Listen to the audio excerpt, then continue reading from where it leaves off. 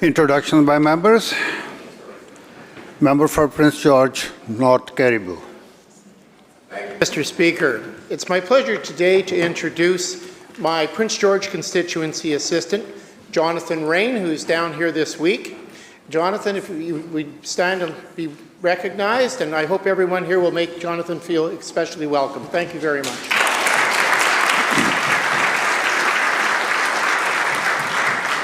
Minister of State for Local Governments. Thank you, Honourable Speaker. Today I rise to welcome representatives from the Canadian Propane Association who are joining us here in the gallery today. Propane is an essential part of British Columbia's diverse and resilient energy system. From heating homes in remote and Indigenous communities to fueling equipment on farms and job sites, propane supports reliable energy access across our province. And it also plays a key part in barbecue season. So joining us in the gallery today are Katie Catcher, Clint Hillman, Curtis Kitchener, Kale Runius, Courtney Sear-Todd, Sammy Malhi, Alan Murphy, Curtis Robinson, Willie Stevens, Devin O'Neill, Ryan Hudson, Nancy Borden, Bill Gourley, Richard Charbonneau, Alan Penner, Harry Singh, Tracy McDonald, and David Gulliver. Will the House please make them feel very welcome and thank them for lunch?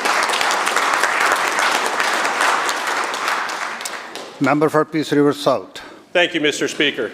Apparently I didn't stand quickly enough, so I am going to echo the honourable members thanking and recognizing the presence of the Canadian Propane Association. I won't repeat the names because we just heard them, but again, please from this side of the House help me make them feel welcome. Minister of Energy. Thank you very much, Honourable Speaker. Today we're welcoming guests from EDF Power Solutions, which is a major international renewable energy company. I want to welcome Corey Basil, who's the Regional Senior Vice President for Canada and U.S. Northeast, and David Thornton, the Director of Regulatory and Legislative Affairs. Let the House make them welcome. Member for Surrey South. Yes, I am honoured to have some good friends join us here today. They are leaders in the Bangladeshi Canadian community. They are strong proponents of Bangladesh to Canada and Canada to Bangladesh. A solid Conservative federal and provincial candidate, Syed Mohsen. Also his wife, Razia Mohsen. And their mother-in-law, his mother-in-law, who joins us here today, Saida Khan from Orange County, New York. Please make them feel welcome. Member for Wandifuka Malahat. Thank you, Mr. Speaker. It's my pleasure today to introduce to the House some very good friends of mine from the South Island Prosperity Partnership, otherwise known as SIP.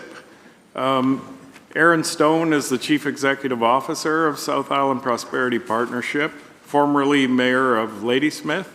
Dallas Gislason serves as the Executive Director of Community Economies. Jason Goldsworthy, the Executive Director of the Centre for Ocean Applied Sustainable Technologies, or COAST, a SIP initiative focused on the sustainable blue economy. And Christina Clark is the inaugural Executive Director of the Indigenous Prosperity Centre, an Indigenous-led initiative under SIP that supports self-directed economic development for First Nations. Please give them all a warm House welcome. Thank you.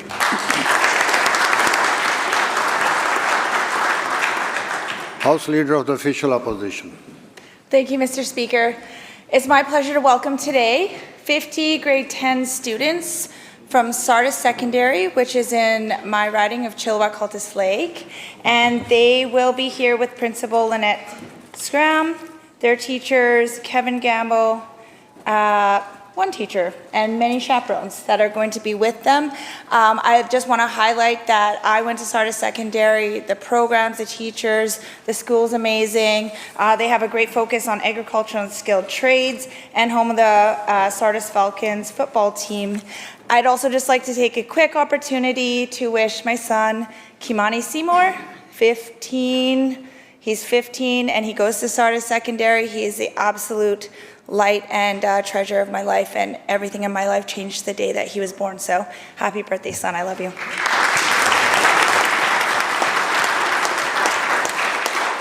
Government House Leader. Thank you, Honourable Speaker. I rise today with some sad news, and that is the passing of Art Charbonneau, who was the MLA for Kamloops from 1991 to 1996. Art also served as the Minister of Transportation and Highways, as it was known then, as well as the Minister of Forests and Education. I served with him in this House for 5 years. I always remember him as someone who stood up for Kamloops, was very thoughtful and had an amazing sense of humour. And so I just want to give this news to the House and that we pass on our condolences to his family. Member for Esquimalt-Colwood. Thank you, Mr. Speaker. I made a challenge to a fellow member in this House on Friday to my fellow colleague from Chilliwack North. I may have challenged her BC AHL team to a friendly competition, which you can see I did not win. So I would like to congratulate the Chilliwack Chiefs on their next round in playoffs. Best of luck to you.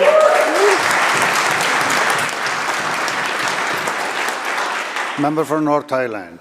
Mr. Speaker, I have the pleasure to introduce Dr. Rod Nugent. He's a retired dentist and also the chair and on the board of the directors of Strathcona Connected Coast Network Corporation. And also Mr. David Leach. He's the chief administration officer of the Strathcona Regional District. David has almost 30 years of local government experience in the field of engineering, administration, public works, and utilities. Together with City West, they are working to improve the North Island and coastal BC internet services. Minister of Children and Family Development. Thank you, Honourable Speaker. I have some very special guests in the Legislature today.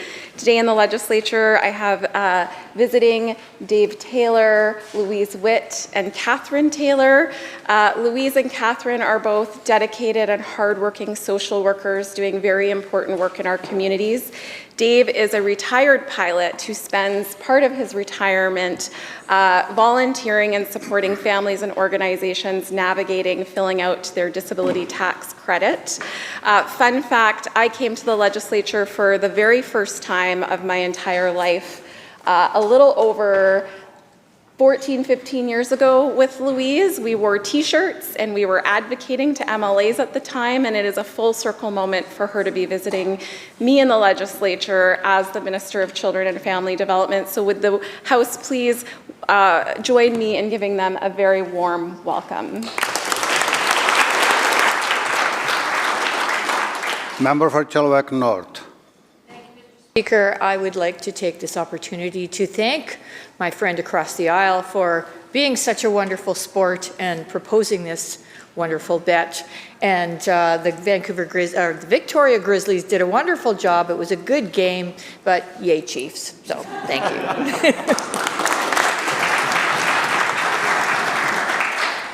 Member for Nanaimo-Lancewell.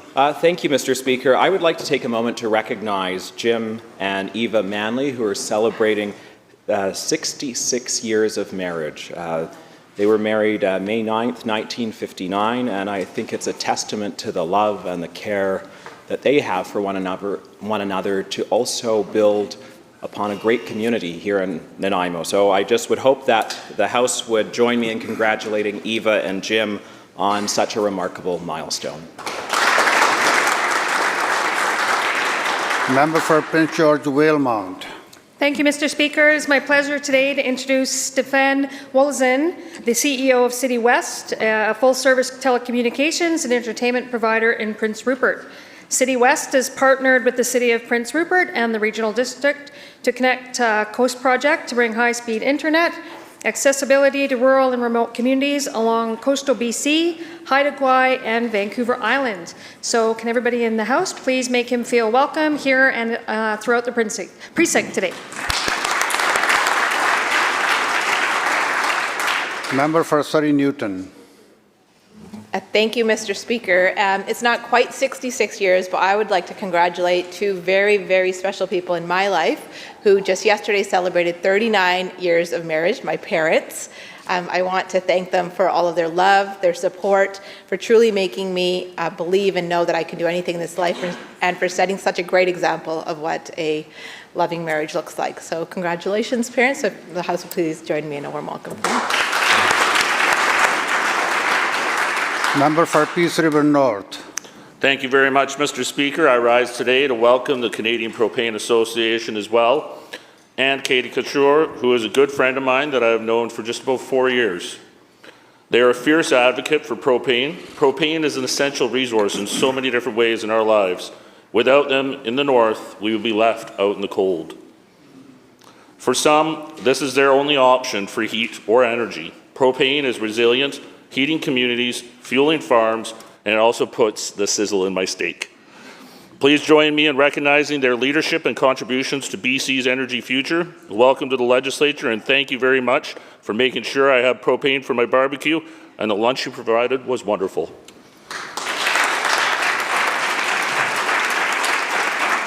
Minister of Tourism, Arts and Culture. Thank you, Honourable Speaker. Well, I rise to share some good news for British Columbia, news I think we all could be very proud of. Over this last week in Kamloops, it's been the National Aboriginal Hockey Championships, and I can tell you this weekend, our BC young women's team, they placed silver, they won the silver medal, and I want to congratulate them, and also congratulate the young men's team for doing very well. Next year you'll get them. Go team, go. Congratulations, BC. Thank you.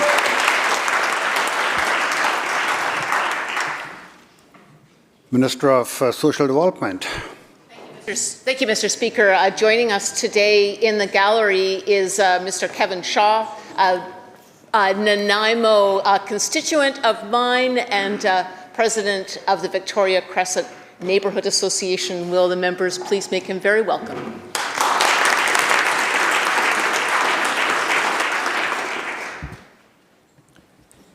Members, about 3 weeks ago,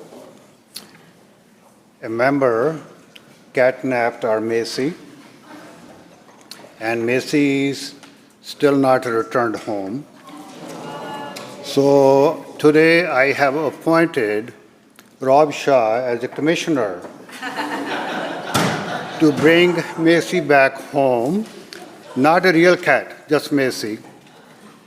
And if the cat returns by end of the day, I will make a generous donation to SPCA. So, the catnapper is urged and encouraged to bring the cat back home.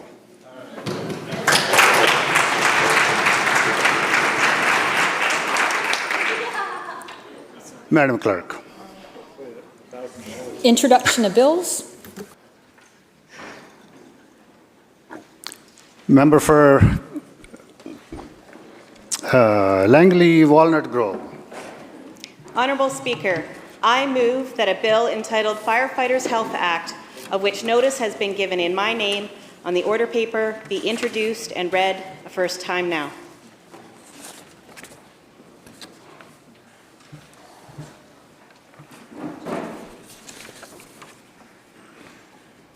Please proceed. Please continue. Oh, sorry. I am so pleased to present the Firefighters Health Act to the House today. This bill is paramount to protecting the health of those who protect us on a daily basis. It is noted that both the government and the opposition party committed to supporting firefighters during the fall 2024 campaign, and it is my hope here today and moving forward that we can work together to maintain our commitment to them. This is not a partisan issue. This bill is inspired by two men in my community. I will go into their stories further, hopefully at second reading debates, but the crux of their stories is that they are both younger than me. And while their chances of dying from cancer are 2 to 4 times higher than mine, due to the very job they go to every day, they are not afforded early screening for colon cancer due to their age. One man under the age of 50 has already had life-altering cancer, while the other, also under 50, has a family history of cancer compounded to his occupational hazard of cancer. We all know a firefighter. Some are even family. You know one. You know one. You know one. The topic of updating the list of presumptive cancers and the need for regular and early health screenings is not new to either this government nor the last government. It is time that we all here today stand and take ownership of making these important changes to the health outcomes of the over 13,000 men and women firefighters who protect this province. This bill is about updating the presumptive cancers list and crafting a health plan strategy for firefighters, which would include earlier and regular screenings. This would be accomplished based on a collaborative approach with the BC PFFA, the Doctors of BC, and the ministers in charge. I want to thank my local 4550 for inspiring this bill, and to thank all the union locals who came to Victoria a few months ago and met with all of us. May you never have to do that again. May you know that everyone here supports and values your life always. Thank you. Members, the question is first reading of the bill. All those in favor say aye. Aye. Opposed? Motion carried. Member. Sorry. Honourable Speaker, I move that the bill be placed on the orders of the day for second reading at the next sitting of the House after today. You have heard the question. All those in favor say aye. Aye. Opposed? Motion carried. Division has been called.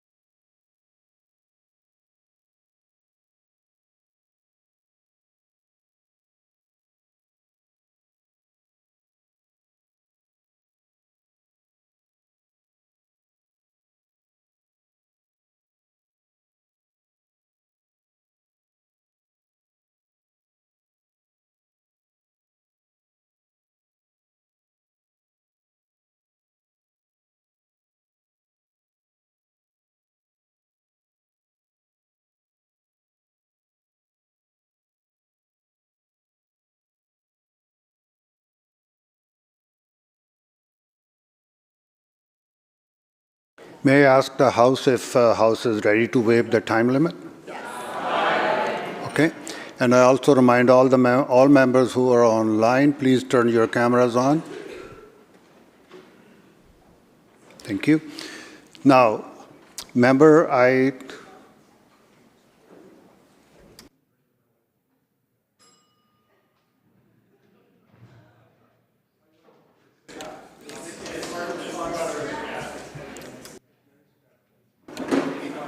Members, before we take the vote, I want to remind members the division is usually called at the first motion at the first reading, not on the administrative side of the bill. But today we will allow it. The question is that the bill be placed on the order of the day for consideration at the next sitting of the House after today. Those in favor, please rise or indicate.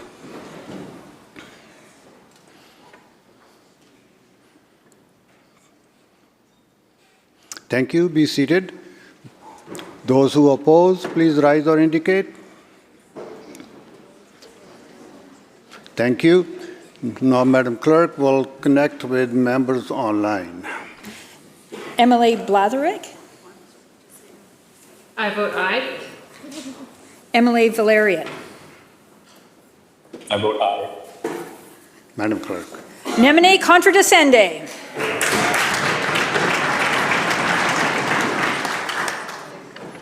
Madam Clerk.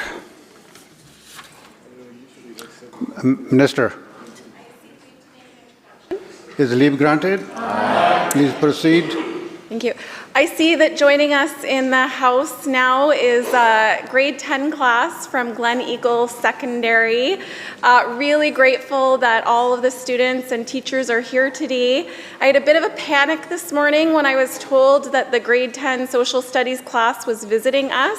I thought maybe I forgot to fill out a permission form and texted my son and said, "Are you in the legislature?" And he said, "No, that's the other grade 10 social studies class." So I hope you all go back to Glen Eagle and tell Ashton that that his mom said hi. Please enjoy question period. I know my colleagues will all be on their best behavior. Thank you for being here.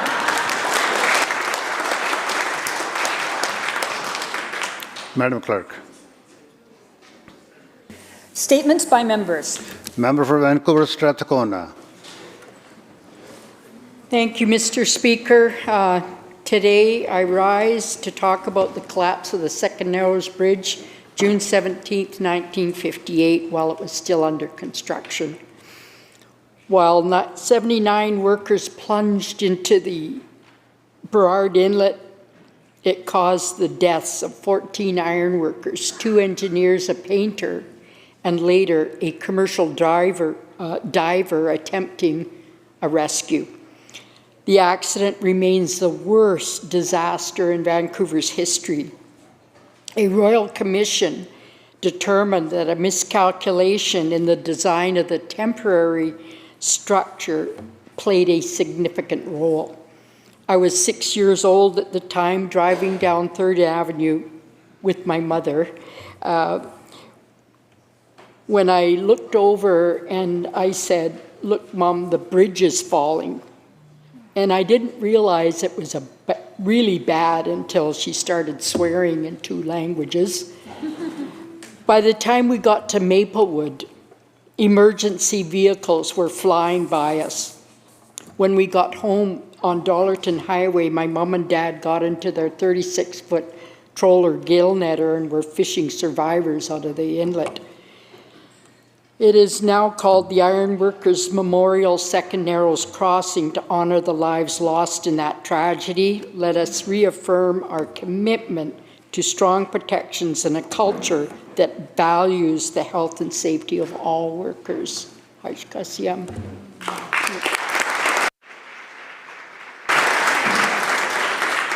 Member for Columbia River Revelstoke. Mr. Speaker, another wonderful ski season has come to an end in Columbia River Revelstoke. I rise today to express my deepest gratitude to the incredible individuals who power the ski industry in the riding I'm so lucky to represent. From lift operators, ski patrol, instructors, hospitality staff, maintenance crews, and countless others behind the scenes, thank you. Your dedication, professionalism, and hard work form the backbone of a world-class tourism economy that supports families, small business, and entire communities across our region. The riding I represent has the best ski resorts in the country, if not the world. Revelstoke Mountain Resort, Kicking Horse, Panorama, Fairmont, and Kimberley Alpine Resort get knee-deep powder all year long that falls like sheets of paper from the sky. Ask anyone who's been there, and most certainly they'll agree. Our mountains are among the most iconic in the world, but it is the people, those who work long hours in all weather, who greet visitors with a smile, who keep our operations running smoothly and safely, that make the experience truly exceptional. Whether it's grooming the slopes before sunrise, or serving a warm meal or a cold beverage after a long day of skiing, your efforts do not go unnoticed. I'd also like to thank those who work and support the backcountry skiing experience as well. Cat and heli skiing operations provide a once-in-a-lifetime opportunity to shred powder like you've never seen before. These folks often work weekends without a break and weeks on ends, but not because they need the money necessarily, but because they love the lifestyle and the camaraderie and, of course, the stoke, which this industry most certainly provides. Tourism drives opportunity in Columbia River Revelstoke, and the ski industry, it is at its heart. We simply couldn't do it without you. Your work brings joy to visitors, pride to our communities, and prosperity to our local economy. On behalf of my constituents and all British Columbians who benefit from your service, thank you for all you do. Now go grab your mountain bike, your golf clubs, and your fly fishing gear. We'll see you next year. Member from Nanaimo Lanswell. Mr. Speaker, across British Columbia and Canada, printing presses, once loud with purpose, one by one are falling silent.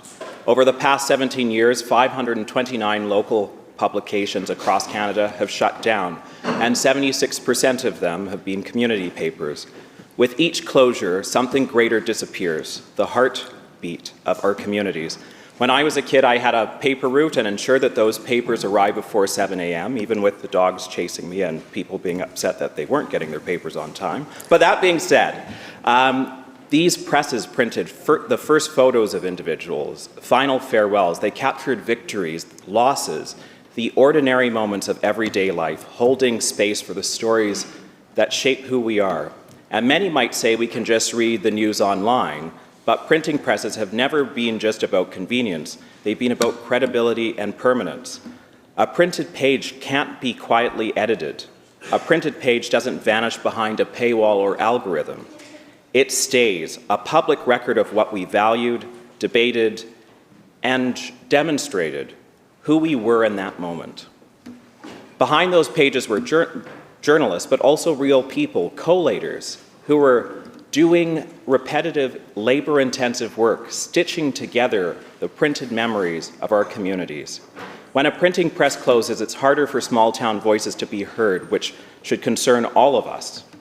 Former Supreme Court Justice Louise Arbour once said, "The search for truth is becoming more elusive, and when we lose the tools for truth, local news, public record, printed word, we risk blurring facts, erasing memories, and silencing communities."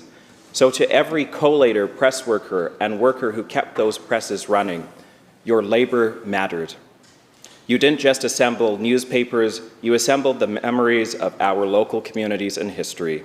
So as the presses may be falling silent, we cannot, because when a community loses the ability to tell its story, it risks losing its identity altogether. Thank you, Mr. Speaker.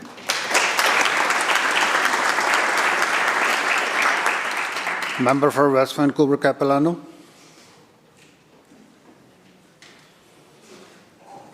No? Okay. A member for Cochin Valley. Thank you, Honourable Speaker. My father-in-law, Mike Morgan, turns 90 today. He was born in 1935, and a lot was happening that year. May 25th, Babe Ruth hit the last of his 714 home runs in a major league record which would stand until 1974. Ruth retired on June 2nd. The world's first parking meter is installed in Oklahoma City on January 16th. September 13th, Howard Hughes set a new airspeed record of 354.4 miles per hour in his Hughes H-1 racer plane. November 5th, the Parker brothers began marketing their recently acquired real estate game as Monopoly. The Kit Kat bar, initially Rowan Tree's Chocolate Crisp, was first launched in September 1935 in the UK. Hoover Dam was opened. Elvis Presley was born. The first canned beer by Godfrey Kruger Brewing Company. The #1 song in 1935 was Cheek to Cheek by Fred Astaire. When Michael was 5 years old, he was watching the Battle of Britain out his window. When he was 9 years old, his parents would pack him up and move to Canada from England. They started in Nakusp, BC, and they finally settled at the end of Mount Sicker Road in Chemainus. He would marry Barb Williams at the age of 21 years old. They had 2 sons, Douglas and William. One of his jobs in 1957 was a carpenter at the Crofton Pulp Mill. His shop is full of model airplanes that he had built himself. He had a Flyers Club and people that come as far as Victoria and Nanaimo. You could find him out on the field on Tuesday, Thursdays, and Sunday. Another previous job would be traveling around and run a karaoke. He attracted groupies that became known as Michael's Angels. You will still find him enjoying karaoke on Wednesday afternoon at the Eagles Hall. Happy birthday, Mike.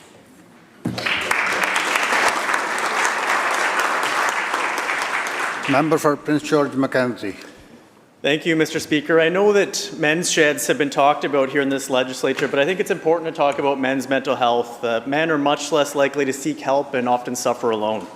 So today I want to share some of the inspiring mission and achievements of the Mackenzie Men's Shed Society. This is a growing movement in Mackenzie with 44 men and counting, with often more than 20 showing up at the weekly coffee chats. They get together and discuss the community, and they come up with new ways to support their neighbors. This organization is dedicated to building camaraderie, sharing valuable skills, and promoting overall well-being. They believe that by creating a welcoming space for a cup of coffee, to volunteer together, to fostering connection and growth, they can empower each other to overcome challenges while giving back with their time and their talents. The group has really been collaborative with local organizations like their partnership with Mackenzie Community Services. Through their honey-do list, they assist seniors, individuals with special needs, and those facing limited resources with minor home repairs, life and limb repairs, accessibility supports, and much more, operating under the belief that everyone deserves support and deserves dignity. I had the chance to tour their new shed workshop space recently, and it's really coming together as a project hub in the community. The commitment of these men goes beyond just assisting. They also host workshops that enable community members to learn new skills and collaborate on various projects. One of their current teaching projects includes the building of wooden beds for youth, and the goal is to donate these to families and young individuals in need throughout Mackenzie.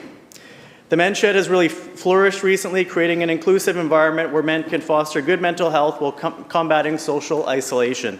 Thank you to President Lucky McDonough and to Tony Vanderwarden and Stacey Wingo. I want to thank Knut Herzog for the recent tour and his community work. This guy is a power volunteer in Mackenzie and a proud retired public servant and one of the most kind people I've met. I think all of us can recognize the importance of giving back in our communities. Thank you, Mr. Speaker.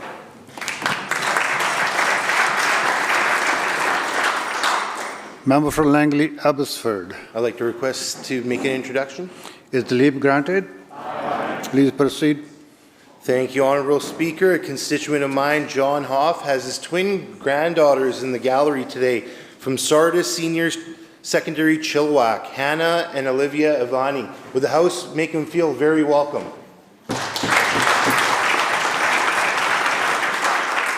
House Leader of the Official Opposition. I seek leave to make an introduction. Is the leave granted? Aye. Proceed. I also just wanted to, now that the guests are here, have the House make Sardis Secondary and their teacher, Kevin Gamble, very welcome as they enter just in time for question period. Member for West Vancouver Capilano. I ask your permission, Mr. Speaker, to say my statement, please. Tomorrow. Tomorrow? Yeah, not today. Thank you. Madam Clerk. Oral questions by members.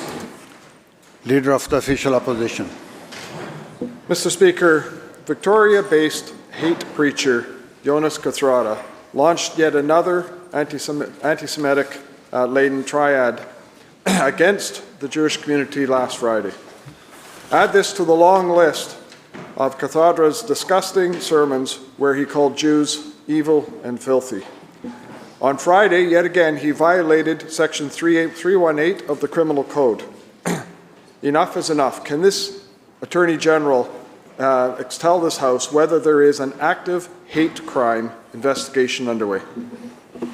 Premier.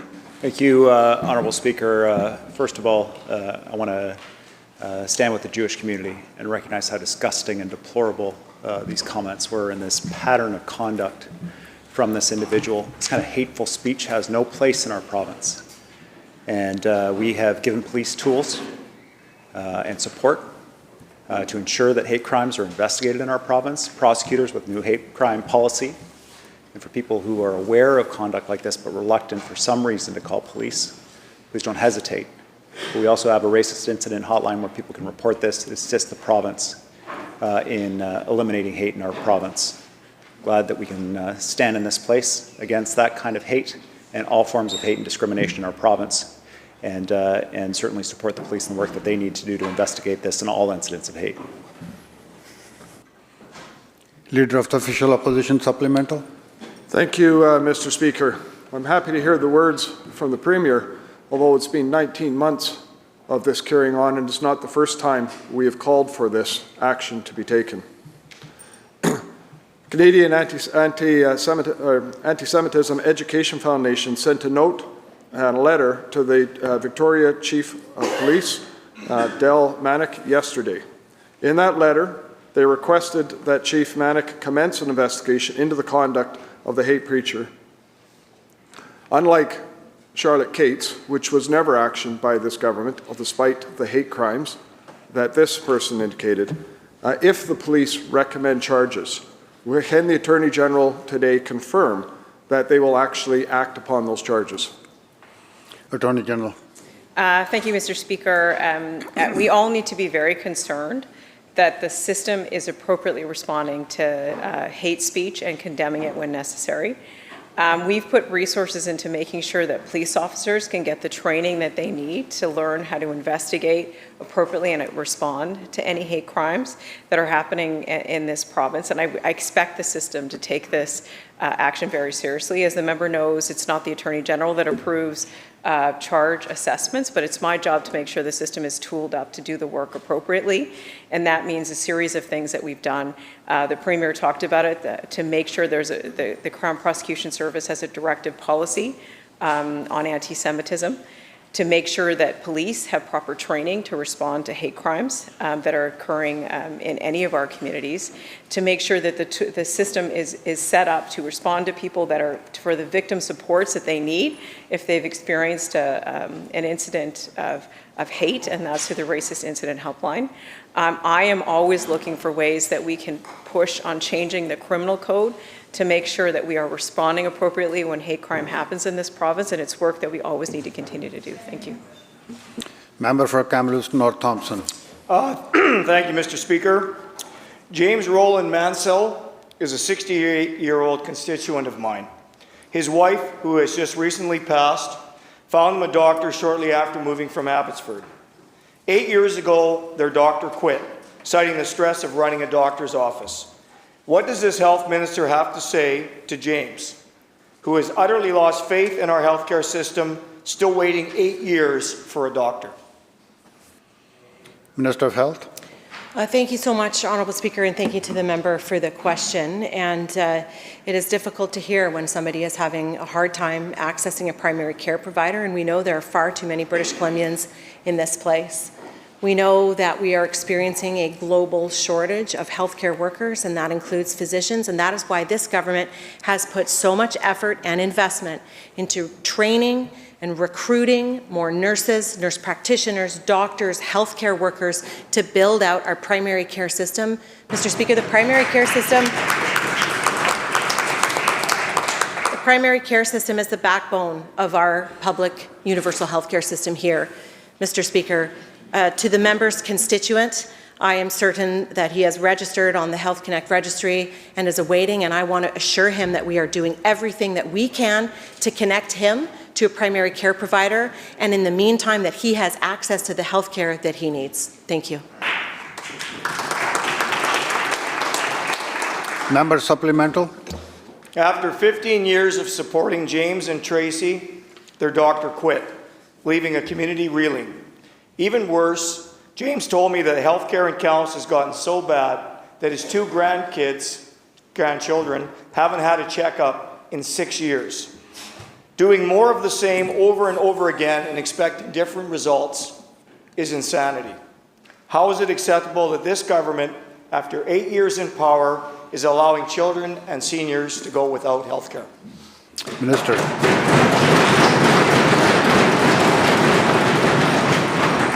Minister. Thank you, Honourable Speaker. Doing more of the same wouldn't work, and that's why this government has taken the action that it has. Mr. Speaker, by taking the opportunity to open a brand new medical school, expanding the seats at UBC, increasing the number of residency positions for family physicians. Mr. Speaker, increasing the opportunities for family physicians to move and incentivize them to be in rural and remote communities out of the Lower Mainland, like where this member is from. Mr. Speaker, that's why we're continuing to take the action, and it is showing results. Mr. Speaker, we're finally starting to head in the right direction. We're turning the corner. Since 2023, we have hired over 1,000 new family physicians. Mr. Speaker, we've connected 675,000 people since 2018. This is work we're going to continue to do. I know that the member's constituent is waiting, and Mr. Speaker, we are not going to stop until every single person in this province is attached to a primary care provider. House Leader of the Third Party. Thank you, Mr. Speaker. Last week, the Minister of Housing lauded this government's work on affordable housing. He said that housing is central. Housing is health care. I'm sure we all agree. But gaps in BC's services continue to let people fall through the cracks. Available spaces mean nothing if the units and services don't meet people's needs. Numerous barriers to shelter persist. Minimal storage space, limits to cohabitation, no pets. Many people have a history of experiencing abuse or assault in shelter settings. Housing options that meet people's unique needs, that don't replicate trauma, must be readily available. Through you, Honourable Speaker, to the Minister of Housing, how are you providing housing options that actually meet people's needs? Thank you. Minister of Housing. Thank you so much, Honourable Speaker. Thank the member for the question. Housing is central. One of the core beliefs that we have on our side is trying to ensure that housing is available with the supports that each individual needs, their unique needs, and making sure that those are met. The member speaks about different types of shelters, and he surely knows that we have a whole host of different type of housing options available for individuals. We do fund storage spaces for individuals that need to store their valuable belongings. We do create units that have pet-friendly options. We do create options for people to be, if they're in a relationship, to be able to be in those units. We have teams on the ground that are dedicated to this work, catering our supports for individuals. If you see, for example, the work we did at Crab Park, close to 100 people, over 100 people there. It took almost a year for us to meet with every individual and ensure that they had housing that met every individual's needs. We're doing that work in Prince George. We're doing that work in communities like Campbell River, Nanaimo, Abbotsford, and the list goes on, Honourable Speaker. We know we have more work to do, but we are making some significant progress. Member supplemental. Mr. Speaker, this government has committed to expanding affordable housing. Last week, the Housing Minister committed to expanding rent supplements for young people so they can find housing that they can afford. All members of this House can agree that we need to create certainty so young people can stay in their communities. Yet bad faith evictions, rent evictions, and a profiteering rental market have created immense uncertainty, especially for young people, families, and people with disabilities. Vacancy control is one tool this government hasn't evaluated that could offer immediate relief. Through you, Honourable Speaker, to the Minister of Housing, it's been 7 years. Isn't it time for you to reopen the Rental Housing Task Force to evaluate vacancy control? Thank you. Minister. Thank you so much, Honourable Speaker. And there was a lot in that question, and I will share this with the member. We have taken considerable steps to ensure that renters are protected and that decisions both for renters and landlords can be done in an expedited manner. We went from some of the longest wait times for hearings before the Premier became Premier to now the shortest time because of the early investments that the Premier made when he first became the Premier of British Columbia. We have been taking steps to ensure that we reduce bad faith evictions, a new digital web portal now that ensures that people fill in basic information and verify that the information is valid, ensuring that anyone that's caught has a steeper fine so they're discouraged from doing this type of behavior. And we're seeing those numbers drop, Honourable Speaker. The member is talking about vacancy control. The member surely knows that we did have an all-party committee. His predecessor was on that committee, and they advised government that vacancy control would not be a good option to proceed with. And so I appreciate the member may have a different opinion than his predecessor, but we have been ensuring that we can do everything we can to support renters by increasing housing supply, by beefing up the rules to make sure that people are protected, and we'll continue to do that work as we go forward. Member for Skeena. Thank you, Mr. Speaker. An Indigenous youth in the riding of Kootenay Central, whose father reached out to me last week, needs help. She was turned away from Stepping Stones Emergency Shelter because of her age, and the next morning the staff there found her dead on the front steps. Dead, Mr. Speaker. She had to be revived with Narcan 3 times and is lucky to be alive. This young woman's case is a catastrophic failure across multiple ministries with numerous chances to intervene. Her father has pleaded for help from Child and Family Services, from the Ministry of Health, from the local MLA, the member for Kootenay Central, but his pleas have fallen on deaf ears. What will it take? Does this young woman have to die for this government to finally intervene with compassionate care? Minister of Health. Thank you so much, Honourable Speaker, and thank you to the member for the question. It is terrible to hear of a story like this, and I think all of us, our hearts go out to the family and to people connected to an individual like this. Mr. Speaker, that's why this government is taking every step that we can to do to connect people with the care that they need. Mr. Speaker, for youth, providing more supports in schools. Mr. Speaker, establishing foundries, a safe space for youth to go to be able to connect with physical and mental health supports, substance use supports. Mr. Speaker, continuing to build the housing and provide the wraparound supports for families in need. Mr. Speaker, we're not going to stop doing this work. We're going to continue to do this in a place where everybody has the potential to live a thriving life and the life that they deserve to have. Thank you, Mr. Speaker. Member supplemental. Thank you, Mr. Speaker. To say that you're going to continue doing this work is completely unacceptable because clearly what this government is doing has failed this young woman. She just turned 18. She has a paralyzed leg, a brain growth, and untreated neurological damage. Her father, a recovered addict himself, says that she has now lost all sense of agency. She's been begging for help since she was 14 years old. There were moments of hope, times she wanted treatment, but the system failed her every time. She now sleeps in a tent in a drug camp. She has been repeatedly sexually assaulted over the last 4 years. If she doesn't qualify for intervention, then who does? Why won't this Premier bring forward compassionate care legislation to prevent tragedies like this?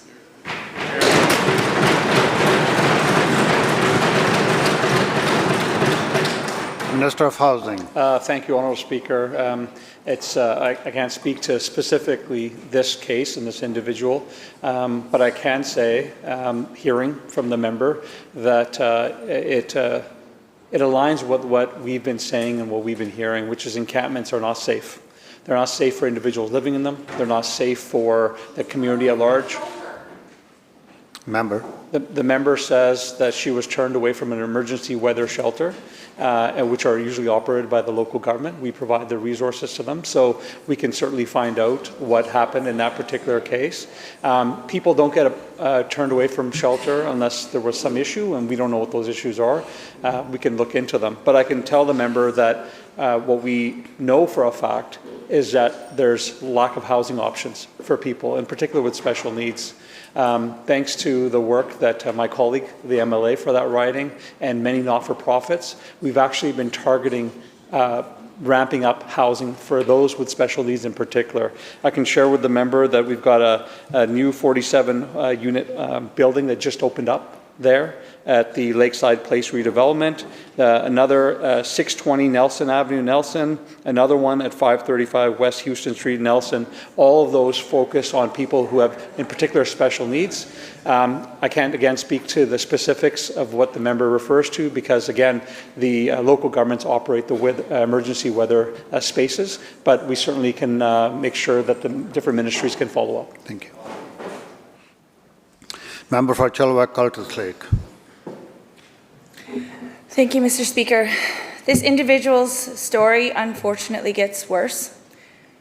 When she was 17 and turned away from the shelter, the technicality of her not being an adult ended up in the travesty that we heard from the member of Skeena.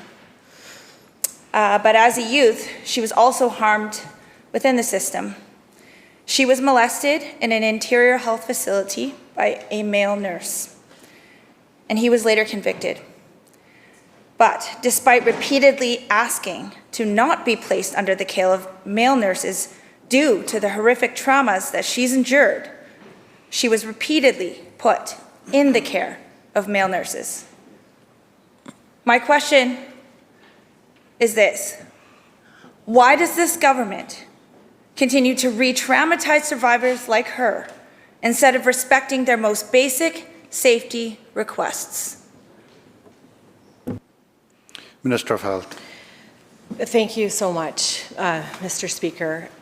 The safety and health of our youth has to be our top priority, the top priority of every single person in this House, Mr. Speaker.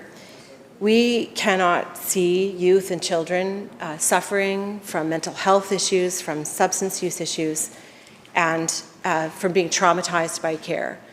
Mr. Speaker, that's why this government takes this issue so incredibly seriously and will continue to work in our healthcare system, eliminating all forms of racism, Mr. Speaker, working with health authorities and healthcare workers to build an integrated, culturally safe, trauma-informed system of care for youth just like this. I want to express my commitment to the member asking the question to continue to do everything that I can to support people in situations like these and to continue to work with her and other members on the other side of the House in this incredibly important work, Mr. Speaker. Member for Richmond Centre. Thank you, Honourable Speaker. Speaking of justice denied, the NDP said they have graduated several classes of sheriff and have fixed the court sheriff shortage. But in the trial after the death of Pastor Tom Chung, his family informed this side of the House that one of the reasons why the sentencing was delayed was because of BC chronic sheriff shortage. So how many more families will see denied justice because this government cannot ensure adequate staffing in our justice system? Attorney General.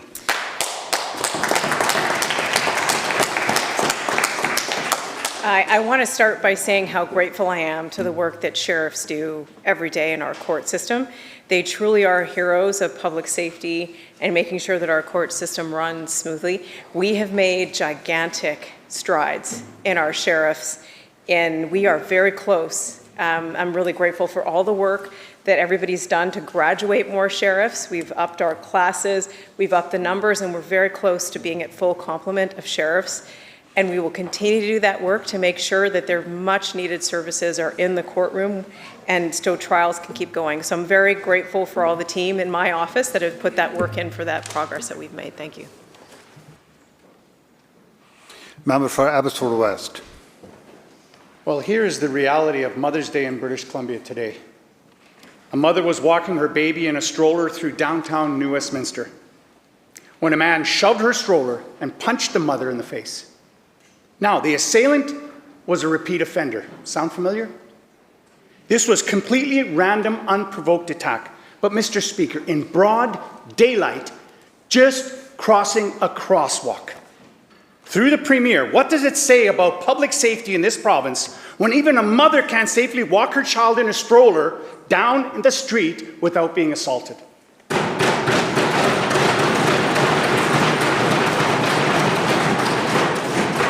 Minister of Public Safety. Thank you, Mr. Speaker, and thank you to the member opposite for the question. I've said it before in this House, and I repeat, we all in this province want people to feel safe where they live, where they recreate, and where they do their things. The incident that you refer to is unfortunate, and my heart goes out to the people involved. She deserves protection. We have, in this province, a repeat violent offender program. It makes a difference so that people can get in control of their lives, unlike the member opposite. For example, the Prince George Revo is a good example of what we've done on this side of the House by monitoring people who present a threat to the public. A former Revo client recently stopped by the custody center in Prince George. They shared with the staff there how they've successfully completed addiction recovery and have now been able to reconnect with their family. Our actions are starting to make a difference. That's important, and it's important that that continues. Member for Abbotsford Mission. I'm sorry, but we've had 8 years. These are real lives. These are victims. In Abbotsford this April, Mr. Speaker, a woman was walking alone in Mill Lake Park. She was lured into a conversation and sexually assaulted by a stranger. Later that month, another woman was forced into a car and assaulted while waiting for a friend, again in broad daylight. And this week, women were sexually assaulted on a BC Transit bus in Victoria, midday. Why is the Parliamentary Secretary for Gender Equity standing idly by while women are assaulted daily on this government's watch?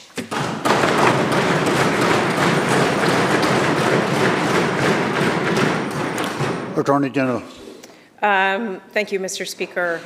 Sexual assault and how it shows up, particularly in the lives of women, is an issue that I take very seriously as Attorney General of this province. And that's why I've asked Dr. Stanton to do a full review of our justice system to understand why it is that so many victims of this type of assault don't come forward with this abuse. We've invested in frontline services for sexual assault centers across this province. We've made sure that our gender-based action plan is in place, and the Parliamentary Secretary is hard at work at that. Mr. Speaker, on this side of the House, we want to make sure that we're there for every woman that experiences sexual assault, no matter where they are, and the resources in place to do that. It's something that I will continue to take very seriously, and I know we will on this side of the House. Thank you. Member for Prince George Valemount. Thank you, Mr. Speaker. Another review. I'm sure that the women in BC are very excited to hear about that. Even when women come forward and charges are laid, justice may still slip away. In Duncan, a sexual assault case involving 2 women was tossed out, not because there wasn't enough evidence, but because of delays. Delays. The judge said it had run out of time under the Supreme Court's 18-month ceiling. How does this government expect survivors to trust a system when even a day in court is not guaranteed? How can this NDP government achieve their mandate of gender equity when women can't even get justice?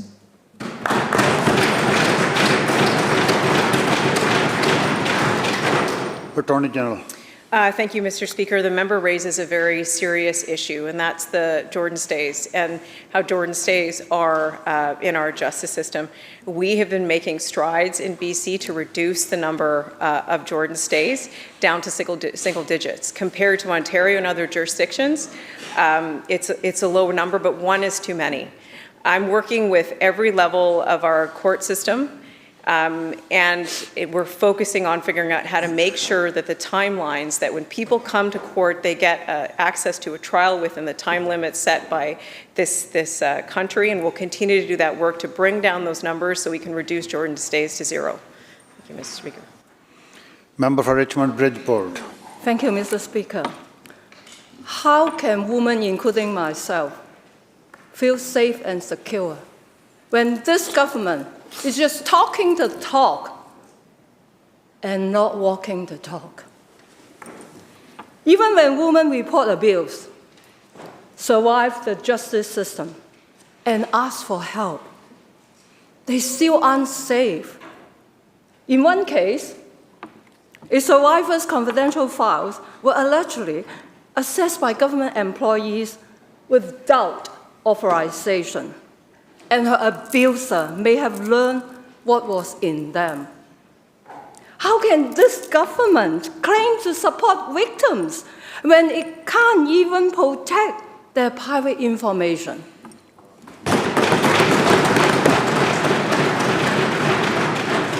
Attorney General. Thank you, Mr. Speaker. On this side of the House, we care about supporting victims of sexual assault. In fact, we care so much that we had to restore the funding that was cut by the opposition when they were in government, or some of them in government, that cut funding to 34 sexual assault. I want to talk a little bit about what that meant. Members, order. I want to talk a little bit about what that meant for people. I used to work and volunteer at a center that received women that had just been sexually assaulted. The frontline groups of people that are there to support that woman through the whole system, they cut funding to those centers. So over 30 had to shut down across this province. 30, Mr. Speaker. So I find it really hard to take when they're saying they care about victims on that side. We restored that funding, and we're going to continue to do that work, Mr. Speaker.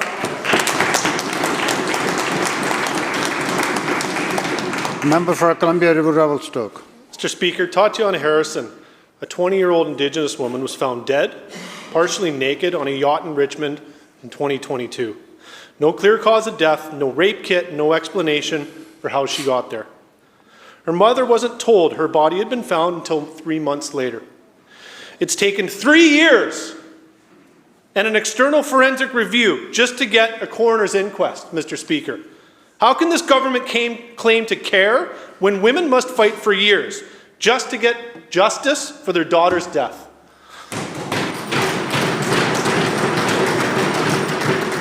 Attorney General.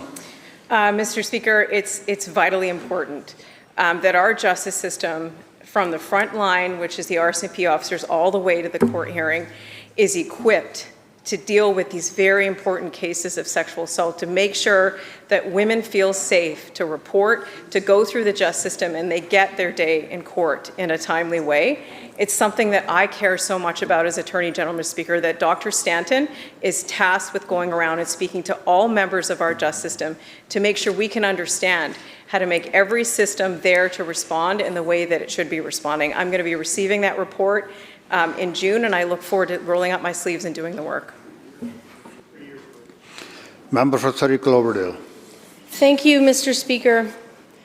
We've heard so many examples here today of failures by this government. Failures to protect the physical safety and the well-being of people across this province. A young Indigenous woman left to overdose on the steps of a shelter. A family without access to a doctor for 8 years. A mother punched in the face while pushing her stroller across the street. And yes, I did check the court services online. This is a repeat offender who had already done an assault causing bodily harm and assault PO less than a month previously. Domestic violence victims having their privacy breached, possibly their safety compromised, sex assault trials tossed because of delays caused by NDP deficiencies, seniors without health care. No matter what ministry, whether it's health care, housing, or the Attorney General, NDP failures are placing people at risk, Mr. Speaker. So how can this Premier assure British Columbians that they'll be safe and that their well-being will be cared for when so many ministries are failing under his watch?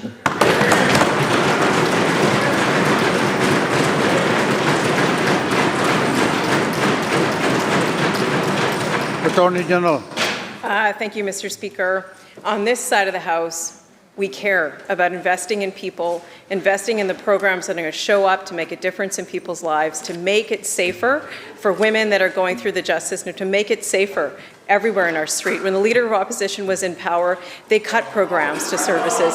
They cut victim services programs continually. Members. Members. Members. Enough. Attorney General. Thank you, Mr. Speaker. We are going to stay focused on the investments that we know are making a difference. We've had a chance through this question period to talk about how those programs are making a difference. Almost a full complement of sheriffs after decades of under-resourcing sheriffs. Reinvesting in sexual assault response centers across this province for victims of sexual assault, making sure the Revoy program is focused on repeat violent offenders in our system, reducing Jordan stays compared to the rest of this country. Member, we're going to keep on doing that work, Mr. Speaker. Member. The bell ends the question period. Honourable members, I have the honour to table the Legislative Assembly Management Committee Report 2023-24. Member for Surrey City Centre. Thank you, Honourable Speaker. The Select Standing Committee on Private Bills and Private Members' Bills reports Bill M204 entitled Perinatal and Postnatal Mental Health Strategy Act complete without amendment.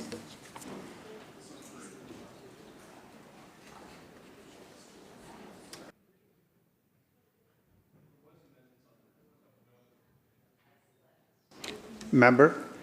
I apologize, Honourable Speaker. I meant to say with amendment. Okay.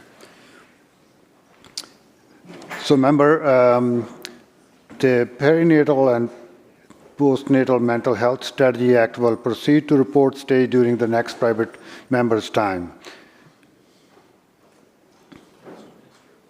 Minister of Labour. Thank you, Honourable Speaker. I have the honour to present the annual report of WorkSafe BC.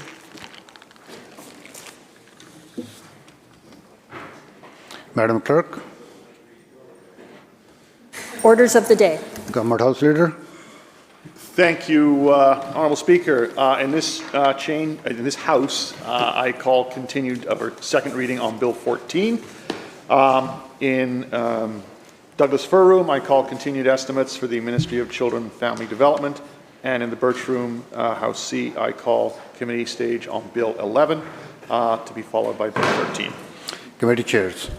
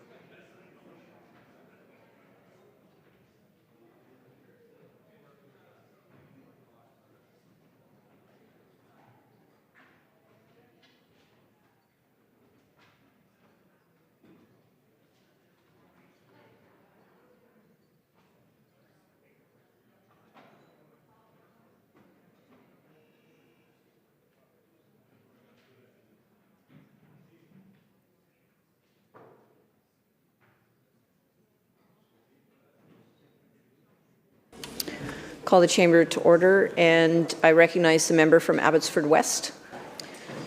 Thank you, Madam Chair. I was cut halfway in between. On Thursday, we were so eager to get home. So I will continue with Bill 14, streamlining permitting. While we should be finding ways to responsibly streamline permitting processes, we should never do it by cutting transparency. Decisions behind closed doors with no public scrutiny doesn't build confidence. We shouldn't do it by ignoring legislature and this legislature. 93 elected MLAs were elected. We are accountable to the public, not the energy regulator. And it should never be done by silencing community voices, especially those of Indigenous nations whose rights are directly affected. So streamlining should never mean silencing. This legislation fails to test of good governance. It hands sweeping authoritarian powers to Cabinet, to the energy regulator, and it undermines safety. It threatens environmental and cultural protections, and it also opens the door to political interference in land use and conservation decisions. The NDP may sell this as a way to get wind turbines in the ground, but let's not be fooled. Bill 14 is not about building energy infrastructure. It's actually about building political power, unchecked power, unbalanced power, and unaccountable power. So I urge this House to carefully study, review the implications of this bill, and demand a real pathway forward, one that supports renewable energy without sacrificing our democratic institutions. And that is debate in this House. Without removing environmental safeguards which have been put in place, and without losing public trust. So I finished with Clause 13 on Thursday, and I will now continue with Clause 14, application of the Environmental Assessment Act. It carves out major projects from the EAA coverage, weakening the province's commitment to environmental due diligence. This clause enables large-scale projects to proceed without cumulative impact assessments, ignoring broader ecological consequences. Clause 15, the Agricultural Land Commission Act, allows industrial uses, subdivisions, and exemptions on agricultural land without needing justification through a land use plan. This undermines the integrity of the ALR land protections. Clause 16 to 19, other statutes.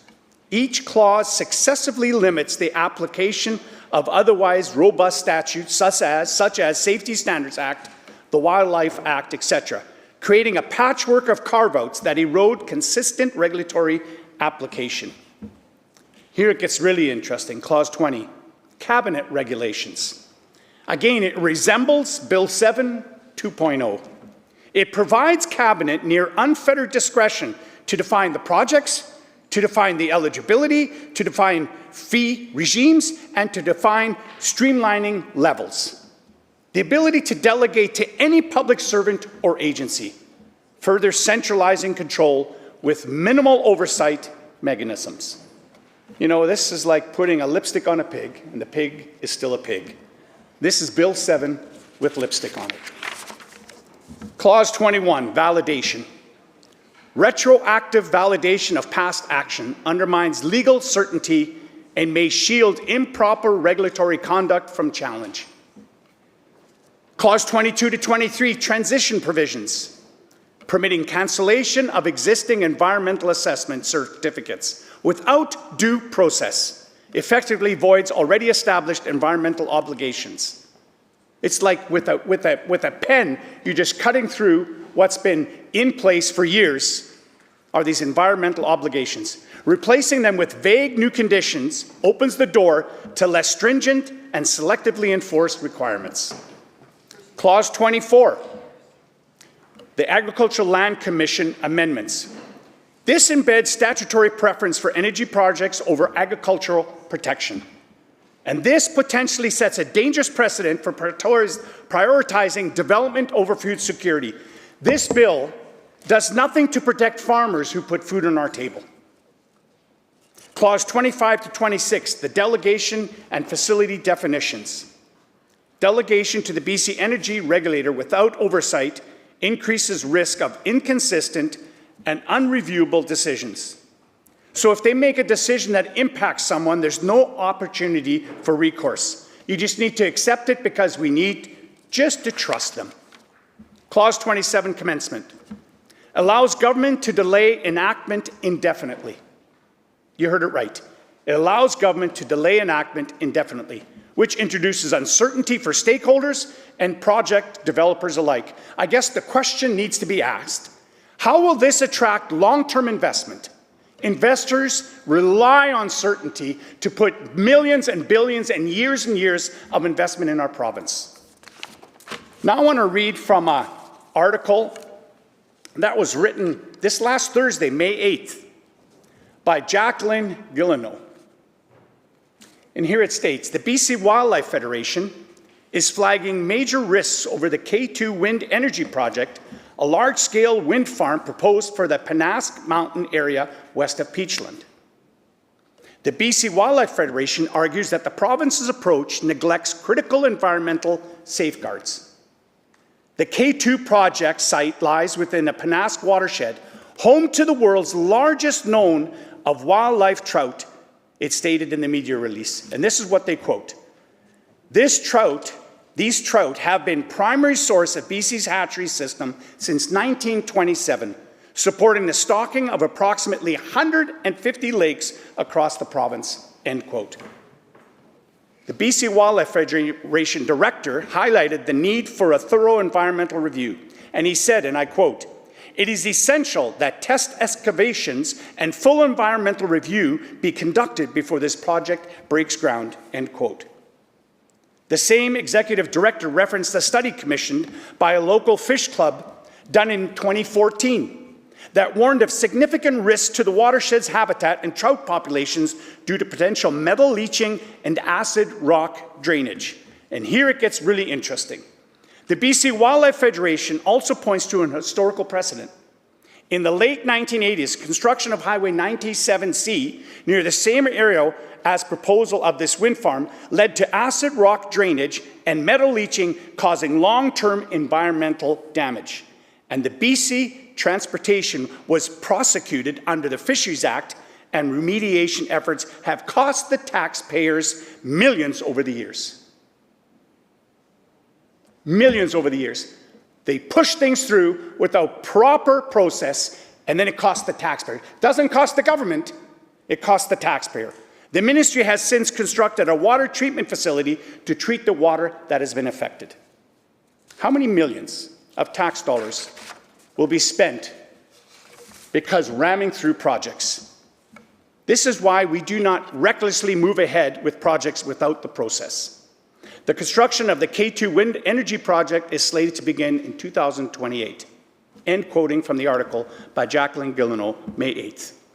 You see, by ramming through projects without proper consultation and process can cost the taxpayer, similar to way Highway 97 construction cost the taxpayer millions. Well, this bill represents a significant centralization of authority. And here's the problem. They dress it up with wind turbines, but actually it is Bill 7 2.0. Extensive regulatory carve-outs, a reduction of environmental, agriculture, and public oversight protections. While streamlining may support project efficiency, the extent of deregulation risks undermining sustainability goals, public trust, and long-term environmental stewardship. This side of the House looks forward to the committee stage, where we'll be asking this government to clarify the intent behind this bill. But I want British Columbians to know something. Your BC Conservatives MLAs have consistently requested common sense amendments to the government bills over the last month and a half. Amendments that would protect your rights, only to have every one of them voted down. But they're on record. And we will bring them back up. And we look forward to the committee stage where we will dig deeper into this bill, undercovering the intention of this bill, talking about the glaring errors of this bill, talking about how the overreach in this bill, and we'll get answers for the public, because that's our job. Thank you, Madam Speaker.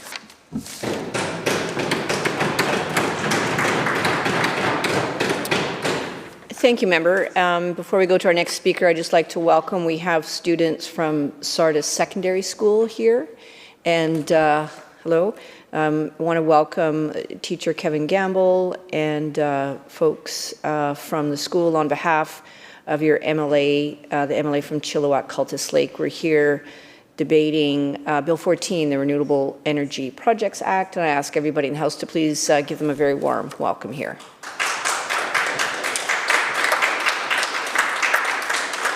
All right, and we're continuing with our debate and discussion, so recognize the Minister of Social Development and Poverty Reduction. Thank you, Madam Speaker, and welcome to students. This is, for me, in the work that brought me to this place, this is pulling on a lot of threads.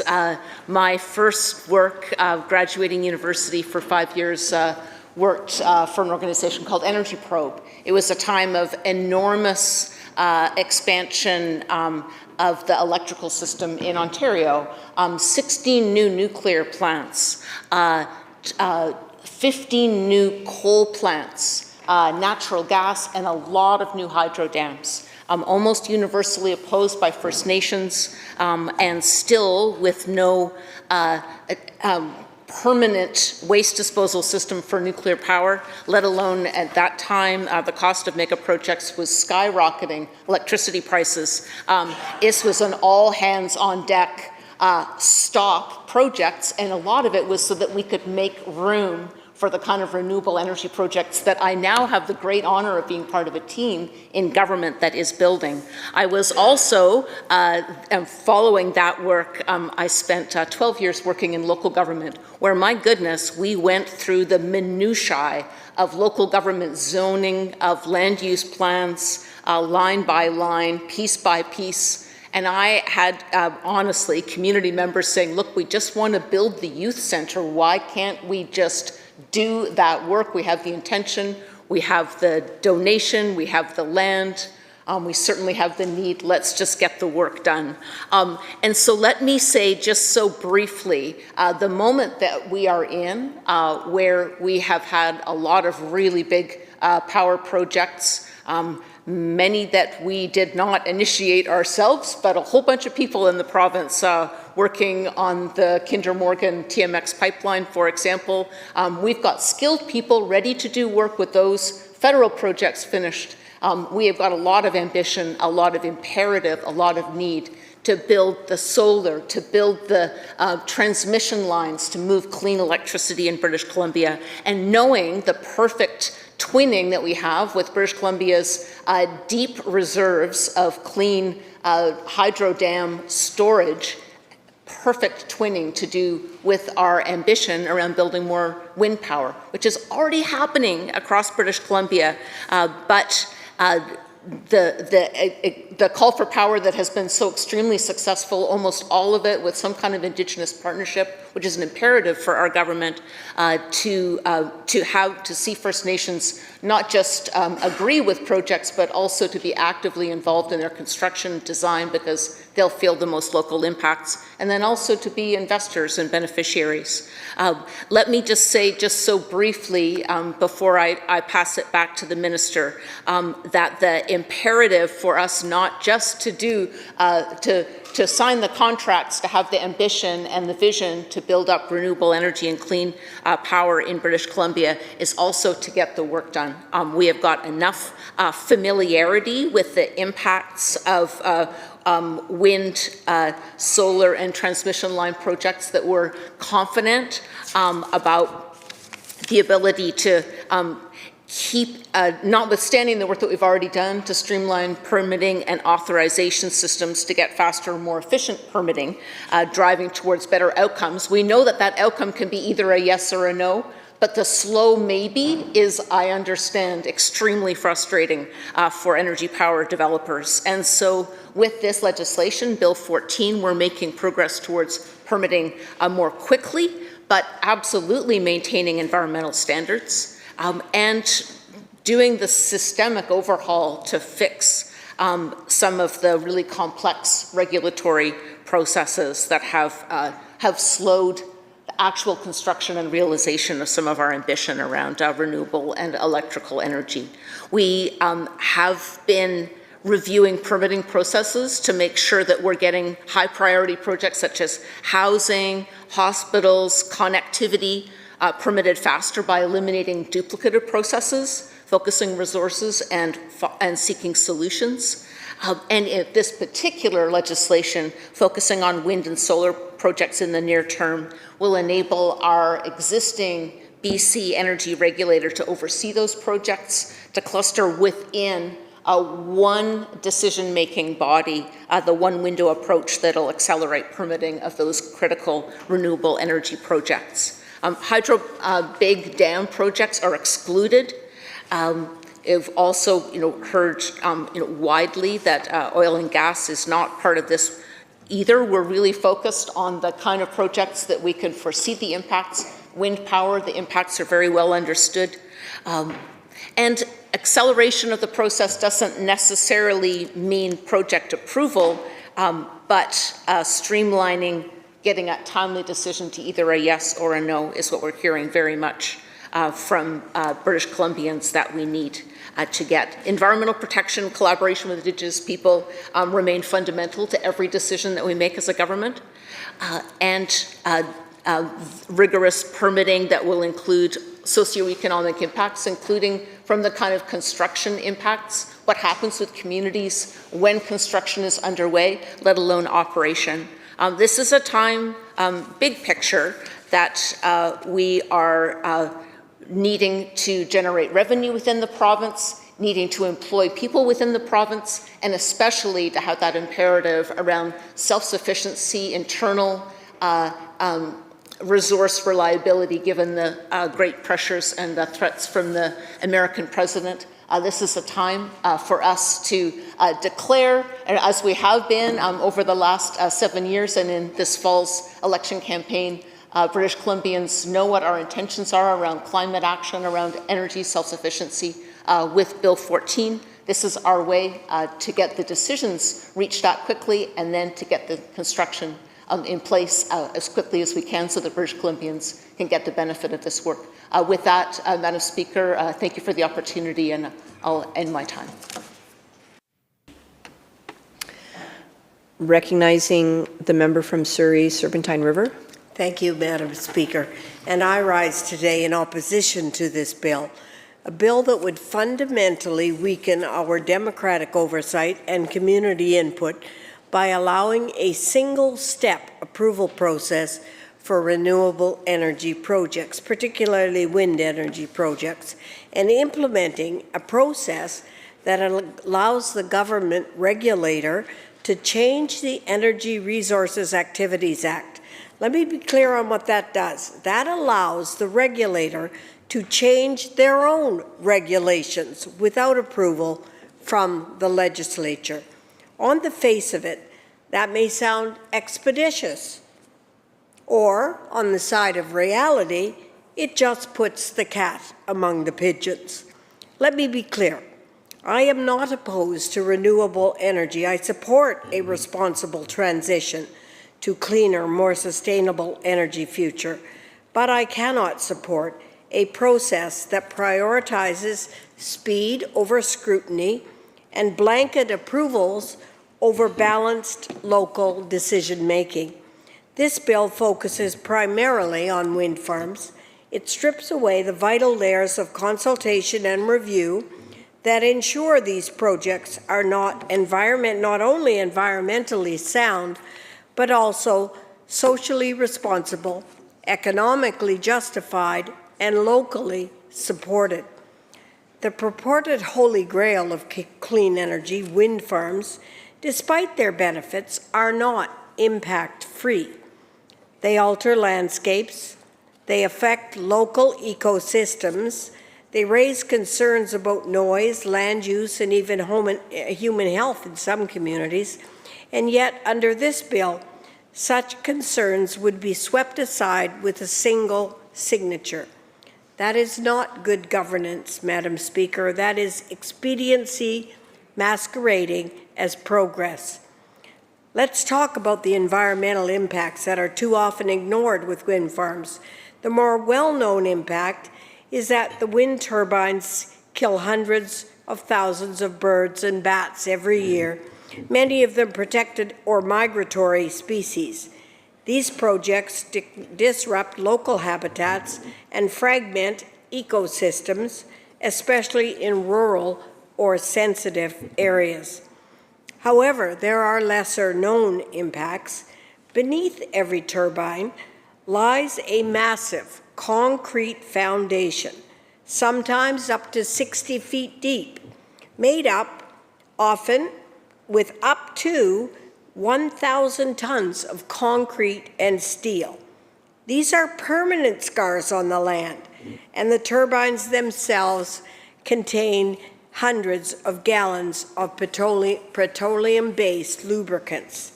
That's right, fossil fuel, which must be replaced regularly.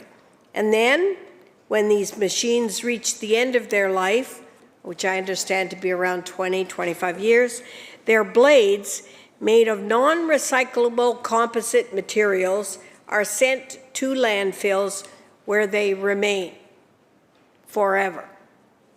So yes, wind energy reduces emissions at the point of generation, but let's not pretend these projects are environmentally invisible or impact-free. Notwithstanding those comments, worse still is the policy overreach built into this bill. In the name of streamlining, Cabinet is now empowered to approve new projects at its sole discretion. No hearings, no local impact, no environmental review, just a rubber stamp from the top down. No government should be charged with the omnipotent power of picking winners and losers in the energy arena. They're calling it streamline. Let's be honest, it's a power grab. It's a dangerous precedent when a few ministers can override community opposition, sidestep scrutiny, and impose infrastructure without meaningful consent. This isn't efficiency, it's erosion. Erosion of regulatory consistency, erosion of local democracy, and erosion of public trust. This government would never allow fossil fuel projects to move forward with such little oversight. They have vehemently opposed that in the past. So why should wind energy be treated differently? Because I think this government is relying on the public's blindness about any environmental impacts regarding wind farms in the hope that they can tick off the box for speed on energy advancement, a plan that could have been advanced some 8 years ago. And now, when we are facing a real energy shortfall, the Caped Crusader arrives as if it's a brand new phenomenon. In Surrey, we have been asking for a stronger power grid in Campbell Heights for years. In fact, I met just recently with businesses there, and the problem has now grown. A local food services business looking to expand in Campbell Heights with more than 500 jobs cannot be accommodated. That's not good planning or any exercise of economic priority. There's an old saying, the arsonist doesn't deserve applause for showing up with a bucket of water. And yet that is exactly what this government is asking for. For years, this government has piled regulation upon regulation and treating every economic activity as something to be micromanaged from the top down, imposing complex permitting systems, procedural delays, bureaucratic bottlenecks. Infrastructure has stalled and investment has fled. And now, miraculously, they say they've seen the light. They're calling it efficiency, streamlining, even common sense. But let's be clear, this is not the product of vision. It's the product of failure, a failure they now want to repackage as reform. They created a problem, let it fester, and now expect congratulations for cleaning up the mess they made. And yet their idea of streamlining isn't consistent or fair. It's selective. They haven't proposed comprehensive reform to remove burdens across the board. They've simply chosen a few pet sectors like wind energy to fast track. Instead of fixing the system, they're playing favorites. That's not responsible governance. That's convenience disguised as principle. Let me ask you this: where was this sudden clarity when energy producers were strangled with compliance rules and outright disdain for many years? This government has had every chance to listen. It chose control over collaboration, and it chose delay over delivery. And now, under pressure and failing public trust, they want to flip the script. We welcome any government that is finally willing to reduce red tape, but you cannot forget the years of damage caused by the very policies they now quietly abandon, won't allow them to trade one form of overreach for another, pushing through large-scale projects without oversight simply because the reality of their previous position has had to shift out of pure necessity. True reform means accountability. It means consistency. It means applying that same fair, transparent rule to everyone. What this government is doing is not reform, it's rebranding. And the public knows the difference. So no, they don't get to call themselves heroes for walking away from a fire they helped ignite. And they certainly don't get to centralize more power in the name of fixing a broken process they designed. We need real regulatory reform, not selective deregulation. We need leadership, not damage control. And we need to stop pretending that political convenience is the same as political courage. The urgency of energy action does not now give us license to abandon that good governance. We must reject the false choice between clean energy and democratic accountability. We can and must do both. This bill, in its current form, undermines local voices, bypasses environmental oversight, and concentrates far too much power in the hands of a few. It dresses up central control as efficiency and calls it progress. But progress built on exclusion, overreach, and unchecked authority is not progress at all. It's regression. Let's support renewable energy the right way, transparently, responsibly, and with the people, not against them. This bill in its current form is a Trojan horse. It rides in on the promise of sustainability, but once passed, it delivers deregulation by fiat. It hands sweeping, unprecedented authority to Cabinet and to the BC Energy Regulator. Authority to change rules without legislative oversight, authority to override heritage protections, authority to scrap environmental assessments, authority to cancel angling and trapping permits, and all of it done behind closed doors with no input from the people who will actually live with these projects in their community. Let's review definitions. The bill defines renewable resources to include wind, solar, geothermal, biomass, biogas, and ocean-based energy. Here's the catch.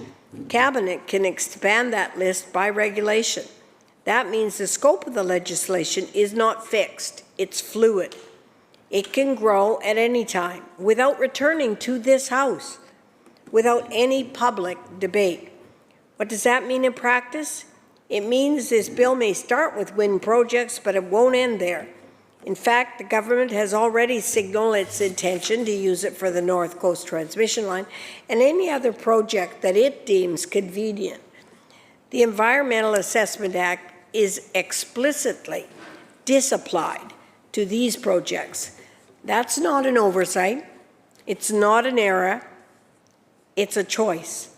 We are talking about removing environmental review for industrial-scale infrastructure across vast swaths of British Columbia. Wind farms, transmission lines, and beyond. No assessment, no studies, no accountability. Just go. Clause 2 of the bill designates the 9 wind farms and the North Coast Transmission Line as streamlined projects and gives Cabinet the power to designate any other prescribed renewable project the same status in the future.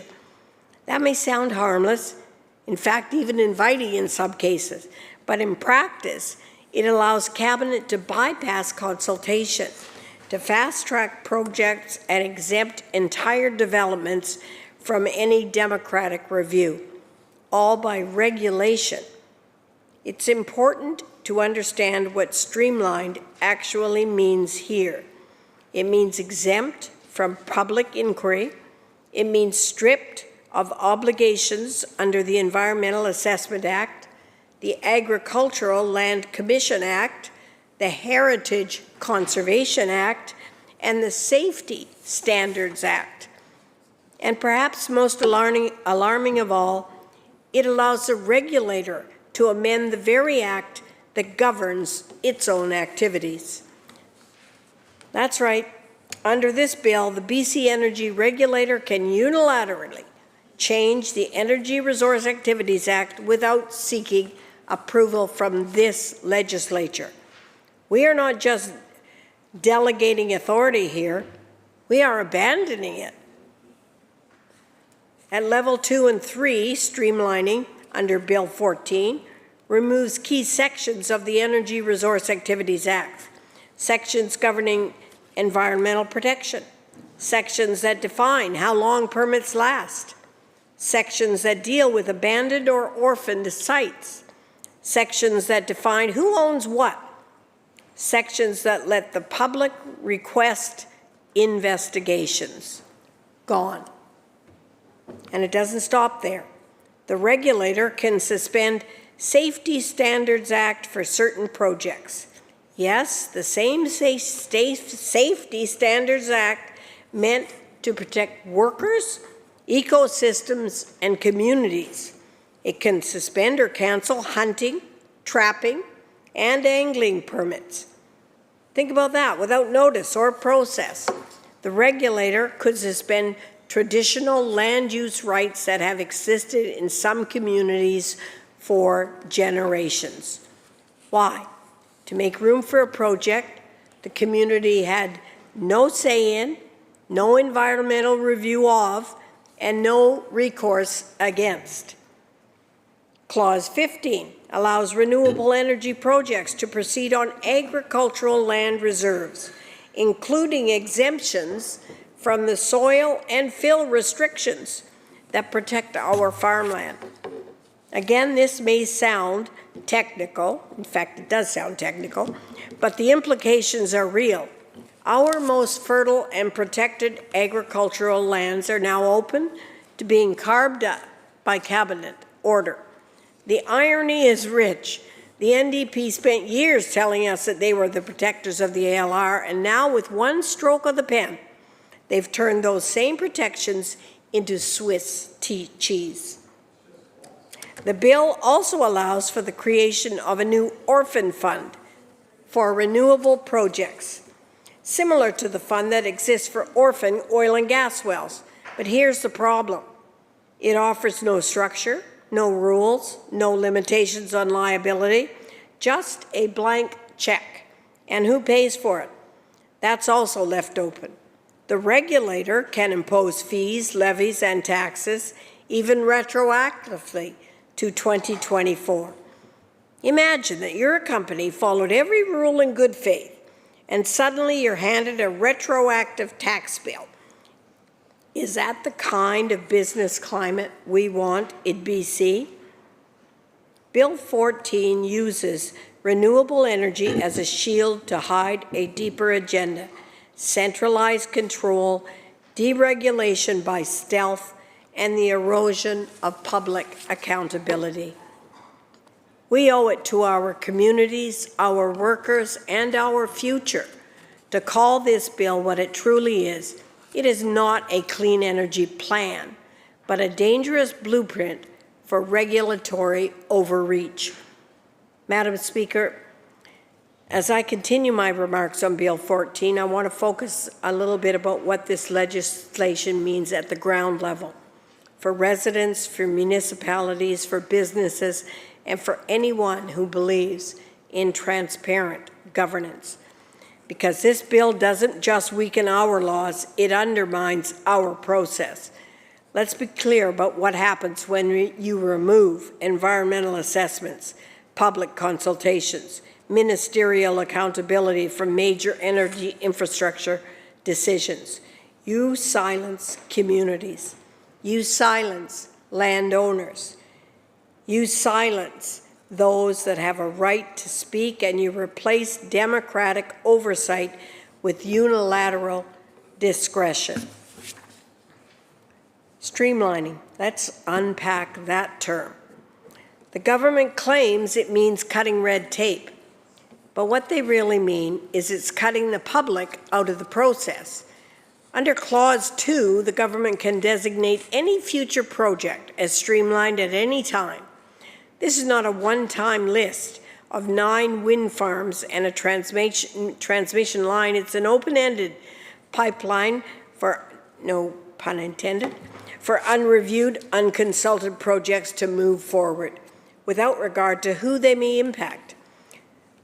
Let's think about that from the perspective of a local government, a mayor, a town council, a community that suddenly finds a 100-meter wind turbine project or a high-voltage transmission corridor being fast-tracked through their agricultural zone beside a residential development.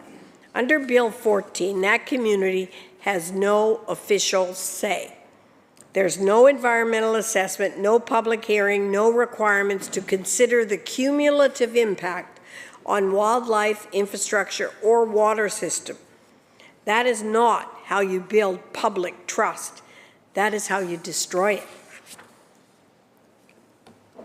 Clauses 4, 7, and 10 allow the energy regulator to not only administer the act, but to delegate its functions even further, down to individual employees or outside contractors. So not only does Cabinet get to make decisions behind closed doors, but now the regulator gets to offload key decisions to people who may or may not be public officials at all. What's next? Letting consultants sign permits, letting project proponents police themselves? This is not administrative efficiency. This is a system designed to avoid responsibility, a system built to shield decision makers from scrutiny when something goes wrong. And let's be clear, Madam Speaker, something will go wrong. Because when you remove environmental reviews, when you ignore land use policies and exempt projects from safety regulations, the risk cannot help but multiply. Now I want to spend a moment on Clause 12. This provision allows the government to impose levies, effectively new taxes retroactively. Spoke of earlier. Let that sink in.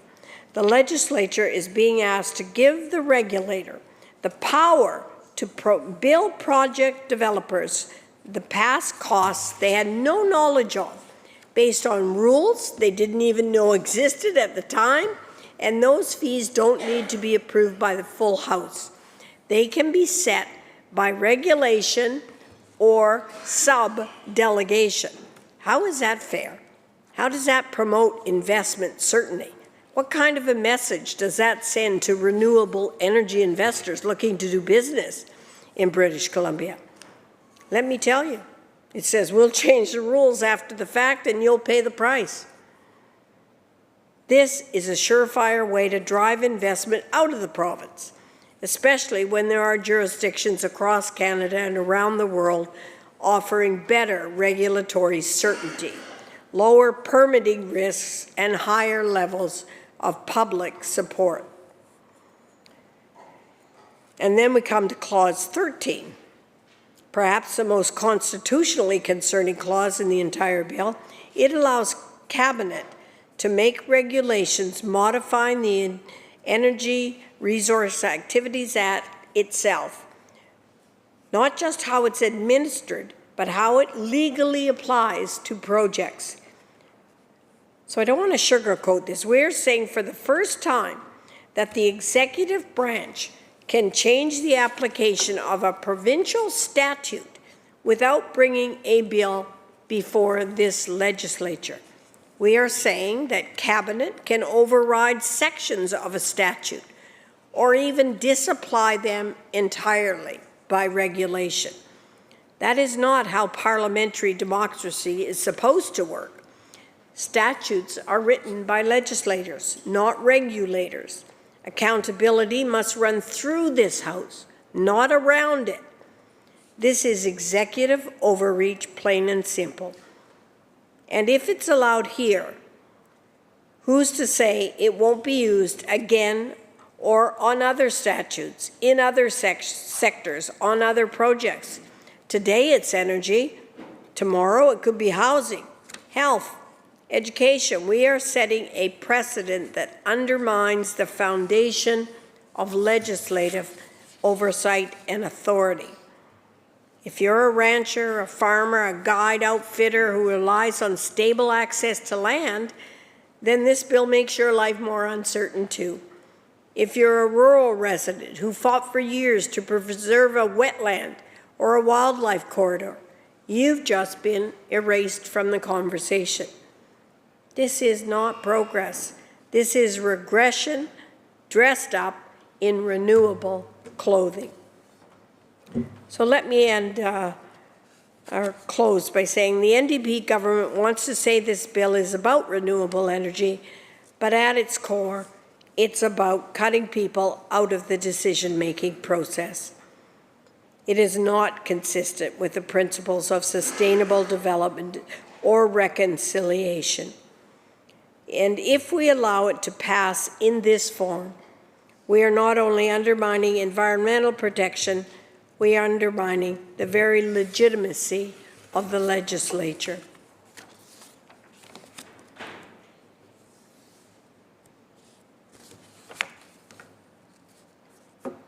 Let's confront what I see as a double standard in this bill. If an oil and gas company has to build a pipeline through ALR land without an environmental assessment, every person, every NDP MLA in this chamber would be on their feet in outrage. But under this bill, a transmission corridor for a wind farm can run through farmland, disrupt wildlife, impact heritage sites, and override local zoning, all with the stroke of a pen. And suddenly, that's good, we're supposed to cheer. That's not environmentalism. That's ideology masquerading as energy policy.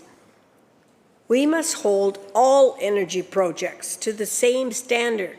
Renewable does not mean invisible, and green doesn't mean good by default.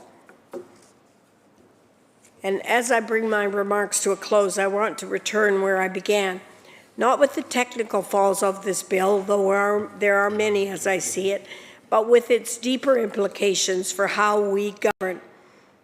Bill 14 is not just a bad piece of legislation, it's a betrayal of the very principles that should guide public decision-making in this province. The NDP will tell us this bill is about renewable energy, about climate action, about seizing the future. But I would challenge every member in the chamber to ask, at what cost? Because the cost here is high. We are being asked to hand over unchecked authority to Cabinet, to allow the BC Energy Regulator to rewrite its own rule book, to exempt major projects from environmental review, land use restrictions, and Indigenous consultation, to validate retroactive decisions that would never stand up to scrutiny in real time. This is not bold vision. This is legislative cowardice being behind green branding. We lose transparency, we lose accountability, we lose the confidence of communities that have worked hard to protect this environment, the economy, and their rights. And worst of all, we lose credibility. Because when we say we believe in clean energy projects but push them forward with the same heavy-handed tactic, we would never accept from other energy suppliers. We send a message. Process only matters when it is now politically convenient.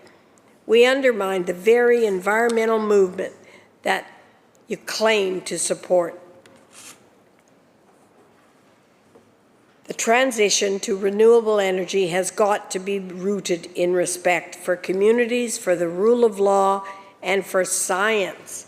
Bill 14 turns renewable energy into a simple blank check. It tells the public, trust us, we know what's best. It tells municipalities, you're no longer needed. It tells First Nations, we'll call you when the bulldozers arrive. And it tells this legislature, don't worry, we got this. This is not good government, this is executive fiat. And if we allow it to pass unchallenged, unamended, unchecked, we will have no one to blame but ourselves when the public turns and says, why were we never consulted? Madam Speaker, British Columbians deserve better than this. What could we be doing instead? We could modernize the environmental assessment process to be more efficient without eliminating it entirely. We could develop a true regional planning framework for renewable projects, ensuring that development aligns with local needs and ecological capacity. We could invest in grid reliability where it's actually needed, like Campbell Heights, the Kootenays, or North Vancouver Island. We could build participation with Indigenous communities into energy development from day one, not as an afterthought. We could make renewable energy a source of pride, not division. But that takes work. And most of all, it actually takes humility. The humility to admit that fast isn't always fair and progress isn't always streamlined. Mr. Speaker, Madam Speaker, my apologies. History tells us what happens when governments overreach, when they ignore process in the name of speed, when they cut corners and call it courage. We end up with legal challenges, with environmental damage, with projects stalled by public backlash, not advanced by public support. We've seen it with Site C, we've seen it with Coastal GasLink. We've seen it countless mega projects rush through without proper process, only to be mired in controversy for years. Do we really need to repeat those mistakes, or can we not learn from them? Thank you, member. Thank you. Thank you, Madam Speaker.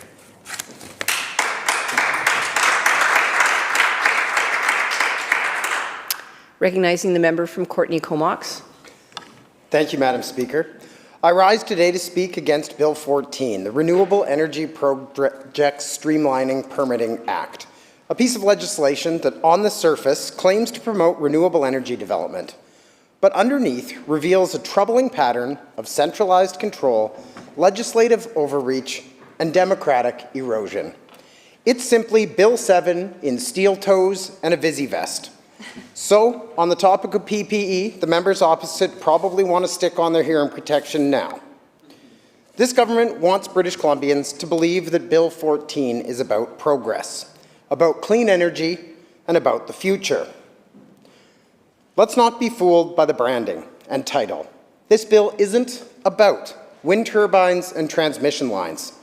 It's about consolidating power in the Premier's office a second time this session, and slapping a green label on it to make it go down a little bit easier. After 8 years of saying no to development in this province, and they are trying desperately to rebrand themselves as the party of yes. But they can't decide whether they're wearing work boots or Birkenstocks. And Madam Speaker, The NDP is the party of no. Site C? No. LNG Canada? No.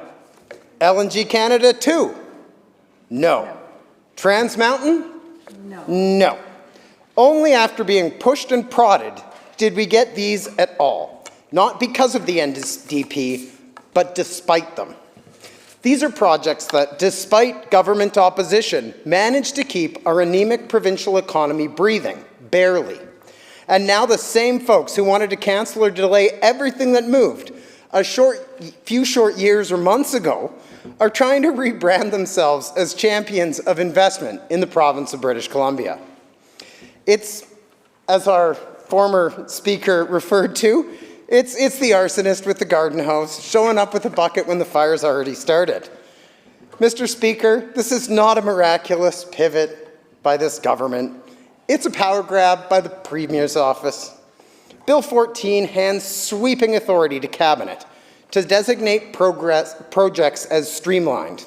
Translation: exempt from environmental assessments, Indigenous input, local government input, safety standards, and in some cases, basic logic. This isn't streamlining. It's scorched earth administration. It is a Humvee with a Green Party sticker slapped on the back. And it's almost as subtle. But the good news, just like a Humvee in the parking lot, this bill is extremely hard to ignore. This bill divides projects into 3 tiers of streamlining. Think of it as a pyramid scheme for regulatory exemptions. The higher up the ladder, the fewer rules you follow, and the less likely anyone gets to ask why. And if you're thinking, surely there must be some oversight baked in, allow me to introduce the BC Energy Regulator, formerly a neutral referee, now fully deputized as rule writer-in-chief. Under this legislation, the regulator can rewrite the Energy Resource Activities Act because apparently legislature is now just a suggestion box. And that includes all the members outside of the Premier's office. Now they can waive safety standards if industrial accidents or just maybe character building moments, unilaterally decide what is not heritage land, cancel hunting, trapping, and angling permits on a whim, and impose taxes and levies retroactively, which, last I checked, was frowned upon in most democracies.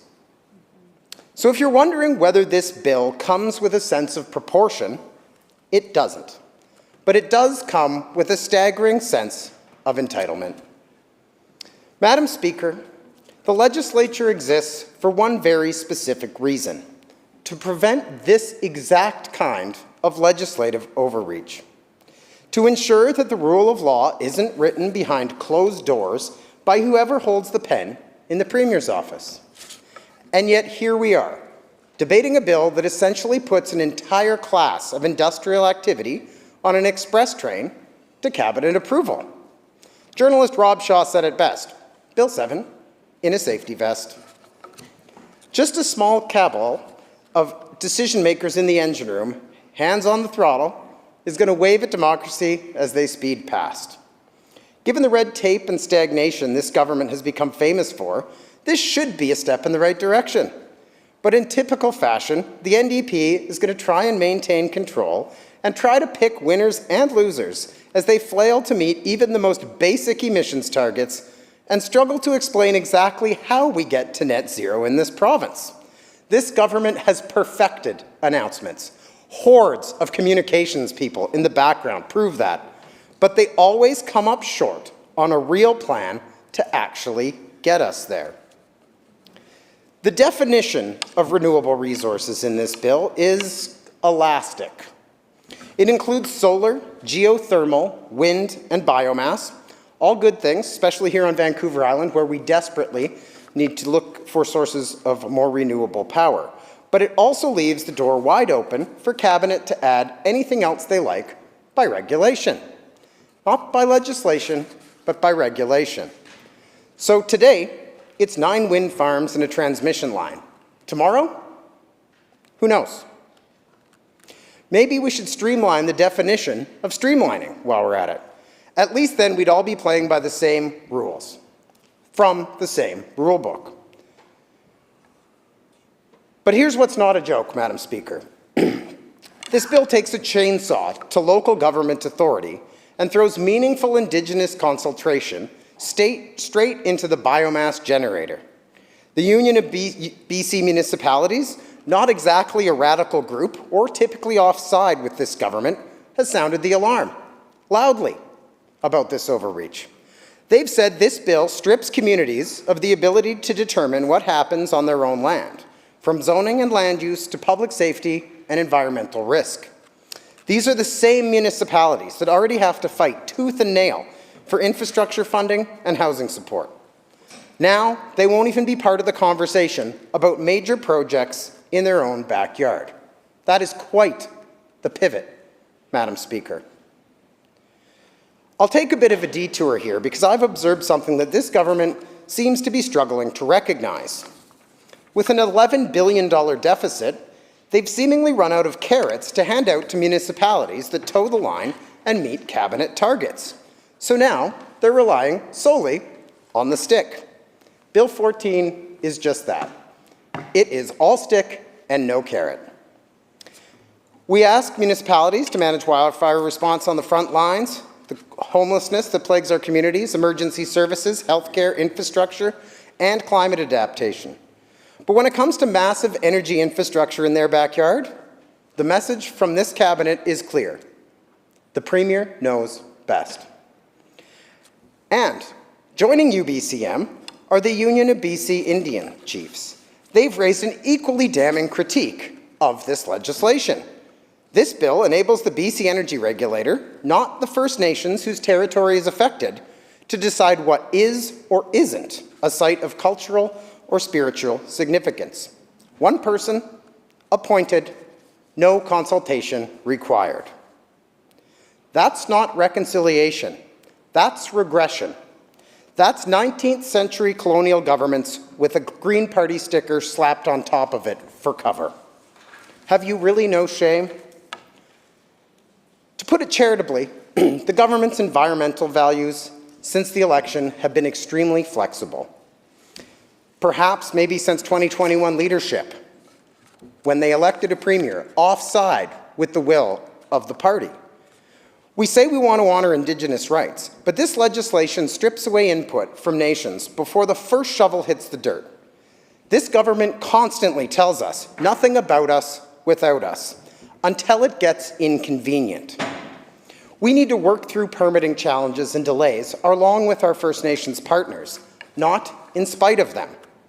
Is there work to do on restoring investment stability in British Columbia around this issue? 100%. Both sides can agree that that work needs to happen. But this is not the way to have that conversation. All stick, no carrot. All pomp, no plan. So let's review what we're actually doing here. No requirement for environmental assessments because fast is more important than responsible. ALR protections? Gone. Because farmland is now just future space for solar panels instead of sweet potatoes. Safety standards? We'll see. Heritage and cultural protections? Left to the discretion of a regulator. Community input? Meh. We don't need that either. Legislative oversight? Not by this government. God forbid somebody points out the flaws in this bill. How inconvenient. It's a Green Party bumper sticker on a Humvee, Madam Speaker. But don't worry, it's all fine because it's green. Apparently that word now means whatever cabinet wants it to mean, whenever they need it to mean something. Great job with the new communications department hires. They are certainly earning their keep with the flip-flopping principles of this government. They are certainly earning their paycheck, trying to figure out what exactly the position of this government is from day to day. Madam Speaker, what exactly is the point of having a legislative process, of gathering in this chamber, debating, amending, and voting, if the government can simply rewrite the rules after the fact with the stroke of a regulatory pen? We're going to talk a little bit about Clause 13. This clause grants Cabinet the power to amend, disapply or reapply entire sections of the Energy Resource Activities Act, retroactively if they so feel. That isn't legislation. It's a choose-your-own-adventure book where every ending is being ghost-written by the Premier. And Clause 21, that one takes it even further. It validates any regulatory action taken since April 1st, weeks before this bill was even introduced to this House. So let me get this straight. They've already acted like this bill was law, and now they want us to rubber stamp it after the fact to apply retroactively. I know this government is fond of invoking the Wayback Machine when it suits their messaging. We heard it earlier today in question period. They love a good stroll down memory lane when they can spin it in their favor. It all lands flatter these days since they are the previous government, and they are asking us to trust them to fix their mistakes. I don't trust them. But using retroactivity to cover their own backsides for regulatory overreach they didn't have the authority for in the first place, that's not nostalgia. That's legislative fraud dressed up as efficiency, wearing a Green Party bumper sticker. Is this law or is it improv theater? I truly would like to know. Most days I cannot tell. And I ask with all sincerity, is this what democracy looks like in British Columbia? Decisions made behind closed doors, authority concentrated in cabinet, and this House and this legislature neglected as a ceremonial afterthought, brought in only to retroactively justify whatever the Premier has already decided. British Columbians deserve a lot better than that. They deserve a renewable energy policy that is transparent, accountable, and rooted, truly rooted, in local and Indigenous consultation. Not a pipeline of politically favored projects rammed through by insiders, exempt from scrutiny, competition, or even basic logic. If this government truly believes in renewable energy, and I genuinely hope they do, then build the public trust to match. Let the projects stand on their own merit, let the communities be heard, let the public actually see the process, not just the press release after the fact.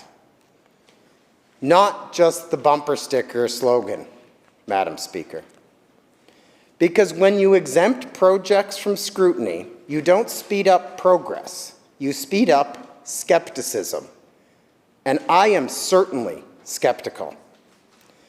When you concentrate every meaningful decision in one office, you don't just remove accountability, you also centralize blame.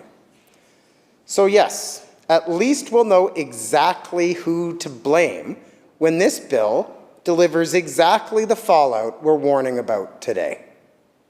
This is not hidden. The stakeholders have been very vocal about their opposition to this bill, and we on this side are speaking up for those stakeholders, hoping somebody over there doesn't have their hearing protection in today. Because let's be honest, we've seen this movie before. The government pushes through legislation without meaningful consultation, and then when the backlash hits, when the unintended consequences of failed consultation start piling up, they feign surprise, blame the feds or the president or frankly whoever is convenient, and spend a fortune trying to spin their way out of it. Bill 14 will be no different. And when all else fails, no problem. Just give the bloated government comms team another budget bump, hire a few more well-connected advisors, and start work on a fresh distraction for next week's news cycle. As a British Columbian and a student of political science, the practice and the theory of politics could not be further apart in this province. This bill is yet another symptom of a broken system. But, Madam Speaker, while they're managing optics, it's the people on the ground, the farmers, the local councils, First Nations, and small business owners who are going to ultimately pay the price for this bill. I think some members may know of the wind turbine on Hornby Island, if you've ever been to Ford's Cove. It's the perfect example of green policy in action in an area where we have division. Hornby Island, an extremely progressive region, and I have many friends from there, love the area, love visiting Tribune Bay, an absolute gem in the Gulf Islands. It took them 8 years, on Hornby Island of all places, to get a privately built $250,000 wind turbine active at Ford's Cove to meet the regulatory requirements, because there was opposition. There were other considerations. This legislation would absolutely sidestep those considerations for expediency and not safety. And when we marginalize the very people this House is meant to represent, we do more than sideline their voices. We make a mockery of this chamber. I won't stand here and pretend every regulation we have is perfect. We've tied the hands and feet of economic development in British Columbia in red tape for way too long. And we need to unwind ineffective and economically damaging regulation and overreach. Lord knows we've got red tape in places we didn't even know we had places. BC has a serious efficiency problem. But the answer isn't to light the whole framework on fire, call it streamlining, and hope the flames distract everybody from the actual problems. Unless, of course, arson is now being considered a renewable resource. Unless that's the new renewable resource this government is pushing. Burning public trust for fuel seems to be certainly in demand. That's easy. This government is pretty happy to run around with a can of gas and figure out how to put the fire out later. But how about we try and avoid lighting it in the first place? There are certainly amendments to this bill that could be made by this government to fix the problems of their poor consultation in advance. I often hear members praising the Nordic model, the cradle-to-grave social safety net of Scandinavian countries. It's become something of a touchstone for this government. But what's consistently left out of that conversation is how those countries actually afford it. Bill 14 attempts to start to square that circle.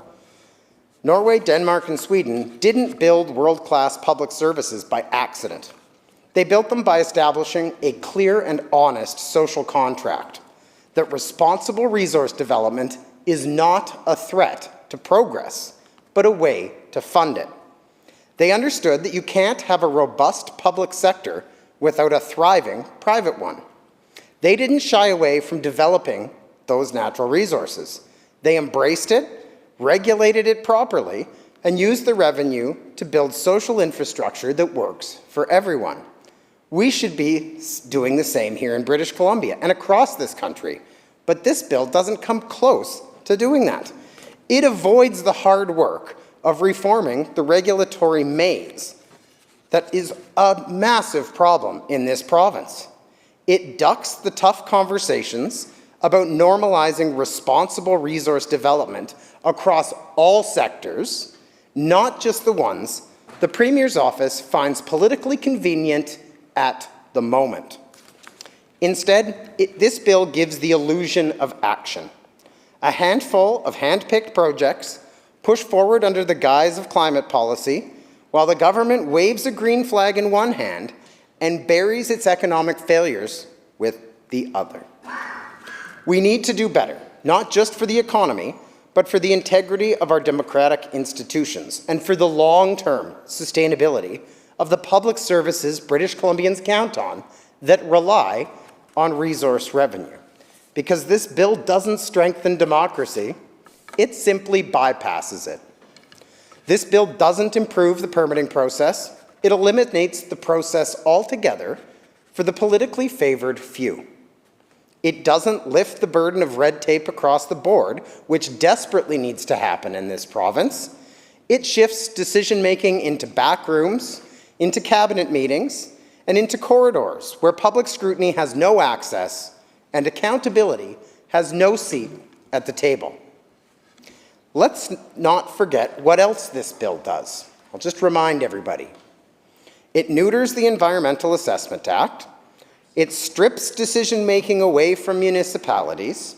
It empowers unelected regulators to impose fees and levies retroactively.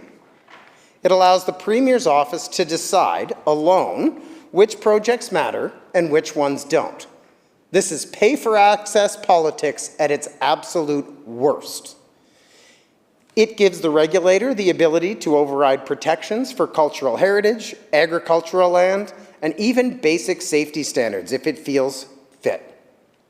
It hands the government the power to act first and legislate later, then retroactively validate it through clauses like Clause 21.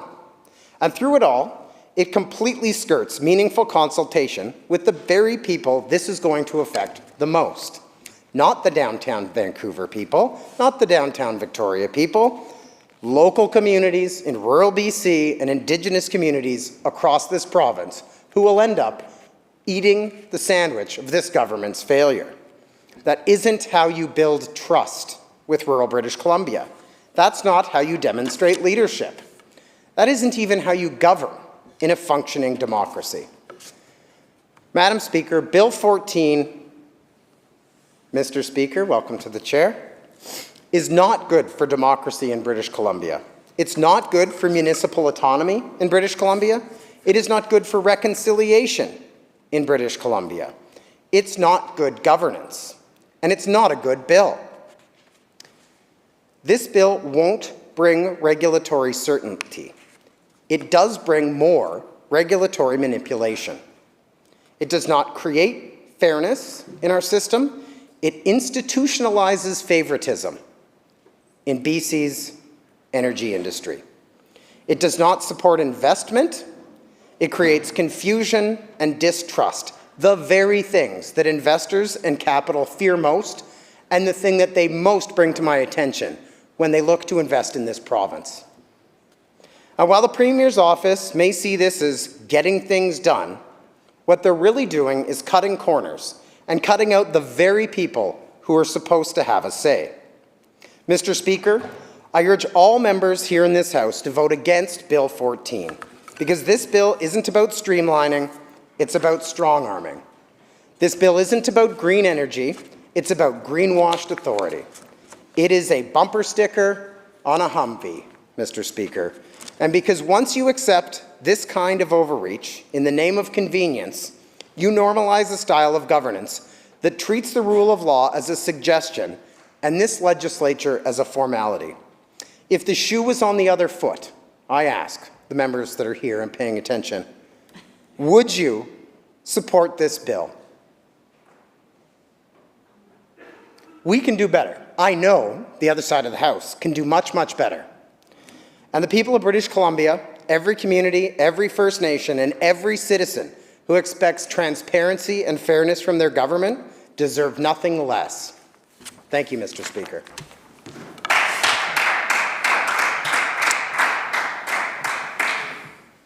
Thank you very much, member. Recognizing the member from West Vancouver, Capilano. Thank you, Mr. Speaker. Well, we are here today to discuss a piece of legislation before us, Bill 14, the Renewable Energy Projects Streamlined Permitting Act. Its stated purpose, as you can gather from the title, is to provide for the regulation of renewable energy projects by the British Columbia Energy Regulator at different levels and to accelerate the approval process through streamlining. This is achieved, supposedly, by modifying or disapplying the application of the Energy Resource Activities Act and other statutes in relation to these projects. While the goal of accelerating approvals might sound appealing on the surface, the method employed by this bill has drawn significant criticism, and rightly so. It is seen as a form of fast-tracking that bypasses democratic checks and balances, consolidates power with the regulator, and reduces public and local government oversight. What are some of the key mechanisms within this bill that lead to these concerns? First, and perhaps most fundamentally, the bill dictates that the Environmental Assessment Act simply does not apply in relation to specific streamlined projects. This is alarming, especially if you're an environmentalist or a person of the Green Party.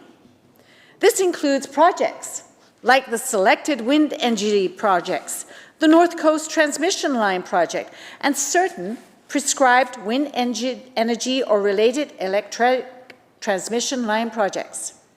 For existing wind projects that become level 3 and are prescribed, any existing environmental assessment certificate is outright cancelled. Outright cancelled. The conditions from that cancelled certificate are then merely deemed conditions under a permit issued under the Primary Act. This wholesale bypassing of the standard environmental assessment process is significantly watering down environmental protection and oversight. This is egregious. Beyond the Environmental Assessment Act, the bill also provides for the disapplication of crucial provisions from the Primary Act, the Energy Resource Activities Act, for Level 2 and Level 3 streamlined projects. Subject to regulations, entire sections and divisions of this Act, which are normally intended to provide oversight and accountability for energy resource activities, simply will not apply. Again, egregious. Consider what this means in practice. For Level 2 projects, the general permit requirement itself may not apply. Provisions related to permit expiry or obligations upon cancellation also may not apply. Specifically, for both Level 2 and Level 3 streamlined projects, subject to regulations, several key provisions of the Primary Act generally do not apply. Which ones are they? 7 and 2, 10, 55, and 59. Division 2.1, expanded responsibility of Part 3, does not apply. Specifically, 7.2F, 10C, 56, 60, and 91. What about Part 3.1 regarding dormant sites? Doesn't apply. Specifically, 7.2G, 10D, 56, 60, and 91. And Part 4 regarding orphan sites. Again, does not apply. What specifically? 7.2H, 10E, 57, 60, and 91. These specific parts and divisions of the Primary Act are typically the established mechanisms that ensure responsibility for the cleanup and the reclamation of abandoned sites. Their non-application for Level 2 and 3 projects means that the standard framework for addressing dormant or orphaned sites and enforcing expanded responsibility for sites is bypassed. And why is that? What are the consequences when there is no responsibility for cleanup? What are the consequences when there is no responsibility for the sites and reclamation of abandoned ones? While the Lieutenant Governor in Council has the power to make regulations, including potentially applying Part 4 regarding orphan sites, or establishing a fund similar to the Fund for Orphan Sites under the Primary Act, specifically 13.1C, 23, 64, and 75, the default position for Level 2 and 3 projects, as stated in this bill, is the non-application of these critical provisions. Again, specifically, 7 Part 2, 10, 55, 59, and 91. This disapplication creates a significant gap in future accountability for the potential environmental impacts and the required cleanup and reclamation of sites associated with these streamlined projects. The NDP claim that they care about the environment. But how can they say this when this bill completely negates this? In addition, the disapplication of the public request for investigation provision under the Energy Resource Act for Level 2 and Level 3 streamlined projects under this bill has significant implications for public consultation, people's voices, and accountability. Specifically, for both Level 2 and Level 3 streamlined projects, Division 3.1, Public Requests for Investigation of Part 5 of the Primary Act generally does not apply. Subject to what regulations? 13K, 16F, 57K, 60F, and 91. This provision is part of the standard framework within the Energy Resource Activities Act. Its non-application is cited as an example of how the bill could be seen as reducing oversight and accountability by bypassing existing rules for energy resource activities. In practice, the non-application of this provision means that a specific formal avenue for public voices and oversight regarding the activities of these streamlined projects, it is removed. Within the typical regulatory structure governed by the Primary Act, the, quote, public requests for investigation, unquote, mechanism would presumably allow members of the public to formally request that the regulator investigate potential non-compliance or other issues related to energy resource activities. By removing this mechanism for level 2 and 3 streamlined projects, the bill directly limits the ability of the public to initiate such formal inquiries. Again, this is egregious. This contributes significantly to the concerns raised by critics that the bill's streamlining processes lead to reduced public and local government, that includes municipalities and landowners, oversight and involvement. The ability of the public to request investigations is a form of accountability, allowing external stakeholders to trigger regulatory action when they perceive issues. When this ability is removed, the accountability framework shifts, relying more solely on the regulator's internal processes or other potentially less accessible avenues for raising concerns. Furthermore, this reduction in formal public input mechanisms, alongside the disapplication of other provisions related to environmental protection and site cleanup accountability, fuels the broader criticism that Bill 14 involves bypassing democratic checks and balancing and involves consolidating power in the regulator. Established statutory processes, often including mechanisms for public input and investigation, are bypassed, reducing layers of review and transparency. This also touches upon concerns regarding the province's commitments to the alignment of laws with UNDRIP, which is relevant given that streamlining processes could impact consultation with Indigenous peoples. Therefore, the removal of the, quote, public request for investigation mechanism is a tangible example of how the streamlining under Bill 14 can reduce the formal avenues available for the public, including directly affected residents, landowners, and farmers, to engage with and ensure accountability from large energy projects. There is no avenue for the public, no framework for the public, no ability for any public member to be able to voice concerns or issues, or should I say, no public oversight, or should I say unhealthy or non-democratic processes. In essence, the removal of the public request for investigation provision means a part of the public's potential role in holding project proponents accountable through formal regulatory process is diminished for these specific streamlined projects, leading to concerns about the overall level of public oversight and the health of democratic processes in relation to these projects.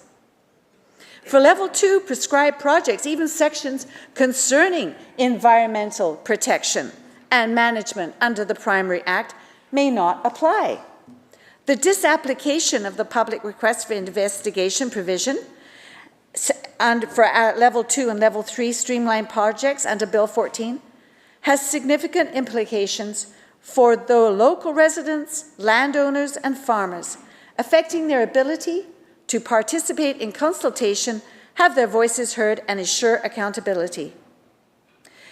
Specifically, for both level 2 and Level 3 Streamlined Projects, Division 3.1 of Part 5 of the Primary Act, generally does not apply, subject to these regulations. Within the standard regulatory framework established by the Primary Act, this provision typically allows members of the public to formally request that the regulator conduct an investigation into potential non-compliance or other issues related to energy resource activities. By explicitly stating that this provision does not apply for these projects, Bill 14 removes a direct and formal avenue for public voices and oversight regarding the activities of these specific projects. And for people, like I say, who live in the vicinity of these projects, such as local residents, such as local landowners, such as local farmers, this application is particularly significant. These individuals are often the most directly impacted by the construction and operation of large infrastructure projects like transmission lines, like wind farms, which can affect their land, environment, quality of life, way of life, and property values. Under the standard Energy Resource Activities Act framework, the public request for investigation could serve as a mechanism for these affected parties to formally trigger a regulatory review if they observe activities they believe are non-compliant or harmful to the environment. For example, environmental damage, safety concerns, or impact on their specific land use. Again, the removal of this mechanism means they lose the specific legal tool to initiate a formal investigation, potentially making it harder for them to raise concerns and ensure the project proponent and the regulator are held accountable for adhering to regulations. This limitation on the ability to formally initiate investigations contributes to the broader concerns that Bill 14's streamlining processes lead to reduced public and local government oversight and involvement. The ability to request an investigation is a key component of that accountability, allowing external stakeholders to prompt action from the regulator. Its removal means that accountability relies more heavily on the regulator's proactive monitoring, if there is some, and enforcement, again, if there is some, or on other less formal or direct means for the public to voice their concerns. This can feel like their voices are diminished within the regulatory process compared to standard projects. Furthermore, this issue is compounded by the disapplication of other key provisions, such as those related to environmental protection and site cleanup. That means expanded responsibility, dormant sites, orphan sites.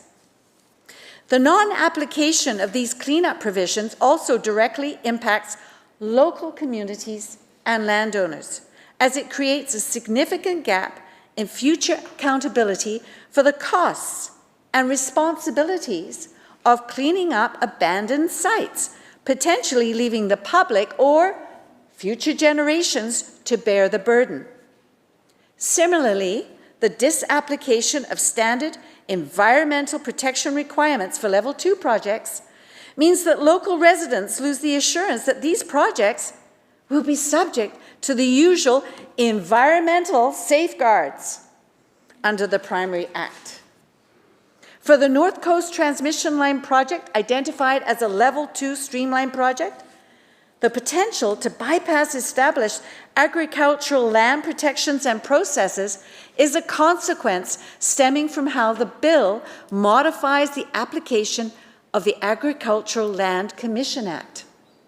Subject to regulations, the bill allows the regulator to permit non-farm use, soil or fill use or subdivision of land within the Agricultural Land Reserve for a streamlined project. Critically, specific sections of the Agricultural Land Commission Act that would normally govern these uses and subdivisions do not apply in relation to land use or subdivision permitted under this bill or its regulations. This mechanism allows the project to potentially bypass established agricultural land protections and processes. Further centralizing authority, the bill allows for the delegation of powers under acts like the Heritage Conservation Act and the Wildlife Act to the regulator. This means the regulator could exercise powers that would otherwise fall under the purview of the ministries, the ministers, or officials responsible for those acts, potentially altering how these important pieces of legislation are applied to streamlined projects. Compounding these concerns about process, the bill includes a validation provision.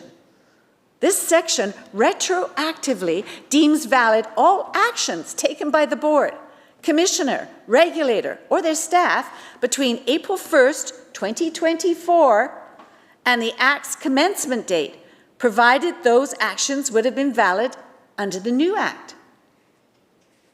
This validates actions taken before the legal framework for streamlined permitting was officially in place. Egregious. This is unacceptable and undemocratic. Criticism of this bill is focused on the approval process established for these projects. The concern is that by passing standard environmental assessments and reducing other regulatory checks, the bill creates a system where the potential for negative environmental outcomes is increased due to a lack of stringent review and oversight. The major criticism is directed at the method of approval and regulation, not an assertion that the projects themselves lack environmental merit. It's the method of approval and regulation. However, there are environmental concerns with each of these projects. One of these specific projects explicitly subjected to this streamlined process under Bill 14 is the North Coast Transmission Line project. This project involves upgrading and operating existing lines and constructing new lines from around Prince George to around Terrace. It is designated as a Level 2 streamlined project. This project raises specific concerns regarding fast-tracking, environmental oversight, and process bypassing. Significantly, one of the most significant points of this project is that the Environmental Assessment Act does not apply. I'll repeat that. The Environmental Assessment Act does not apply in relation to the North Coast Transmission Line project. This is seen by critics as bypassing the standard environmental assessment process and watering down environmental protection and oversight. As a Level 2 streamlined project, numerous provisions of the Primary Act, the Energy Resource Activity Act, do not apply in relation to the North Coast Transmission Line project. This includes provisions intended for oversight and accountability for energy resource activities, specific provisions related to environmental responsibility and public process that do not apply and which raise huge concerns. What are they? Provisions addressing expanded responsibility, specifically Division 2.1 of Part 3. They do not apply. Provisions addressing dormant sites, Part 3.1, they do not apply.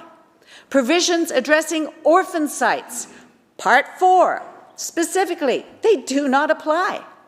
This is most concerning because orphan site provisions typically address responsibility for reclaiming abandoned sites. While regulations could potentially establish a similar fund for orphan sites, the default under this bill for these projects is non-application of these critical provisions.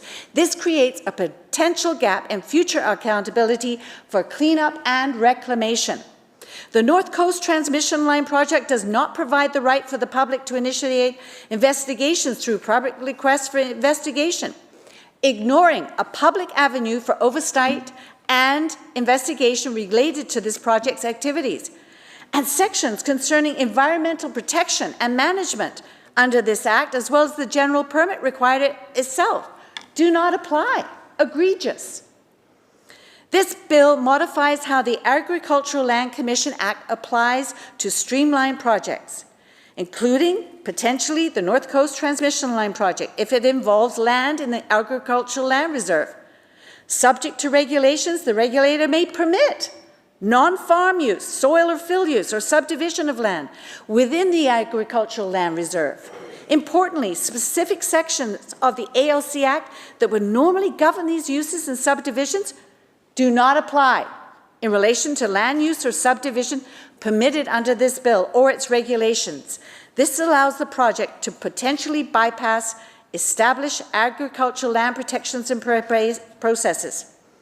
To make matters worse, the bill allows for the delegations of powers under acts like the Heritage Conservation Act and the Wildlife Act. They leave it to the regulator. This means the regulator could exercise powers that would otherwise fall under the purview of the ministers or officials responsible for those acts. While not explicitly stating environmental flaws, this centralization of authority could potentially alter how these acts, which relate to heritage and wildlife protection, are applied to streamlined projects compared to how they would be applied by the original managing bodies. The streamlined processes established by Bill 14, including those applied to the North Coast Transmission Line project, raise concerns about whether the province is upholding its commitments regarding the alignment of laws with the Declaration of the Rights of Indigenous Peoples Acts. This is relevant, given the potential for these streamlined processes to impact consultation. These points can collectively illustrate how the bill's approach to streamlining, as applied to the North Coast Transmission Line project, is achieved through disapplying fundamental environmental and regulatory laws and reducing public and local government oversight and involvement, which critics view as problematic fast-tracking. So what about prescribed streamlined projects?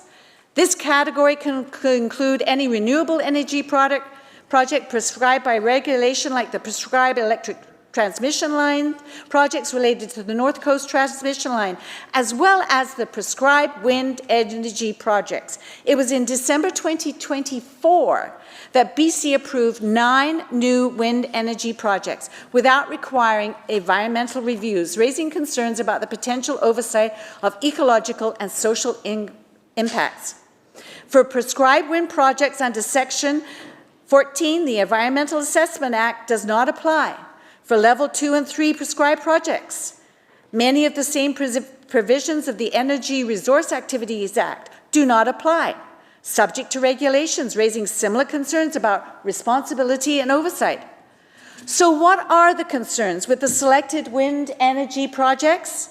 The 9 wind energy projects selected by BC Hydro in 2024 call for power. For these projects, the Environmental Assessment Act, again, does not apply, Mr. Chair. If they become Level 3 streamlined projects and are prescribed, any existing environmental assessment certificates are cancelled. Again, egregious. So what are some of the negative environmental impacts? One such negative environmental impact is wildlife disruption. Wind turbines can pose risks to birds and bats, particularly migratory species. Proper siting and monitoring are essential to mitigate these impacts. But because of the so-called streamlining process advocated in this bill, there would not be the much-needed oversight, consultation, and collaboration to ensure that proper siting and monitoring would take place. Then there is habitat fragmentation caused by the construction of wind farms, including access roads, transmission lines, which can lead to habitat fragmentation, affecting local ecosystems.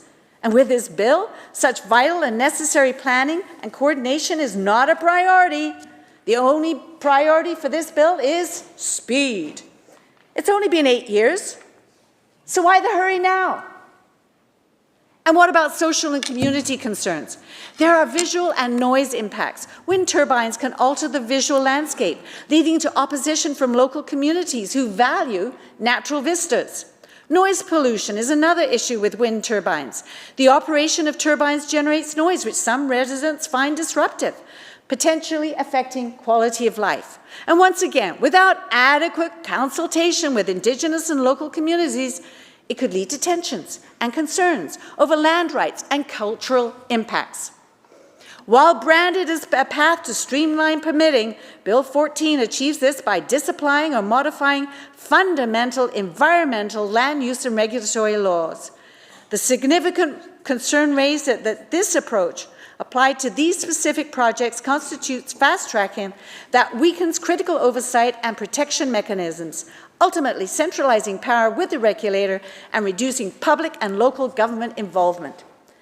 While these projects may contribute to BC's renewable energy goals, it's crucial to address the challenges and issues associated with each through comprehensive planning, community engagement, and robust, I say robust, environmental assessments to ensure sustainable and equitable development. And to do all of this, we need to ensure that this streamlining bill is not the template for future energy development in our province, especially when there is blatant disregard and disapplication of crucial provisions from the Primary Act, the Energy Resource Activities Act, as well as the Environmental Assessment Act.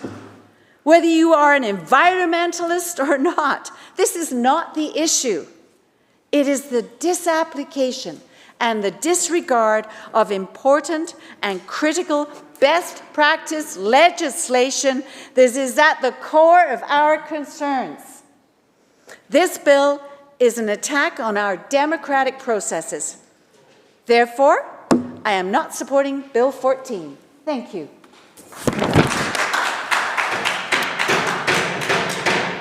Thank you very much, member. Recognizing the member from Columbia River, Revelstoke.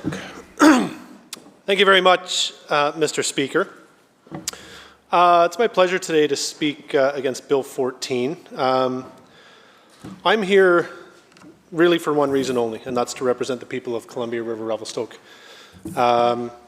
Earlier today, there was a very important release, and I want to share a couple of quotes from that release. I live in Kimberley, which is on the traditional territory of the Ktunaxa people. And I have to say, Mr. Speaker, the Ktunaxa are a very easygoing people. And it takes a lot to fire them up. And today, we did have a release from Akam, known as the St. Mary's Band, one of the communities of the Ktunaxa. And I'm just going to read a couple of quotes here, if I may. Akam Chief and Council are deeply disappointed and alarmed by the announcement of British Columbia's recently introduced Bill 14 and 15 and demand the immediate withdrawal of these bills. Unquote. My second quote. Bills 14 and 15 were developed with no meaningful consultation with First Nations. End quote. I quote again, Mr. Speaker. A trust model does not work, and the province needs to implement its interim approach with respect to this proposed legislation to ensure it aligns with UNDRIP as per its legal commitments, end quote.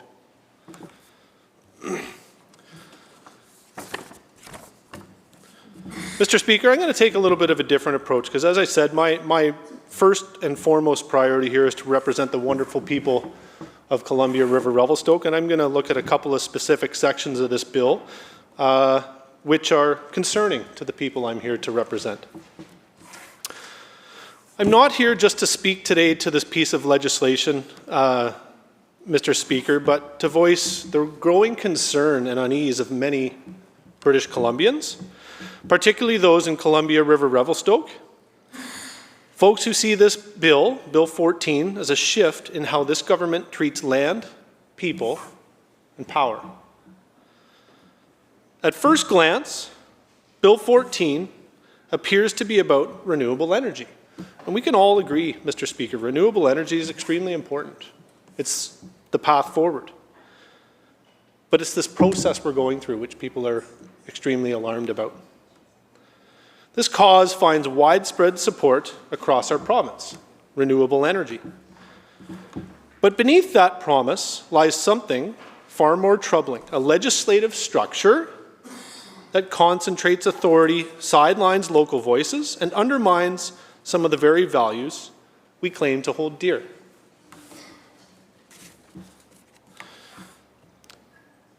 Nowhere is this more apparent, Mr. Speaker, specifically than in Clause 18, which I'm going to address.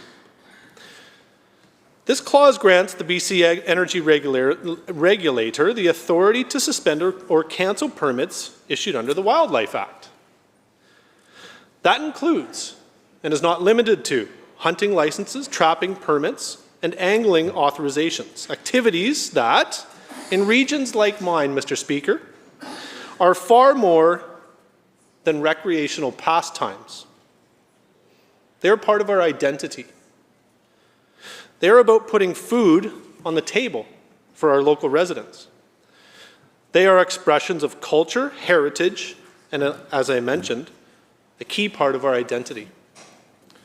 They are how families in the Columbia Valley have lived for generations, all people in the Columbia Valley. In Revelstoke, Golden, and throughout the Columbia River Basin, hunting and fishing are embedded in the rhythms of daily life. They're how we teach our children responsibility and respect for the animals, for the land, and for each other.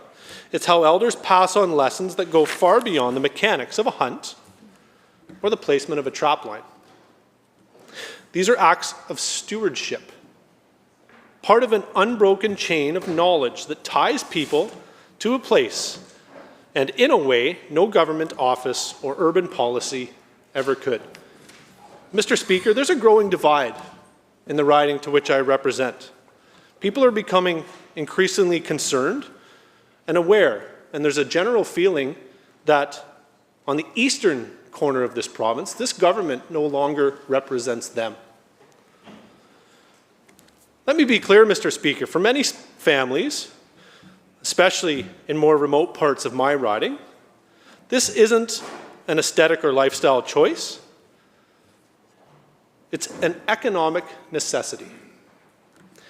Groceries, obviously, Mr. Speaker, as we've canvassed before, are very expensive. Fuel is expensive. Access to affordable, healthy food is already strained. Wild game and fish are essential to household food security, particularly in the off-season when jobs are scarce and incomes are stretched thin. Mr. Speaker, Clause 18 is very concerning for the people of Columbia River Revelstoke. A freezer full of wild meat, Mr. Speaker, can mean the difference for many families, especially seniors who are still able to hunt. This is the difference between resilience and hardship. Our communities are very intertwined. People share their wild game. And this Clause 18 really puts that in jeopardy into Bill 14. When legislation proposes to hand over the authority to cancel that access, to revoke it without notice, without consultation, without even requiring justification, we're not talking about a technical change in policy. We're talking, Mr. Speaker, about a potential rupture in the social and cultural fabric of entire communities. It would mean a government-appointed regulator, likely based in the Lower Mainland or Victoria, who could decide unilaterally that a local family's right to hunt or fish no longer aligns with the province's priorities for energy development. That is an alarming concentration of power, Mr. Speaker, particularly when exercised over something so vital, so intimate as access to the land. What's more, Mr. Speaker, the Wildlife Act already contains provisions for ecological protection. If a species is at risk, if a population needs time to recover, the minister has the authority, guided by science and process, to impose closures or limitations. That framework already exists, and it includes transparency, public rationale at times, and time-bound decisions. So we must ask, why bypass it? Why allow an energy regulator whose primary mandate is approving projects, not managing ecosystems, to suddenly hold the power to cancel hunting or fishing permits, potentially, Mr. Speaker? It raises a troubling possibility that when faced with a conflict between a project and a community, the solution could be to remove people, not through consultation, not through compromise, Mr. Speaker. This is not theoretical. Consider the mountain valleys east of Revelstoke or the Kimbasket Reservoir corridor, areas rich in biodiversity, but also heavily targeted for transmission corridors and potentially wind exploration. What happens when those development ambitions intersect with long-standing hunting routes or trap lines? If Clause 18 were to stand, we already know the answer. The human presence will be the first thing to go. And in a region that has already borne the burden of past energy policy, from the flooding of farmlands and habitat under the Columbia River Treaty, to the displacement of small communities and disruption of ecosystems, we cannot afford to repeat history under potentially a greener name. Bill 14 allows an unelected regulatory body to revoke those permits as it sees fit. There's no requirement for consultation, no expectation of public notice, and no built-in appeal process. The regulator is not even asked to provide evidence or rationale for its decision. And that, Honourable Speaker, is a radical departure from the principles of fairness and accountability. In places like the Upper Arrow Lakes, where families have hunted moose for generations, or around Trout Lake, where small trapping operations continue to steward animal populations, the threat of being arbitrarily removed from the land is not theoretical, it's real under Bill 14, Mr. Speaker. It cuts to the heart of who we are. And it gets worse. Bill 14 gives the regulator the power to determine whether a renewable energy project is subject to environmental assessment. It determines whether safety standards apply. It determines whether traditional land use will stand in the way of industrial expansion. And if there's a conflict between a wind project and a wildlife corridor, or between a transmission line and a community's backcountry, there is now a legal mechanism to remove the human element. No mitigation, no redesign, just revocation of access by fiat. And Mr. Speaker, I really want to talk about wind energy for a second. And perhaps we could canvass this more in the committee stage. But as I understand it, a lot of this infrastructure is not made in BC or in Canada. It comes from somewhere else. Honourable Speaker, that is not responsible environmental policy. That is not planning. This is over-regulation. And this approach is not limited to non-Indigenous communities, Mr. Speaker. Across the province, and especially in regions like mine, First Nations have exercised hunting and trapping rights for millennia. These rights are not discretionary. They are constitutionally protected under Section 35 of the Constitution Act. There's a lot of ambiguity, Mr. Speaker, around what's happening with Bill 14 in relation to rights and title. If permits are suspended on traditional territories without consent or consultation, this government would be in violation of its own legal obligation. But more than that, it will be sending a message that at times, under its choosing, reconciliation can be optional when it's inconvenient, and that Indigenous stewardship can be overridden when development is the goal. And then there is Clause 20, Mr. Speaker, the clause that ties all others together and reveals the underlying philosophy of this legislation. Clause 20 hands sweeping authority to the Lieutenant Governor and Council, Cabinet, to make regulations on nearly every fundamental aspect of the Act.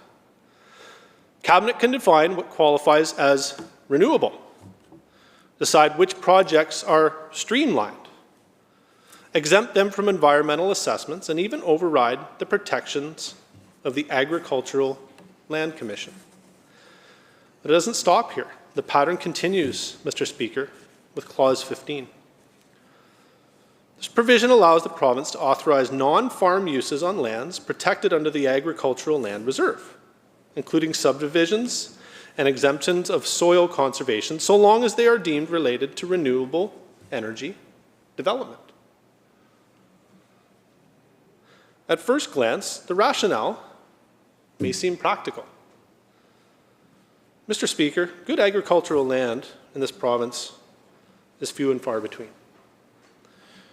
Renewable energy infrastructure, solar arrays, substations, wind installations, often requires flat, open terrain. And the government wants to ensure that agricultural zoning doesn't stand in the way of that progress. Mr. Speaker, this is British Columbia. We don't have an abundance of flat, open terrain. When you step out of the policy brief and into the land itself, particularly in a region like mine, Mr. Speaker, we have Purcell Mountain Range to the west and the Rocky Mountain Range to the east. The Columbia River trench is very narrow. There's not a lot of room for renewable energy projects here. This picture becomes far more complicated. In places like the Columbia wetlands, Mr. Speaker, ALR land isn't just flat and accessible. They're ecologically significant, agriculturally productive, and culturally important. They're home to local food systems, critical wildlife habitat, and traditional Indigenous harvesting grounds. And once again, this clause contains no requirement to consult with First Nations whose unceded territories intersect with these landscapes. There is no legal obligation to assess how traditional land use, food sovereignty, or cultural heritage will be impacted. There's no cumulative impact assessment, Mr. Speaker. Each project can be assessed in isolation, as though it exists in a vacuum. But we know better. One transmission line leads to another. One access road opens the way for more. And slowly, acre by acre, the integrity of the land can be eroded. Not just by a single decision, but by the absence of a bigger picture. It is a piecemeal approach, Mr. Speaker, to land management in a region already carrying the weight of past industrial compromise. As I said before, the Columbia River Treaty has been a net benefit for my region, but it hasn't come without its growing pains. In the Columbia Basin, we still live with the legacy of the Columbia River Treaty. We remember what it meant to be told that agricultural land would be flooded, homes relocated, and ecosystems submerged in the name of hydroelectric power. The voices of those who lived on that land, Mr. Speaker, settler and Indigenous alike, were at times ignored until the damage was already done. To see history repeat itself under the banner, Mr. Speaker, of clean energy is not just ironic. It's painful. Because we support renewable energy, we understand its importance, but we also understand what it means when the means to that end are imposed, not shared, Mr. Speaker. This brings us to Clause 20, the clause that pulls the thread on the entire fabric of Bill 14. Again, we've got Lieutenant Governor and Council to make regulation on every foundational element of this Act, Mr. Speaker. Clause 20 permits these decisions to be delegated, passed down to a single minister, a regulator, or even a civil servant. In other words, Mr. Speaker, decisions that could alter the legal, environmental, and cultural landscape of entire regions like Columbia River Revelstoke could be made by someone who may never have set foot there. There's no requirement to consult the public, no duty to inform the legislature, no obligation to consider Indigenous input, no mechanism to account for local concern or cumulative impacts. It is government by regulation. executive discretion without democratic accountability. And for communities like the ones I represent, where land use decisions are not abstract policy but lived experience, the consequences are very real. These extraordinary powers don't need to be exercised by Cabinet directly. They can be delegated. Again, Mr. Speaker, the BC Energy Regulator. That means decisions with province-wide environmental, cultural, and economic implications could be made without ever being debated in this House. That's very concerning, Mr. Speaker, to all of us here on this side of the House.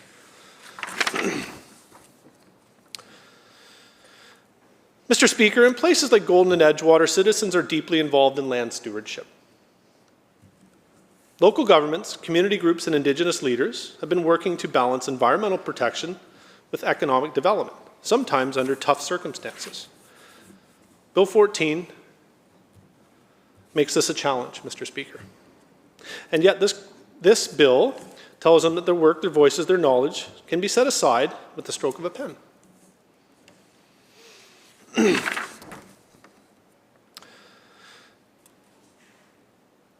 Mr. Speaker, across Columbia River Revelstoke, both Indigenous and non-Indigenous residents are working to heal the past. There are efforts underway to restore ecosystems, co-manage the land, and plan a sustainable energy future together, one that reflects shared values and mutual respect. It's a cooperative approach, Mr. Speaker, something that Bill 14 is sorely lacking. Honourable Speaker, British Columbians want a clean energy future. We want to reduce emissions. We want to invest in renewables. And we want to build infrastructure that reflects both economic opportunity and environmental care. But we will not get there, Mr. Speaker, by concentrating power, as in Bill 14, in just a few hands. We will not get there by excluding communities, by sidelining debate, overriding rights, or ignoring the lessons of our past. Bill 14 as it stands, Mr. Speaker, reflects a vision of energy development that prizes speed over consultation, efficiency over equity, and regulation over representation. And that is not a future, Mr. Speaker, from my constituents that they can support. Thank you very much, Mr. Speaker. Thank you very much, member. A reminder to both sides of this House for silence on their electronic devices. Now recognizing the member from Kelowna Centre. Thank you, Honourable Speaker. Today I rise to speak to Bill 14, a piece of legislation that claims to streamline the approval process for energy projects in BC. And let me begin by stating clearly, we agree with the intention. We agree that energy projects, whether transmission lines, generational infrastructure, or other essential systems, are taking far too long to get off the ground in this province. We hear it from industry, from local communities, and from everyday British Columbians. The current process is too slow, too fragmented, and too costly. Developers are stuck navigating a maze of ministries. Timelines stretch on for years. And good projects, projects that would benefit our economy and energy reliability, are often stalled or abandoned because the permitting process has become a burden. That needs to change.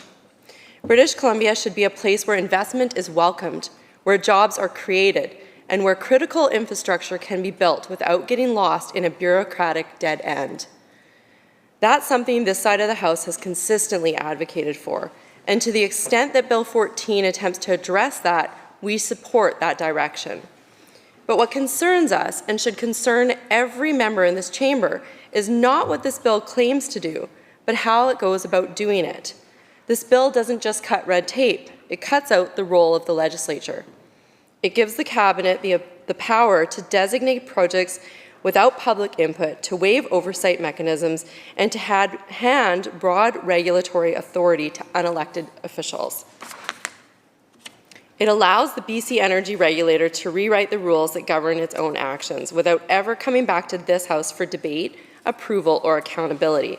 It even allows for retroactive decisions, including the power to impose levies or fees on proponents for actions taken months ago, before this legislation even existed. That is a dangerous precedent. Because when government begins to bypass public scrutiny in the name of efficiency, what we end up with is neither fast nor fair. We get concentrated power, unstable rules, and a system that serves neither developers nor the public. So while the government is positioning this bill as a breakthrough for energy permitting, I see something else, a deeply concerning expansion of executive authority with few safeguards and almost no accountability. And that's why I'll be addressing in greater detail today.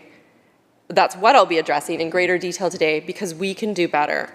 We can support faster project approvals without sacrificing the role of this legislature and the trust of the people that we serve. Honourable Speaker, before I get into the more troubling aspects of this legislation, I want to take a moment to acknowledge where we do find common ground, because there are parts of this bill that reflect priorities that we've been calling for in this House for some time. Let's start with something that's been long overdue, a single window approach to permitting. For years, project proponents, whether they're working on energy transmission lines, regional generation projects, or emerging technologies, have faced a confusing, time-consuming approval process that spans multiple ministries and regulatory bodies. This isn't just inefficient, it's a barrier to investment.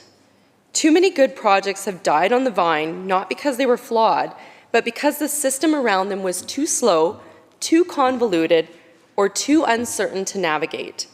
So the move towards consolidating permitting under a more unified framework is welcome. And if done properly with proper oversight, and transparency, it can absolutely help get important energy infrastructure moving again. And Honourable Speaker, let me say this as clearly as I can. We want to see energy projects move forward in BC. We support responsible development. We support investment, and we support jobs.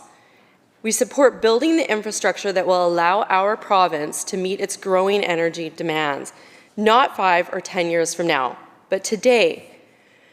We understand that BC cannot remain competitive or reliable if we keep sending investors the message that maybe someday is the best we can offer. And we've heard time and time again from project developers that they don't just want speed. They want clarity, certainty, and consistency. They want to know what the rules are. They want to know the timelines. They want to know that if they meet the requirements, they will get a fair hearing and a fair shot. That's not a partisan issue. That's just good governance. And for far too long, we haven't had it.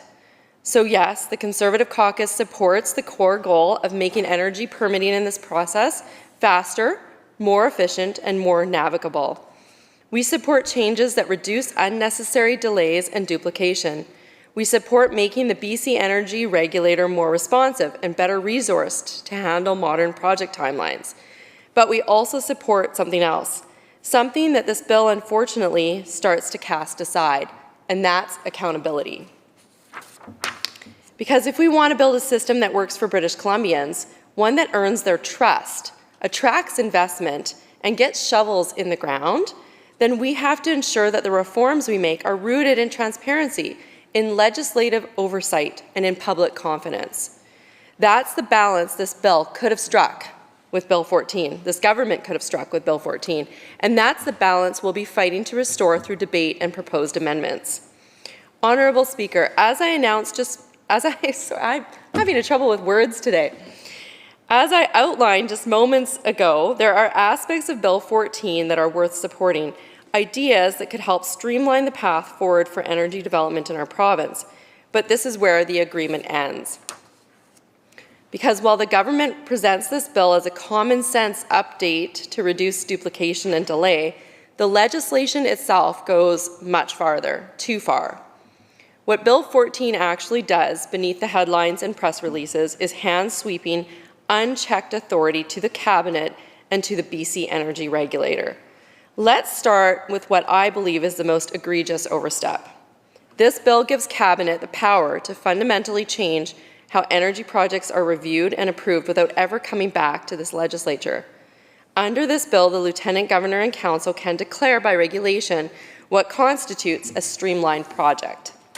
That means they can add, remove, or redefine projects behind closed doors without debate, without input, and without any obligation to explain those decisions publicly. And it doesn't stop there. The bill goes on to grant Cabinet the power to exempt entire projects from the environmental assessment process. Again, not by legislation, but by regulation. Not only are the criteria unclear, they are entirely discretionary. If Cabinet says a project is exempt, then it's exempt, full stop. No hearings, no public submissions, no independent evaluation. Now, Honourable Speaker, that might be acceptable if this was limited to a narrow, clearly defined set of projects, but it's not. This bill leaves the door wide open for any project to be added later, and for all the usual safeguards to be switched off. That should concern every member in this House, not just those on this side. It gets worse. Bill 14 also allows the BC Energy Regulator to change, suspend, or even eliminate parts of the very act that governs its activities, the Energy Resource Activities Act, again, without legislative input. Let's pause on that for a moment. We are literally giving a regulator the power to rewrite its own rule book. No vote, no accountability, no transparency. And if that wasn't alarming enough, the bill also gives the regulator the authority to impose fees and levies retroactively, all the way back to April 1st, 2024. Let me be clear, we're not talking about future costs or predictable fee schedules that proponents can plan for. We are talking about rules that haven't been debated yet, costs that haven't been disclosed, and obligations that could be applied months after the fact. What business, what developer, what investor would feel confident operating in a jurisdiction where rules can be changed retroactively and arbitrarily? This is not regulatory reform. This is legal instability. And we have to call it what it is, a profound shift in how decisions are made in this province. We are witnessing the slow erosion of democratic process, replaced by a growing reliance on regulation, ministerial direction, and executive orders. It's a pattern we've seen before with Bill 7, Bill 15, and now again with Bill 14. Let's not kid ourselves. This is not about getting projects built faster. This is about government getting out of the way, not for the sake of the public, but for the sake of consolidating control. British Columbians are not opposed to efficiency. They are opposed to being shut out of decisions that affect their future. As members of this legislature, regardless of party, we should be concerned whenever government attempts to sidestep the very institution we were elected to uphold. We are not here to rubber stamp cabinet decisions. We are not here to hand over our authority to regulators. We are here to represent the people of our ridings, and to ensure that when laws are made, they are made here with transparency, debate, and accountability. That is the role of this House. And that is the line that Bill 14 crosses, not just in one place, but throughout the entire framework of this legislation. I'll be addressing even more of these powers in detail, including the ability to suspend established rules around safety standards, environmental oversight, and public rights of appeal. But for now, let me just say this. Streamlining is not a license to override democracy. And we must not let efficiency become a Trojan horse for unchecked executive power. Honourable Speaker, one of the most frustrating challenges we hear from project proponents, whether they're in energy infrastructure or construction, is not simply the amount of regulation they face, it's the uncertainty of it all. Uncertainty about timelines, uncertainty about requirements, uncertainty about what rules apply, or whether those rules will change midstream. And I want to be clear, Bill 14 does not solve that problem, it deepens it. Because while this bill is being sold as a way to bring clarity and speed to energy permitting in BC, what it actually introduces is a whole new level of unpredictability. And it does so in some deeply troubling ways. Let's begin with retroactivity. Clause 12 of this bill allows the BC Energy Regulator, or individuals it delegates authority to to impose fees, levies, or other financial obligations retroactively to April 1st, 2024. Now think about that. We're telling project developers that decisions they made in good faith, based on rules as they existed at the time, could be revisited and recosted under a completely different regime, a regime that wasn't even law when they acted. What's worse, there's no requirement that these retroactive levies be reasonable, predictable, or appealable. They're simply imposed after the fact, and project proponents are expected to comply. Honourable Speaker, this is a dangerous precedent. How do you attract investment into this province when businesses can't rely on the rules staying consistent for even a matter of months? When a project that was fully permitted in March could be hit with unexpected fees by July, not because anything changed on the ground, but because government rewrote the terms after the fact. This isn't just poor planning. It's a signal to every potential investor that BC's regulatory system is unstable, unreliable, and subject to political whim. And unfortunately, this bill doesn't stop at retroactive costs. It also gives Cabinet and the BC Energy Regulator the power to designate, redefine, or remove entire classes of projects from existing oversight at will. Under Clause 20, the Lieutenant Governor and Council may by regulation decide what qualifies as a renewable resource, whether a project is subject to environmental assessment or not, whether a particular project is eligible for streamlining and what level of streamlining it receives, and whether certain safety or reporting requirements should apply. Now, this may sound procedural, just background policy stuff, but let's not miss the point. These are decisions that used to be predictable, debated, and codified in law. Under Bill 14, they are turned into moving targets, subject to change at any time by regulation, with no guarantee of public consultation or advance notice. After that, Honourable Speaker, is the exact opposite. That is the exact opposite of regulatory certainty.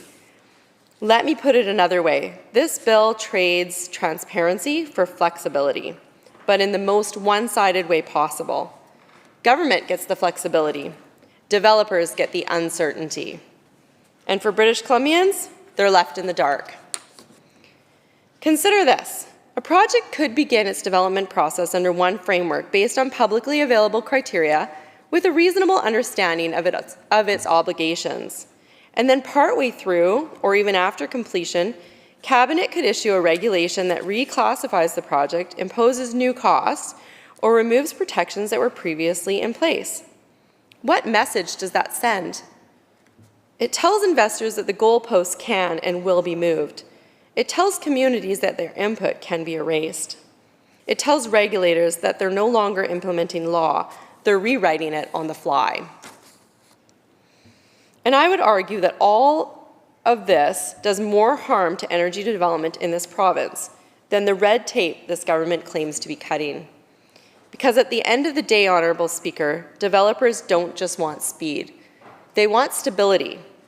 They want to know that once a rule is established, once a permit is issued, once a plan is approved, it will hold. Not indefinitely, not without accountability, but with the basic fairness that says, we stand by the rules we gave you when we started. Bill 14 throws that principle out the window. It replaces a flawed system, yes, one that needs reform, with a discretionary system governed by regulation and open to sudden change. And that makes it harder, not easier, to build the kind of long-term energy infrastructure this province needs. Because serious investors don't chase political unpredictability. They look for jurisdictions where the rules are clear, the process is fair, and the decisions are consistent. That's what we should be aiming for. Instead, we are left with legislation that undercuts the very certainty it claims to deliver. And so, Honourable Speaker, while the Premier and his ministers may be congratulating themselves on this so-called streamlining, I urge every member in this chamber to look closer and to ask the question, are we making it easier to build or easier for government to change the rules whenever it wants? Honourable Speaker, in a democracy, when government seeks to expand its power, there is always one critical question that must be asked. Who is watching? Who is checking those decisions? Who is holding that authority to account?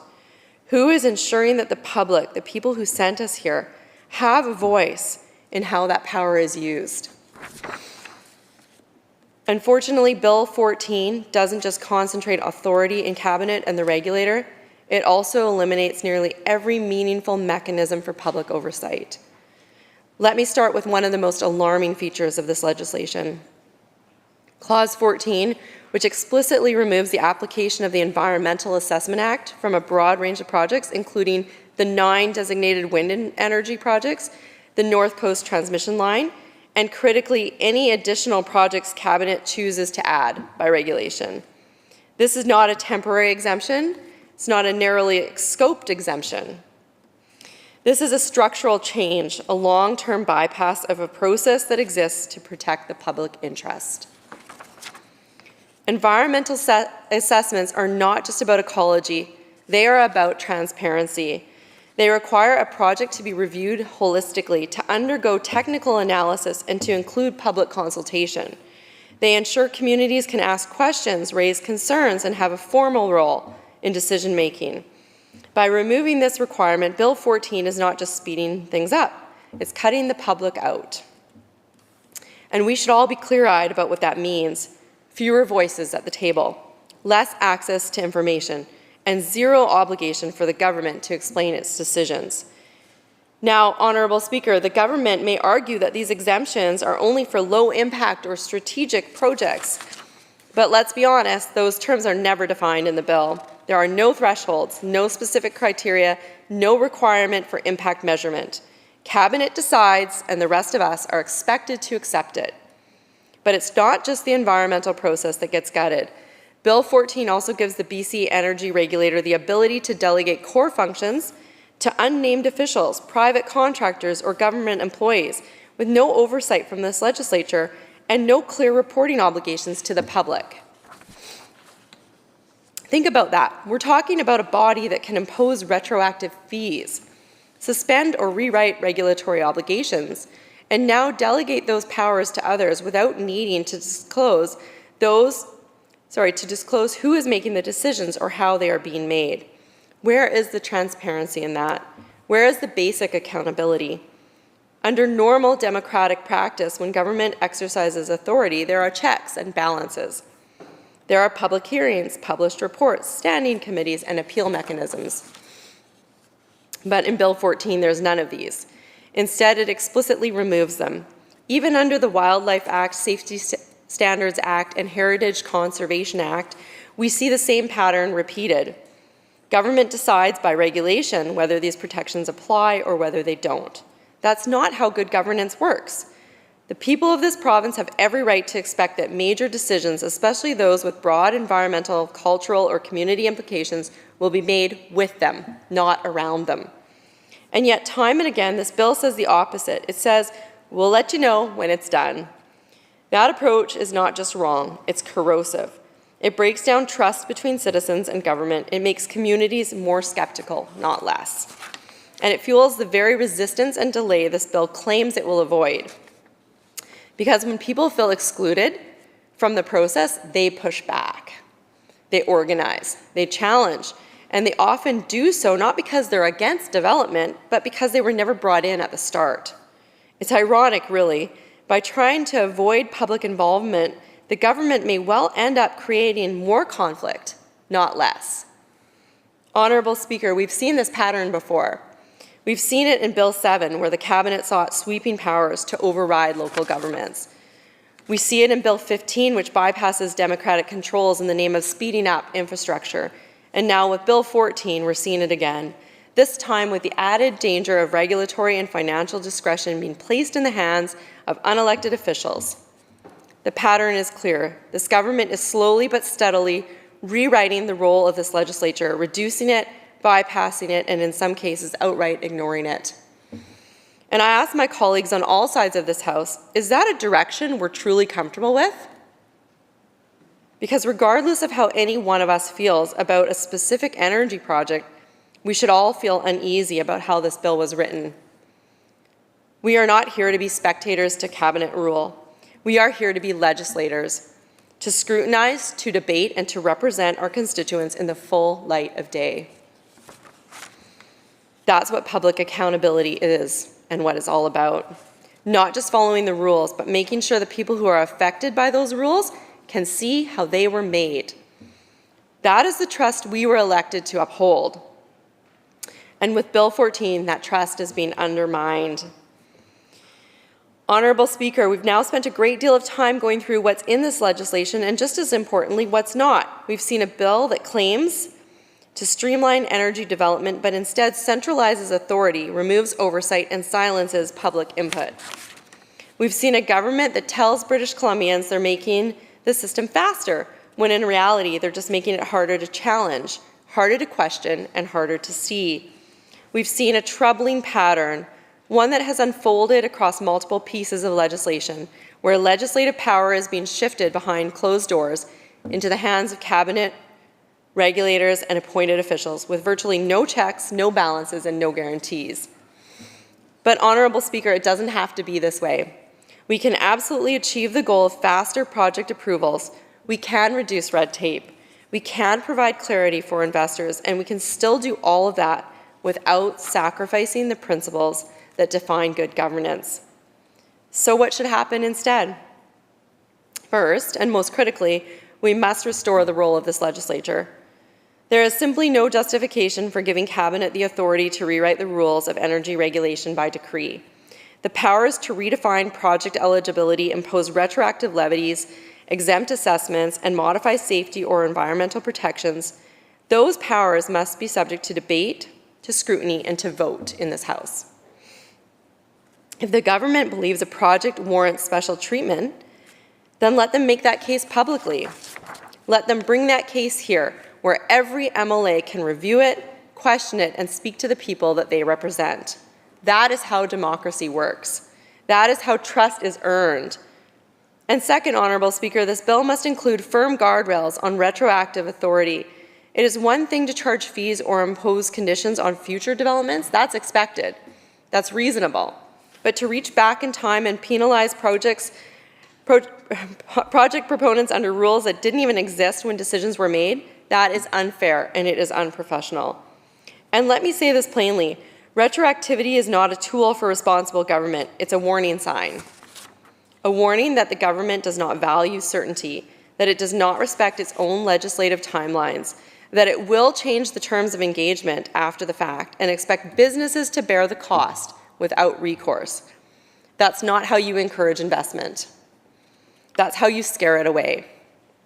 So if this bill is to proceed, it must include clear limits on what can be applied retroactively and include a requirement on any new levies, fees, or regulatory changes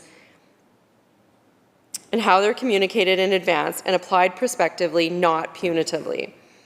Third, this bill must reinstate mechanisms for public input and accountability. This means ensuring that key oversight processes like the environmental assessment, the public request for investigation mechanisms under the Energy Resource Activities Act, and community consultations are not simply waived by regulation. British Columbians have a right to know what's happening in their backyards. They have a right to ask questions. They have a right to understand how decisions are being made and by whom. And this government, any government, has a duty to respect those rights. Because when we involve communities in the process, we allow for dialogue instead of dictation, and we build stronger projects and stronger public support for those projects. Fourth, Honourable Speaker, we need transparency in delegation. Bill 14 allows the BC Energy Regulator to delegate core authorities to individuals or groups with no clarity on who those people are, what their qualifications are, or what criteria they'll use to make decisions.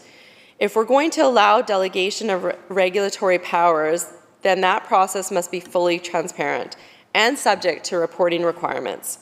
British Columbians deserve to know who's making decisions that affect them and how those decisions are being monitored.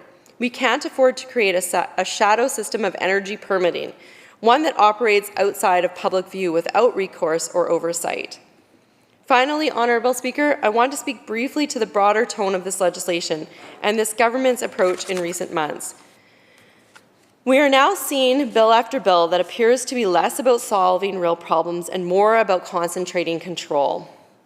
Bill 7 tried to give this cabinet the power to override local governments.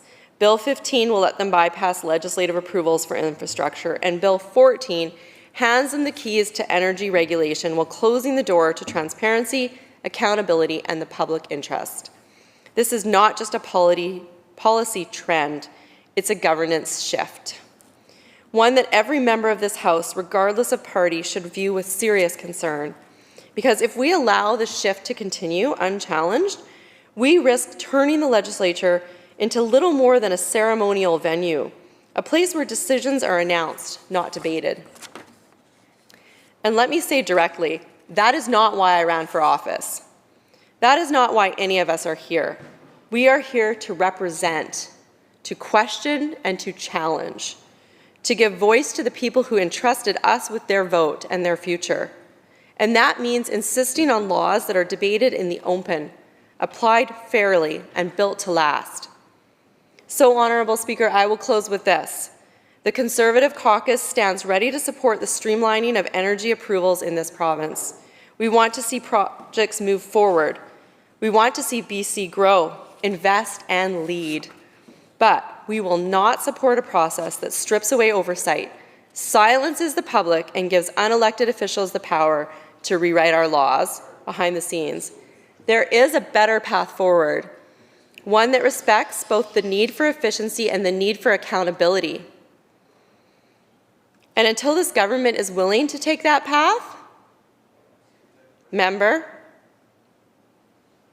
until they're willing to amend this legislation to reflect the values of democratic governance, then we must oppose this bill as it's written.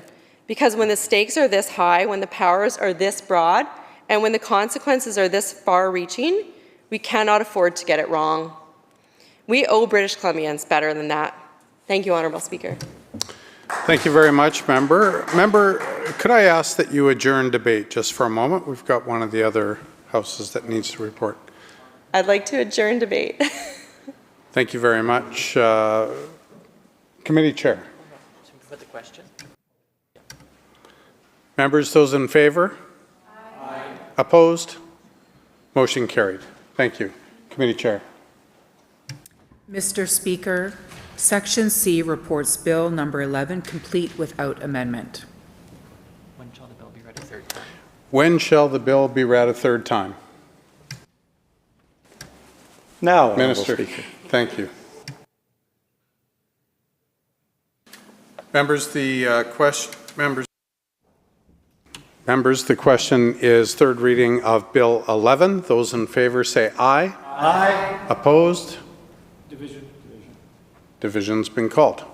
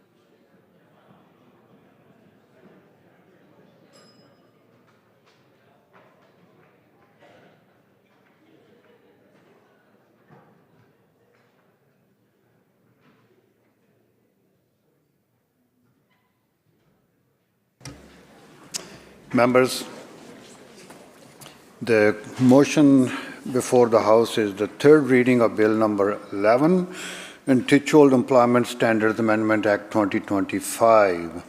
Those in favor, please indicate. Please rise or indicate.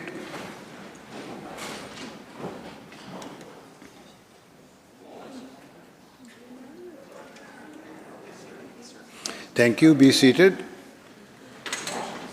Those who oppose, please rise or indicate. Thank you. Now, Madam Clerk will connect with members participating remotely. Emily Blatherick. I vote aye. Minister Lohr. I vote aye. Madam Clerk. Nemine contradicende.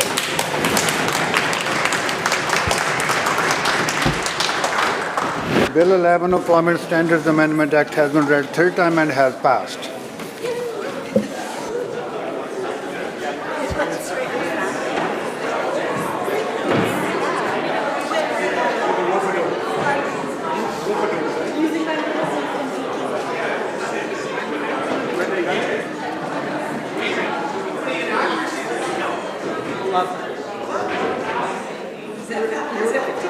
You have the lower end.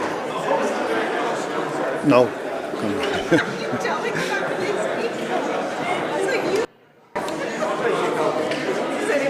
Just help it. Government House Leader. Could have been 50. Thank you, Honourable Speaker. In this chamber, I call continued debate, second reading Bill 14. In the Douglas Fir Room, Section A, the estimates for the Ministry of Children and Family Development. And in the Birch Room, Section C, committee stage, Bill 13. Committee chairs.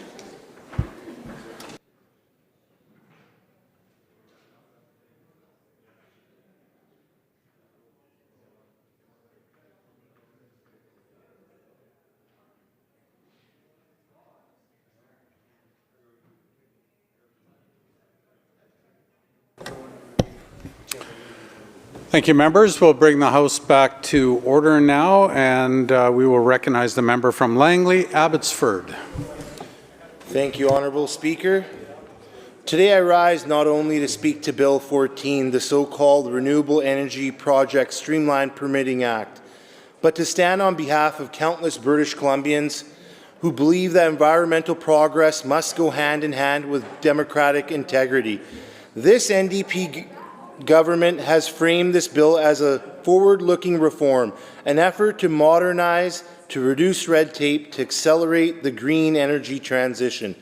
They see it as a step towards climate leadership, a necessary pivot, a pragmatic fix. They've called it a streamlining measure, a red tape cutter, a fast track for progress. But let's not confuse slogans with substance. Because the reality, Honourable Speaker, is far less noble and far more dangerous. Bill 14 is not about efficiency, it's about control. It grants sweeping and unprecedented authority to provincial cabinet powers that can override existing rules, skip environmental review, and bypass meaningful consultations both with Indigenous nations and local communities. And all of this is justified under the guise of urgency and streamlining. Let me be clear. We all understand the need for renewable energy, but we all want to see a cleaner, more sustainable British Columbia. That's not up for debate. But what is up for debate is how we get there. And this bill, Speaker, takes us in the wrong direction. This bill does not build trust. It breaks it. It does not modernize governance, it centralizes it. And it does not strengthen the environmental protection, it weakens it.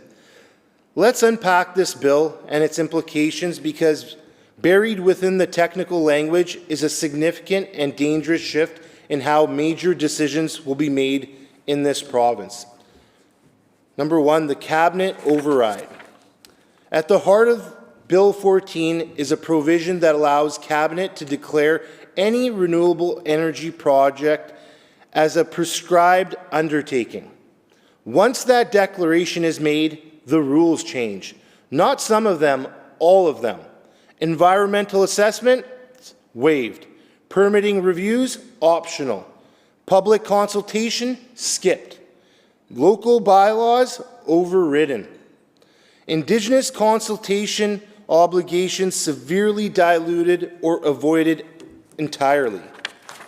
This is not a tweak or a minor adjustment. This is a blank check for the Cabinet to approve projects with near total discretion. And while the government insists this is about accelerating renewables, the mechanisms being created here are not limited. They're not confined to emergencies. They're broad, they're open-ended powers that will become baked into the norm of decision-making. Today, it's solar wind. Tomorrow, it could be highways, mines, or ports. The scope is broad, and the Cabinet wants it to be. This bill effectively turns the provincial Cabinet into a one-stop shop of greenlighting major infrastructure. No independent review, no third-party assessment, Speaker, no grassroots input, just a rubber stamp from the top. Number two, the red tape or essential safeguards. The government has tried to sell this bill with one of its oldest tricks in the playbook by demonizing red tape. They say British Columbia is burdened with bureaucracy. The regulations are obstacles, that consultations are a delay tactic, that transparency is inefficient. But let's be honest, not all red tape is bad. Much of what this government calls red tape is in fact critical oversight. These are rules that exist to ensure transparency in large-scale developments, protect delicate ecosystems and endangered species, enforce consultation with Indigenous peoples as required under Section 35 of the Constitution. Give local residents a voice in decisions that affect their water, land, and way of life. These aren't nuisances, they're democratic protections. What this government sees as barriers, I see as protection. Protection against abuse, mismanagement, irreversible environmental damage. When you cut corners in the name of speed, you don't just fast-track progress, you fast-track mistakes. 3, a pattern of centralizations. Mr. Speaker, this bill is not an isolated incident. It fits into a larger, troubled trend we've observed over the past several years. A pattern where this NDP government consolidates power at the top while eroding the voices of those on the ground.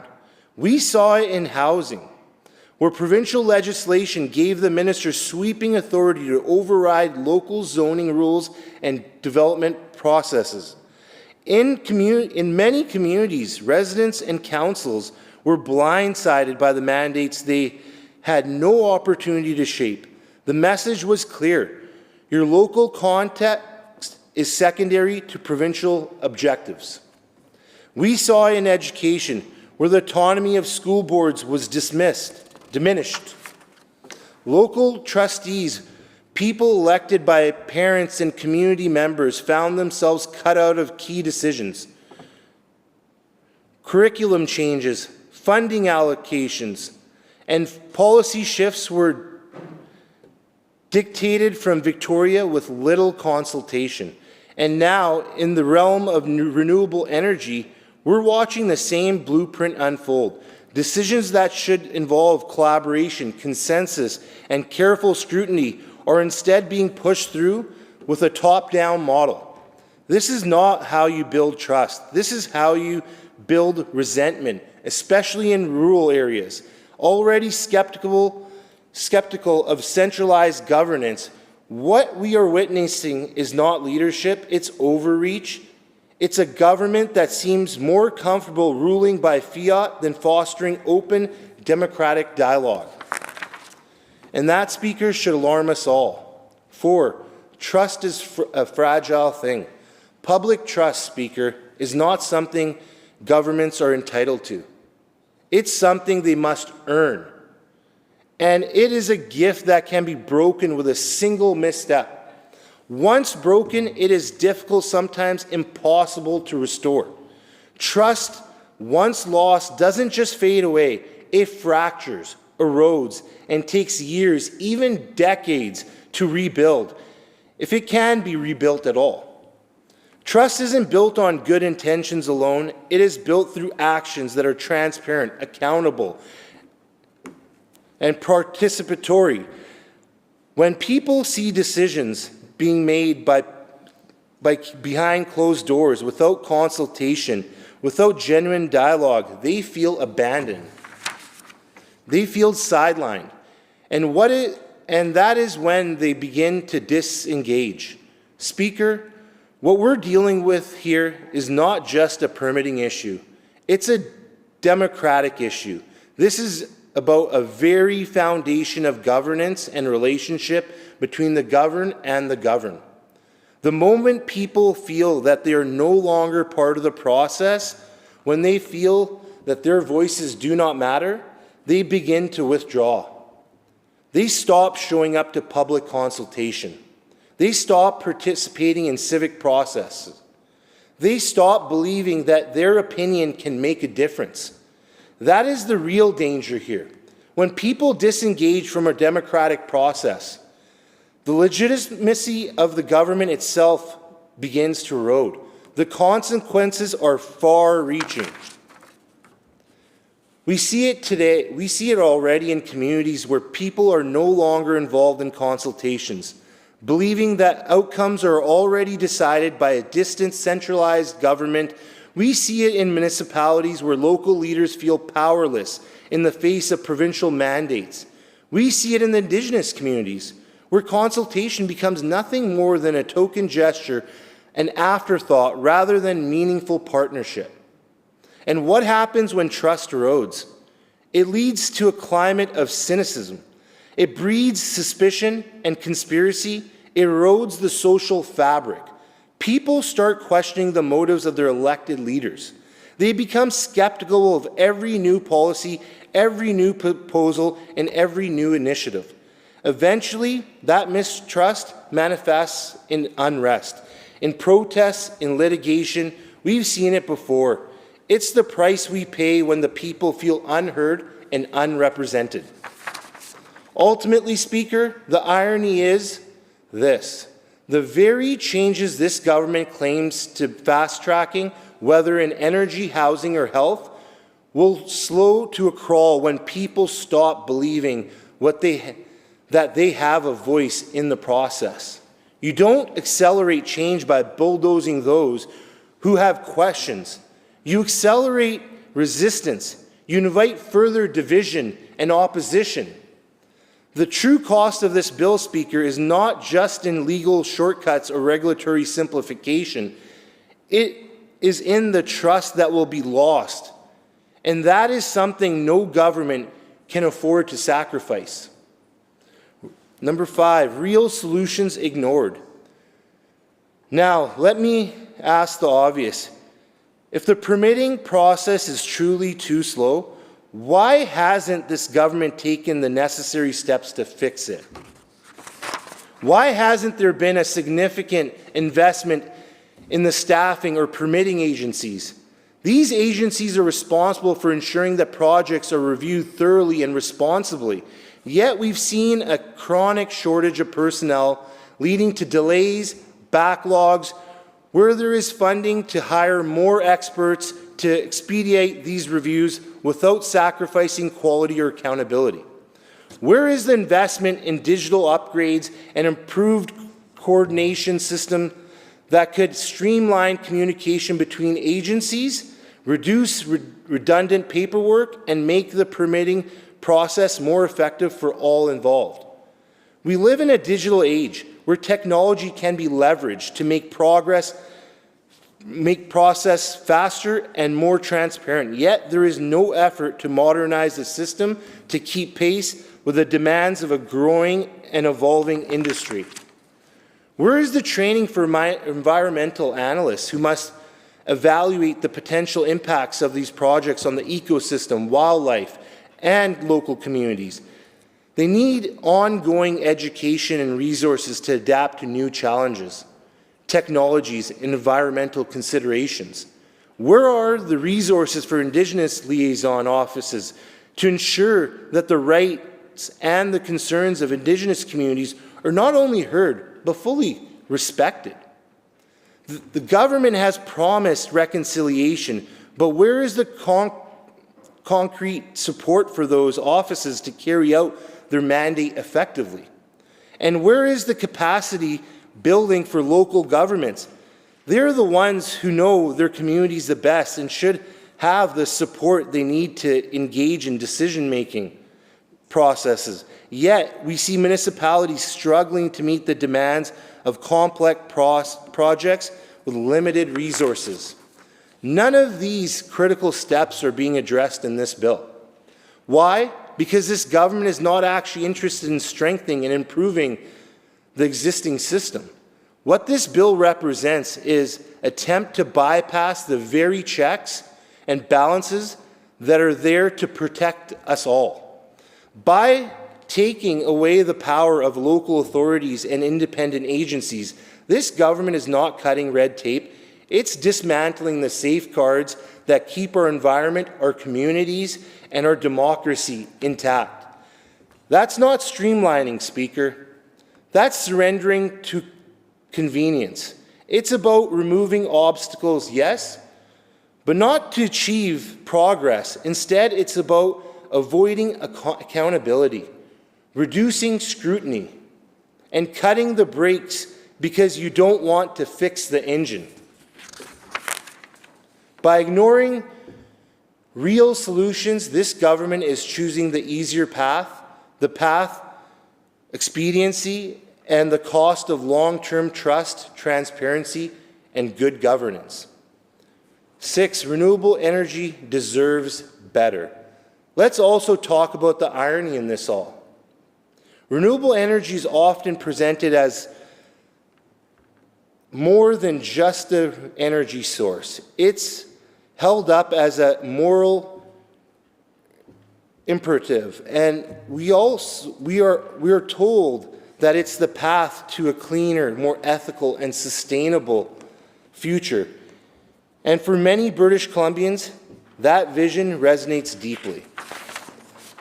But there's the contradiction. While we preach the values of clean energy, the bill proposes to launch those very projects through a dirty process. One that sidesteps scrutiny, silences communities, and undermines trust. Speaker, if renewable energy is truly the future, shouldn't we hold it to the highest standards? Shouldn't solar, wind, hydro, and geothermal projects reflect our best values, not our worst habits? Shouldn't they be the models of integrity, transparency, and collaboration? We cannot afford to undermine the credibility of the renewable sector by linking it to executive overreach. That will only undercut public buy-in and fuel opposition, especially in regions where trust is already fragile. Clean energy must mean more than clean emissions. It must mean clean governance. 7, the dangerous precedent set. And finally, Speaker, let me issue a warning. Once you grant extraordinary authority, once you normalize the bypassing of oversight, it is extremely difficult to put that genie back in the bottle. What starts as an expectation now becomes the new norm. This bill sets a precedent that when things are politically inconvenient, due process can be suspended. Today it's for renewables. Tomorrow it could be used for resource extraction, infrastructure expansion, or land expropriation. We must not build the future on shortcuts. We must not sacrifice democracy at the altar of expedience. In closing, Speaker, we must choose better. British Columbians want action on climate, They want renewable energy. They want clean air, sustainable jobs, and a better future for their children. But they also want and deserve good governance. They want leadership that respects the rule of law, strengthens our institutions, and brings people along through dialogue and transparency. Bill 14 is not that. It is not bold climate action. It is not democratic innovation. It is not reconciliation in practice. It is a retreat from accountability, a concentration of power, and a slap in the face of those who believe process and participation matter. We can do better, and we must do better. Let us not confuse urgency with recklessness. Let us not mistake control for competence. And let us not trade our democratic values for speed. Because once we lose public trust, once we give up the checks and balances that protect us, it's not just the environment at risk. It's the very foundation of our province's democracy. Speaker, I will be voting against Bill 14. I urge my colleagues to do the same. Let's build a future that is not only green, but just, inclusive, and governed with integrity. Thank you, Honourable Speaker. Thank you very much, member. Now recognizing the MLA from Surrey Panorama. Thank you, Mr. Speaker. I rise today to speak against Bill 14, the so-called Renewable Energy Projects Streamlined Permitting Act. Let me start by saying I'm all for renewable energy. Wind farms, solar panels, geothermal, let's bring it on. Who doesn't want clean energy? Powering our homes, businesses, and maybe even the odd electric skateboard zipping down Government Street. But here's the thing. This bill isn't just about making it easier to build a few wind turbines. It's a Trojan horse, stuffed to the brim with unchecked power, sneaky exemptions, and a whole lot of "trust us, we've got this" from the NDP government. Spoiler alert, I don't trust them, and neither should you. Let's unpack this. Bill 14 is being sold as a shiny new tool to streamline approvals for 9 wind farms and the North Coast transmission line. Streamlining sounds great, right? Cutting red tape, getting projects moving, creating jobs. Sign me up. But when you dig into the fine print, you realize this isn't just about trimming bureaucratic fat, the very fat this NDP government put in place. It's about giving the NDP and the BC Energy Regulator a blank check to do whatever they want, whenever they want, with barely a nod to the legislature or the people we represent. The government claims this bill simplifies the approval process for renewable energy projects. Currently, developers must navigate multiple ministries to get the green light. Fair enough. Nobody loves a bureaucratic maze. Or wait, thought the NDP might have because they're the government that built that maze. But instead of creating a clear, transparent process, Bill 14 hands the keys to the kingdom to the BC Energy Regulator and the NDP cabinet. They get to decide what counts as a renewable resource project. Wind, solar, biomass, biogas, geothermal, you name it. And if they want to add something new to the list, no problem. An order in council, a quick scribble behind closed doors, and poof, it's included. No debate, no oversight, no pesky elected officials asking questions. Now, I'm no conspiracy theorist, but this kind of unchecked power makes me nervous. The bill allows the regulator to write its own rules under the Energy Resource Activities Act. That's right, the regulator gets to regulate itself. It's like letting the fox guard the hen house, except the fox also gets to redesign the hen house cancel the security cameras, and declare itself vegan for good measure. This isn't streamlining. It's a power grab dressed up in green wrapping paper. Let's talk about the exemptions to this bill, because they're a doozy. Bill 14 lets certain projects, starting with those 9 wind farms in the transmission line, skip the Environmental Assessment Act entirely. No environmental review, no public consultation, no accountability. The government says they'll fix this later with changes to the Environmental Assessment Act. But they can't tell us when. Trust us, they say. It's coming.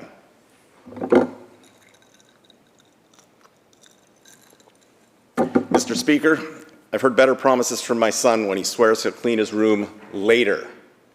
I think he might be watching, not cleaning his room right now that he's supposed to be. But it gets worse. The bill lets the regulator decide whether a piece of land qualifies as heritage under the Heritage Conservation Act. That's right. One person, handpicked by the regulator, gets to say, no, that culturally significant site, not significant enough. No appeal, no oversight, just a single person with a clipboard, a God complex.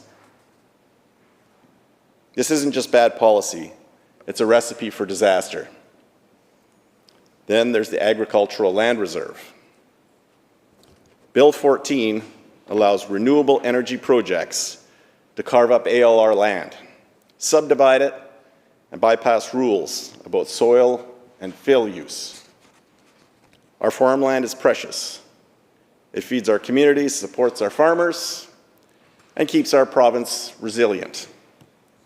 But this bill treats it like a blank canvas for wind turbines and transmission lines. You can just imagine the pitch. Why grow food when you can grow power lines?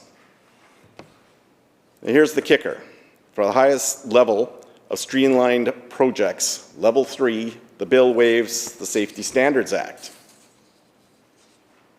That's right, safety standards. Those pesky rules that keep workers and communities safe can be tossed out the window.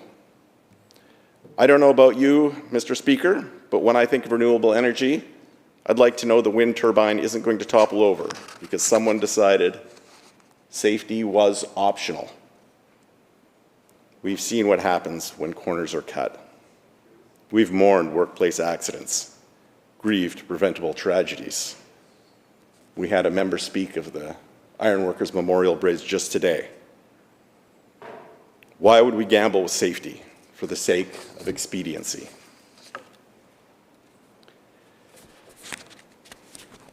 Now let's talk about the bill's more authoritarian flourishes. Bill 14 gives the BC Energy Regulator the power to cancel hunting, angling, and trapping permits on a whim. No explanation needed. No appeal process, just a snap of the fingers and your permit is gone.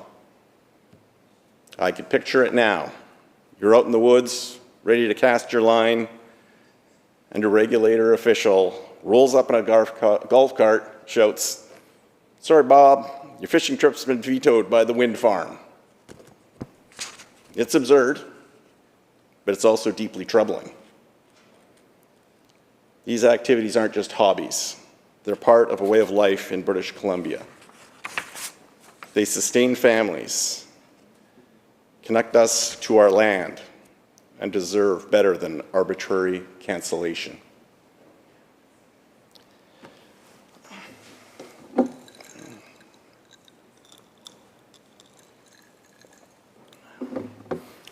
And then there's the retroactive power grab. Clause 12 allows the regulator to impose fees and levies, essentially taxes, on projects dating back to 2024. That's right, they can reach into the past, slap a bill on someone's desk for a project that's already underway. It's like getting a parking ticket for a car you parked perfectly last year. This retroactive taxation isn't just unfair, It's a deterrent to investment. The NDP claims they want to attract renewable energy projects. But who's going to invest in BC when the rules can change after the game is already started? The bill also creates a separate orphan fund for renewable energy projects, distinct from the existing orphan well fund.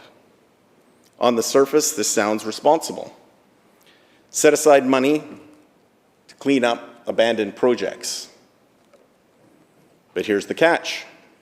There's no clarity on how this fund will be managed, who pays into it, or how it's enforced. It's like promising to save for a rainy day, but forgetting where you put the piggy bank. Without transparency and accountability, this fund risks becoming a slush fund for the regulator to dip into whenever it feels like it. Mr. Speaker, I want to take a moment to reflect on what's at stake here. British Columbia is blessed with breathtaking landscapes, vibrant communities, and a rich cultural heritage. We have responsibilities to protect these treasures for future generations. But Bill 14 puts that legacy at risk. By bypassing environmental assessments, sidelining safety standards, and undermining our agricultural land, this bill prioritizes short-term gains over long-term stewardship.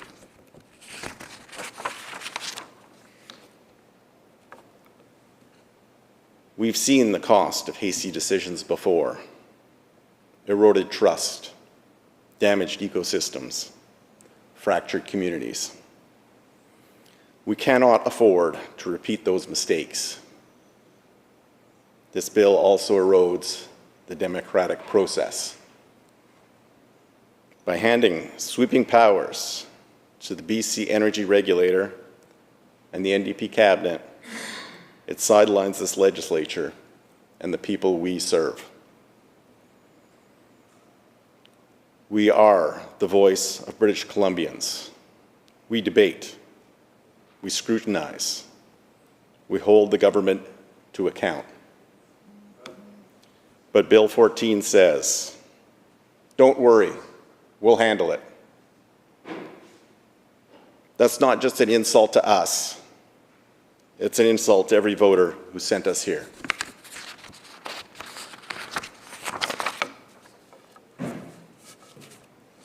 Let's talk about the NDP's track record for a moment. For years, they've piled on regulations, making it harder and more expensive to get projects off the ground. They've scared off investment, leaving BC lagging behind in renewable energy development. Now, they're suddenly champions of streamlining? Forgive me if I'm skeptical. This isn't a road to Damascus moment.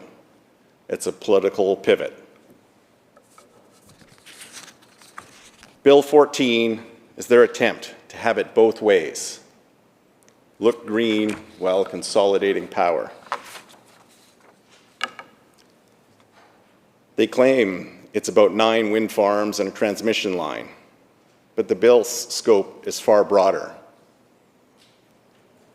Any project can be added later, no questions asked.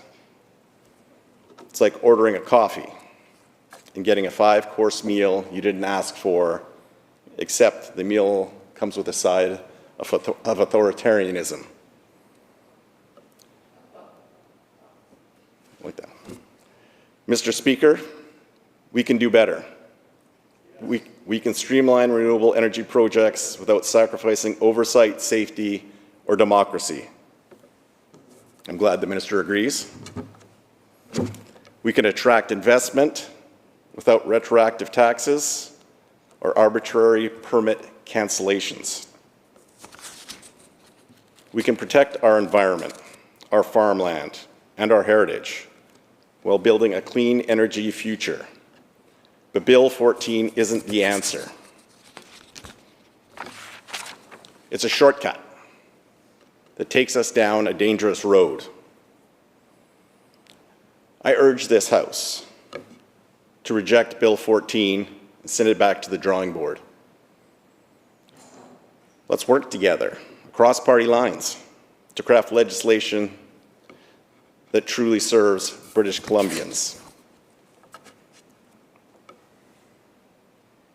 Legislation with clear rules, robust oversight, and respect for the land and the people we represent.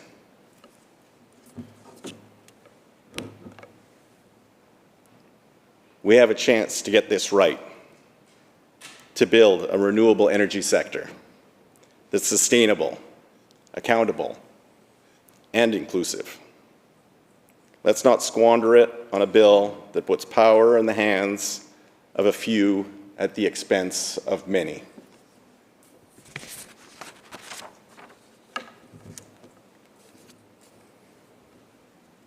In closing, I ask my colleagues to think about the legacy we want to leave.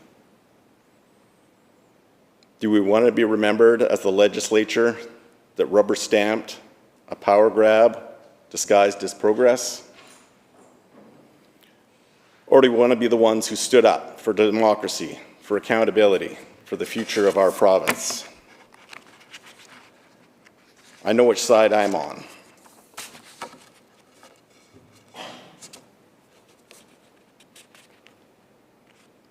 We need to fix the bureaucratic maze that has been created. This is the House in which we can do that. We don't need ultimate power placed in the hands of a regulator. I'm voting against Bill 14, and I urge every member of this House to do the same. And I thank you, Mr. Speaker. Thank you very much, member. Recognizing the MLA from North Island. Honorable Speaker,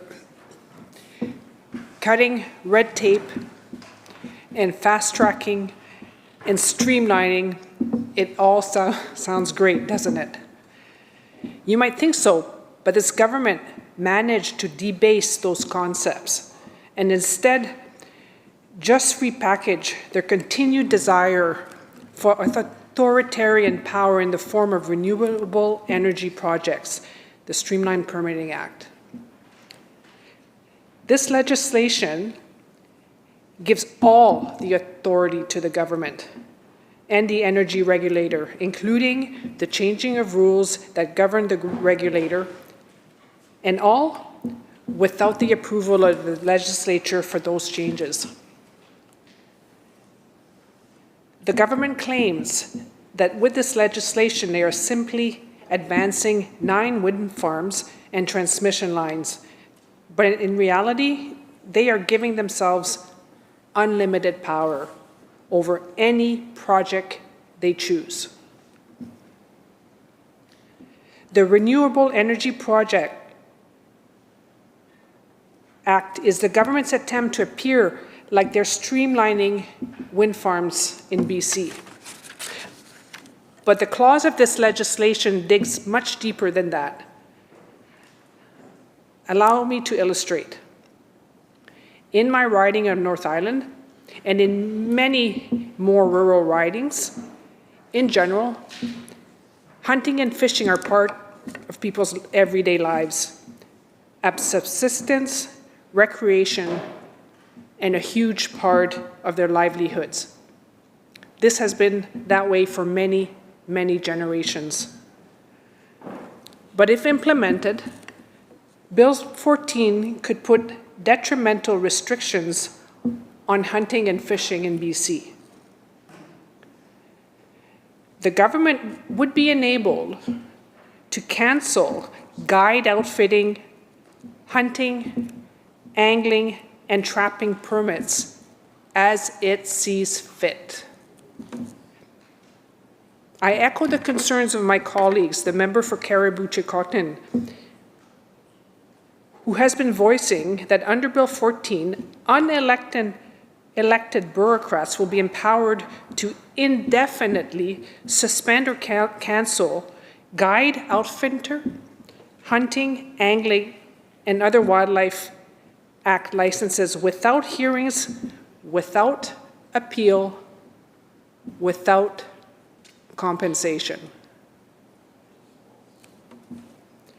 British Columbia guide outfitters, hunters, anglers, and other need protection against government overreach. Thousands of jobs and family-owned businesses across BC depend on these licenses. And now they are facing a climate of uncertainty. Jobs, businesses, and communities as a whole are now at risk. And the British Columbians who work in these professions are stewards of the land. When we speak of guide outfitting, we are talking about a $160 million per year industry, which sustains 2,000 jobs and attracts 5,000 visitors annually.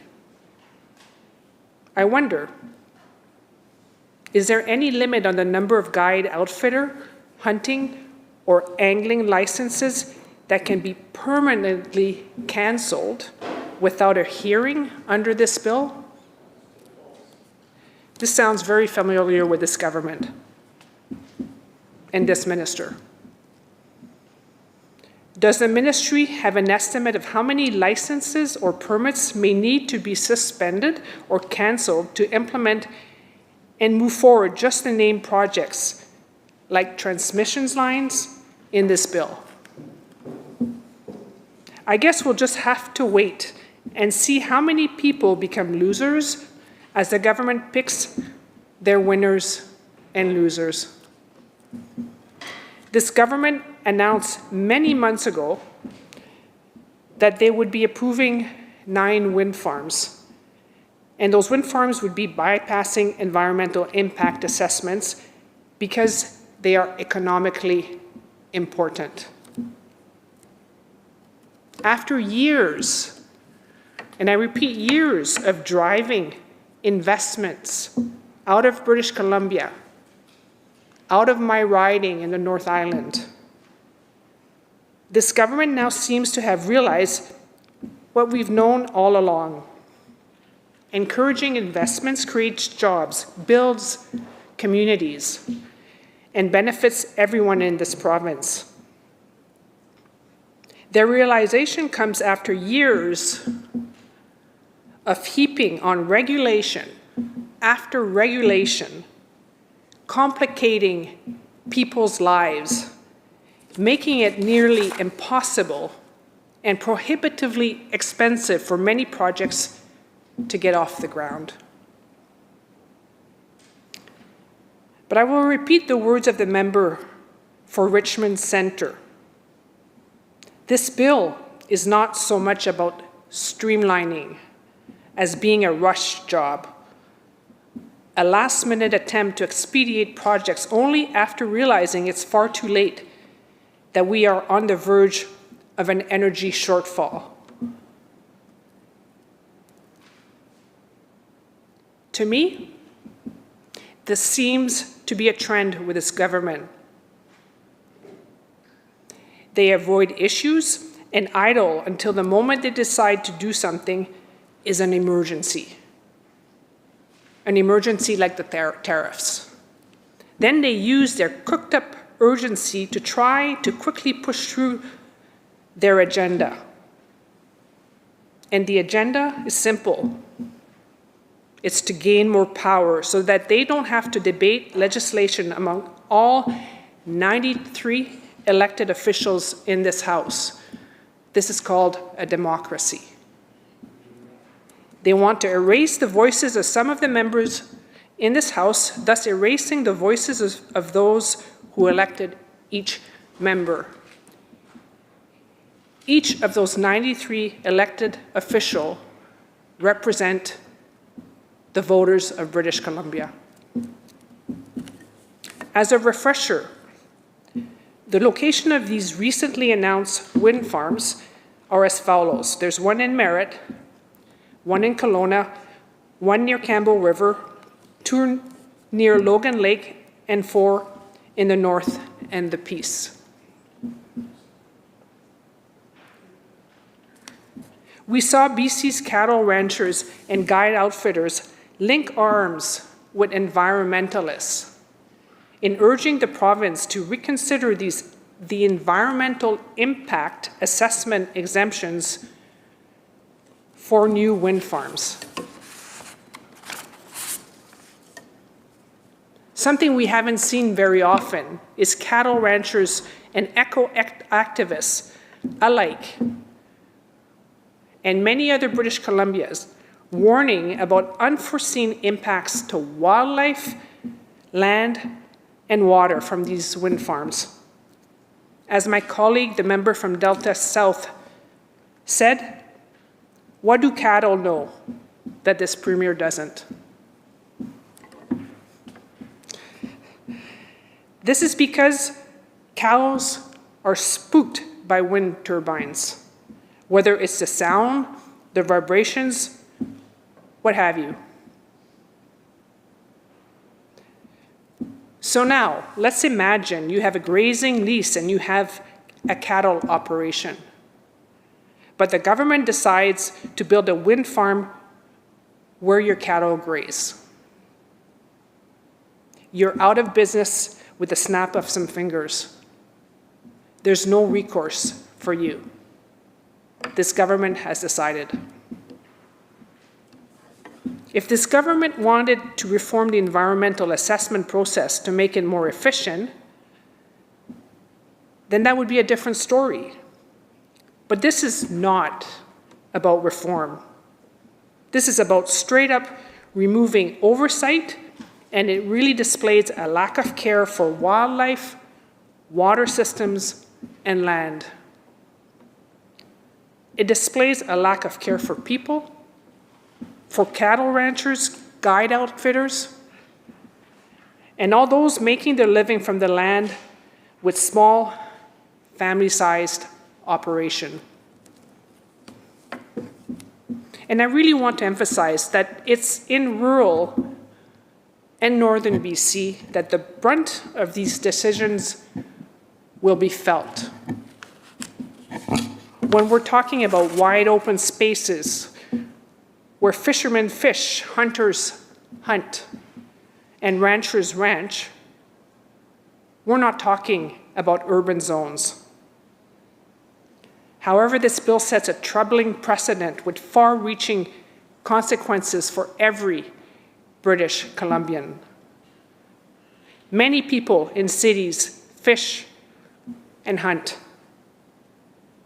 This model of governing, unfortunately, could become a blueprint for future governance.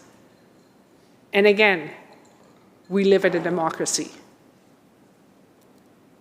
With regards to ALR land, it is currently very difficult, actually, to remove land from this designation. But suddenly, the government is singing a very different tune, and the ALR land, which is connected to food security, will become vulnerable under this bill. This bill allows the regulator to single-handedly make changes to the agricultural land reserve. The agricultural land reserve, RALR, exists to protect land that feeds us. It was established to safeguard food security, not as a convenient location for energy infrastructure. But Bill 14 opens a door for renewable projects to be sited on protected farmland without any clear requirement for local consultation or even a full evaluation of how food production could be impacted. That land isn't just empty space waiting for a wind turbine or a solar panel. It's where families have farmed for generations. Once the land is gone, we don't get it back. That's a legacy we cannot afford to lose in the name of expedience. And something very important to me is heritage land. Under this bill, the energy regulator will be enabled to single-handedly decide what land is heritage and what land is not. And yes, this means heritage designation that was previously given can be taken away. When you think of a heritage land, you think of it as something long-lasting, something meaningful for future generations to enjoy, not something that can be given or taken away on a whim because a government at one point in time decides they wanted to boost their image by building one more wind farm. We don't even know yet to what extent this legislation will be impacting culturally significant Indigenous lands. I also want to register my concern about how Bill 14 will change the role of the energy regulator. This bill will allow the regulator to change its own regulations as it sees fit, with once again, without any approval from the legislature. And let me remind this government, we live in a democracy. This legislation also enables the regulator to introduce fees and levies and costs that can be implemented retroactively. All of this is being done with little oversight, little accountability, and insufficient reporting requirement. It all, once again, sounds very familiar to me with this government. This is also being done with little regards to safety. This bill creates 3 levels of streamlining of renewable energy. 3 renewable energy projects and removes the application of the Safety Act when it comes to a level 3 streamlined project. What does that mean? Little regards to safety. British Columbia support renewables, but they also expect transparency and fairness. This bill overrides environmental assessments, safety standards, and local decision-making, handling sweeping powers, and I repeat, sweeping powers to a government with little oversight. As my colleague, the member from Surrey White Rock, said so succinctly, it's not streamlining, it's steamrolling. Mr. Speaker, no one should have the authority to flippantly, and I'll use this term as I'm watching the member in front of me, flippantly bypass environmental laws, waive safety rules, or cancel livelihoods without accountability. And in my riding, these are multi-generational livelihoods. But this bill does exactly that. And it leaves the door wide open to political favoritism and corruption. When you have no oversight, it leads to corruption. My constituents roundly rejected Bill 7. Many came to my office and talked to me about this government overreach. Like me, they repeated, "Why is this government doing this? We live in a democracy." And so I must voice my opposition to Bill 14, which is simply the same power grab rewritten to apply to energy. Let me remind this House about the Bill 7 debacle and why I am comparing Bill 14 to Part 4 of Bill 7, which so many of my constituents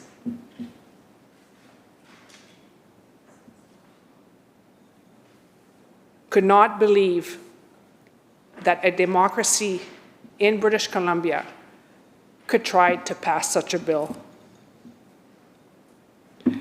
It was just in March that the Premier had to very publicly backtrack on Bill 7, the Economic Stabilization Act, after he got called out by former premiers,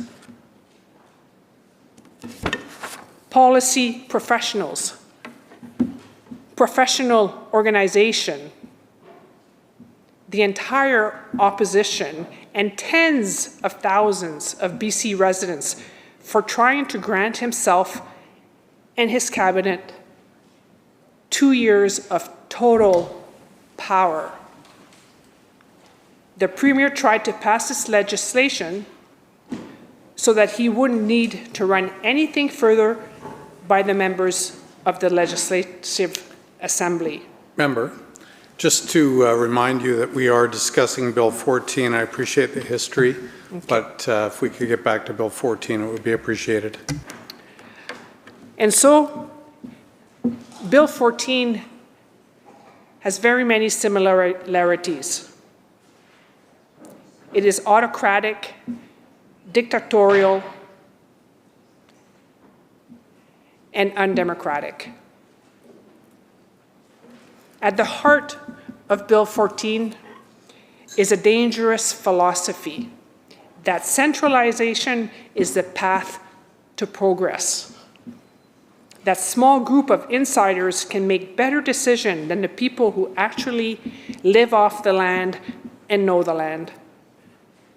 That democracy is too slow, too messy, and too burdensome to deal with when you're in a hurry to score political points and play political games. There is a right way to approve energy projects. It involves listening. It involves balancing priorities. It involves rules that are consistent, processes that are fair, and decisions that can withstand public scrutiny. This bill fails on every one of those counts. And it doesn't empower communities. It empowers cabinet at the expense of everyone else.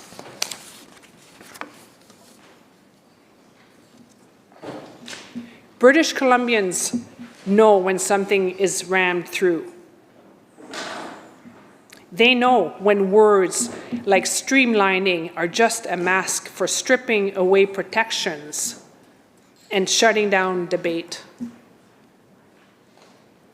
I have to ask, did municipal councils even cross the mind of this government when they wrote this bill? How do municipal councils factor in here? Where are their decision-making powers? So let's call this what it is, a grab for power dressed up as progress. Like many who have spoken before me, I support renewable energy. I believe it has an essential role to play in a province's future. But support for renewables should not mean endorsing an unchecked expansion of government authority. And that's what Bill 14 represents. We're not debating here whether renewables are important. What we are debating is how we get there. And Bill 14 is the wrong way. It is not democratic. I want to see British Columbians succeed. I want to see energy projects move forward. I want to see investments come to this province, bringing innovations, good jobs, and a brighter future for our children. But this is not the way to do it. So in summary, I don't support this bill. Not because I'm opposed to clean energy. Not because I don't want faster approvals, but because I believe deeply and sincerely and unshakably that the people of the North Island and the people of this province deserve better. They deserve a voice in a democracy. Thank you. Thank you very much, member. Chair will recognize the member from Skeena. Thank you, Mr. Speaker. I appreciate the opportunity today to rise and speak to Bill 14, the Renewable Energy Projects or Streamlined Permitting Act. And while this bill is presented as a step forward in modernizing and streamlining renewable energy development in British Columbia, what we have before us is not simply a bill about wind farms or clean energy. This is a sweeping piece of legislation that fundamentally alters how energy projects are approved, regulated, and monitored in this province. It raises serious questions about accountability, transparency, regulatory overreach, and democratic oversight. We all support the development of renewable energy. We support reducing red tape where it makes sense. We support investments that bring economic opportunity, environmental sustainability, and energy resilience to our communities. But we cannot support a Trojan horse that delivers authoritarian powers under the guise of climate action. Because make no mistake, this bill may carry the language of climate urgency, but what it delivers is political convenience. It grants Cabinet and the BC Energy Regulator sweeping discretion to decide what counts as renewable, who gets fast-tracked, and which laws apply or don't. It does this without returning to this legislature for debate, without clear criteria, and without safeguards for the public or the land. The government claims that this is about clean energy, but when you strip away the branding, what you see is a deliberate move to centralize power. And when that power comes at the cost of community voices, environmental review, Indigenous consultation, and local autonomy, it's not progress, it's a step backward.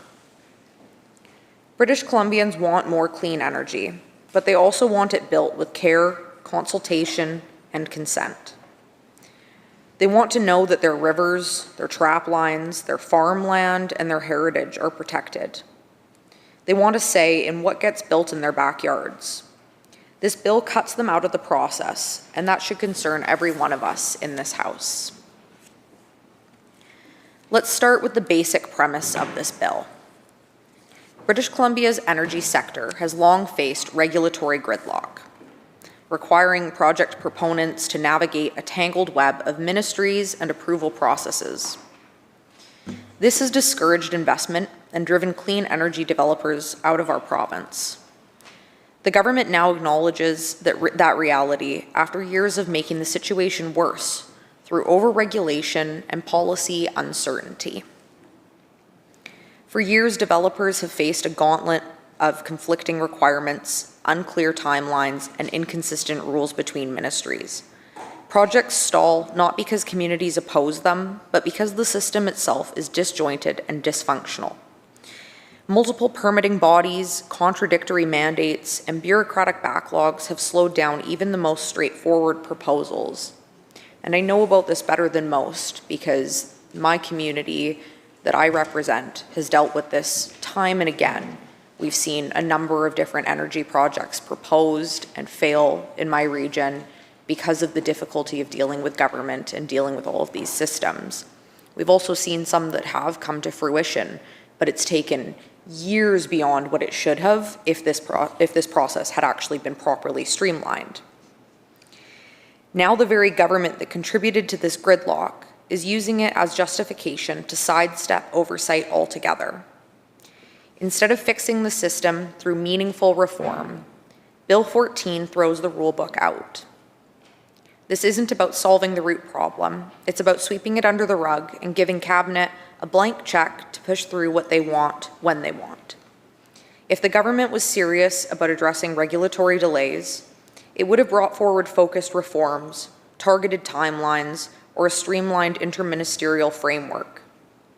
Instead, we're being asked to accept a bill that replaces complexity not with clarity, but with unchecked authority, which seems to be the norm with this government. So is streamlining necessary?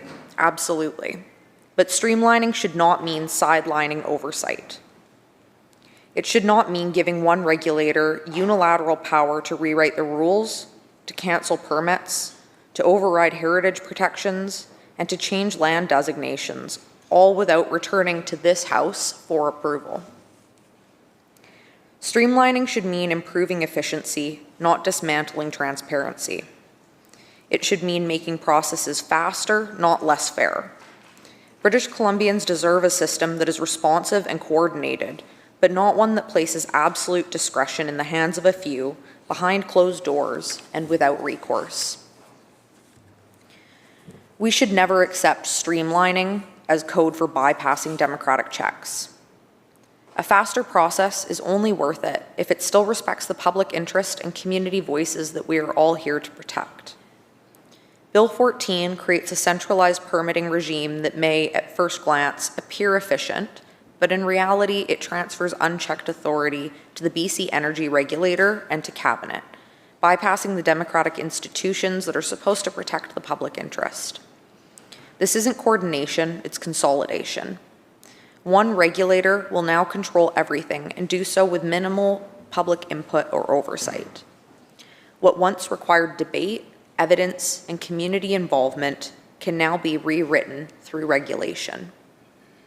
And this centralization doesn't just streamline processes, it steamrolls local governments, Indigenous voices, and the checks and balances that keep decision-making grounded in public accountability.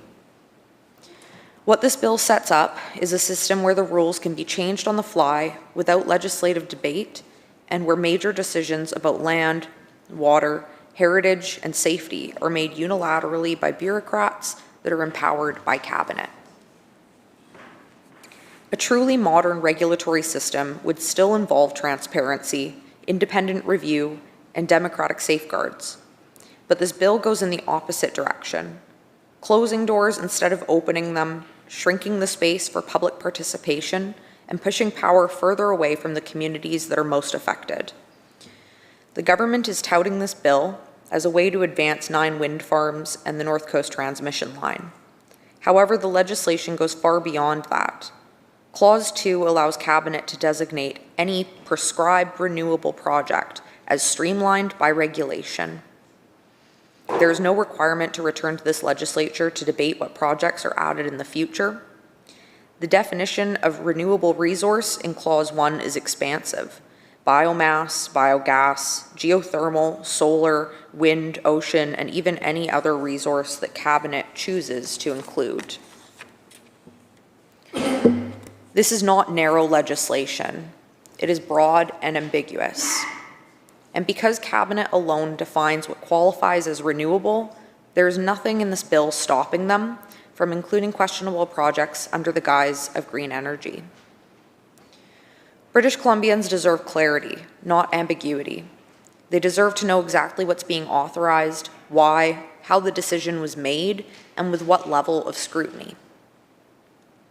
This means that any energy project, except for those involving a hydro dam, for now, can be fast-tracked with limited oversight.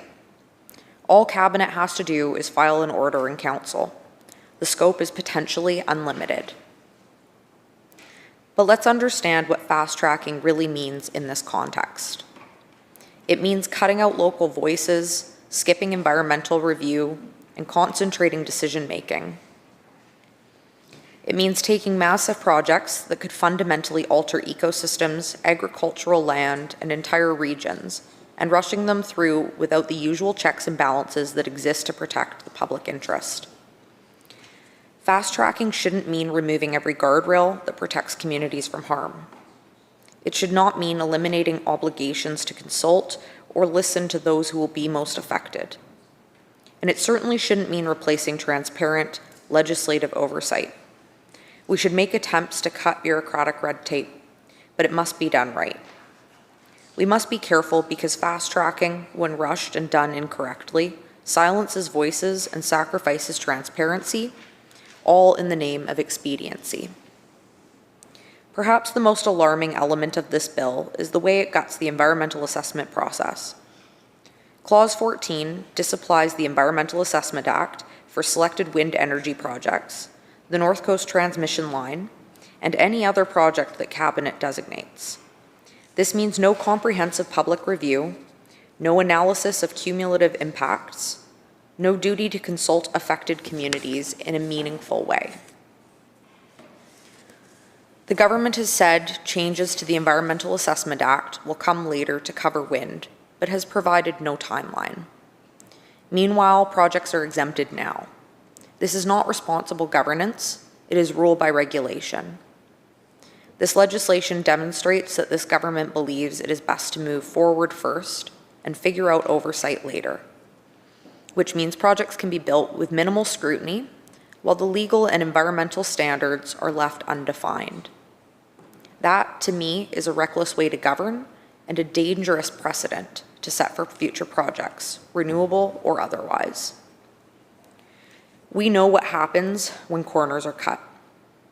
It starts small, a regulation skipped here, a consultation delayed there, but the consequences accumulate fast. Projects move ahead without proper safeguards, communities are left in the dark, and when something goes wrong, no one can be held accountable. The cost isn't just environmental degradation, it's the erosion of public trust. Trust in government, in consultation processes, and in the integrity of our institutions. That trust is hard-earned and easily lost. And once you abandon transparent decision-making, you can't just snap it back into place. It is often the public who pays the price, and more importantly, it is the vulnerable communities that pay the highest price. Cutting corners doesn't just leave ecosystems vulnerable, it leaves governments vulnerable too. Because when people no longer believe that their voices matter, when they see decisions made behind closed doors with no recourse or explanation, they disengage, and that can threaten democracy.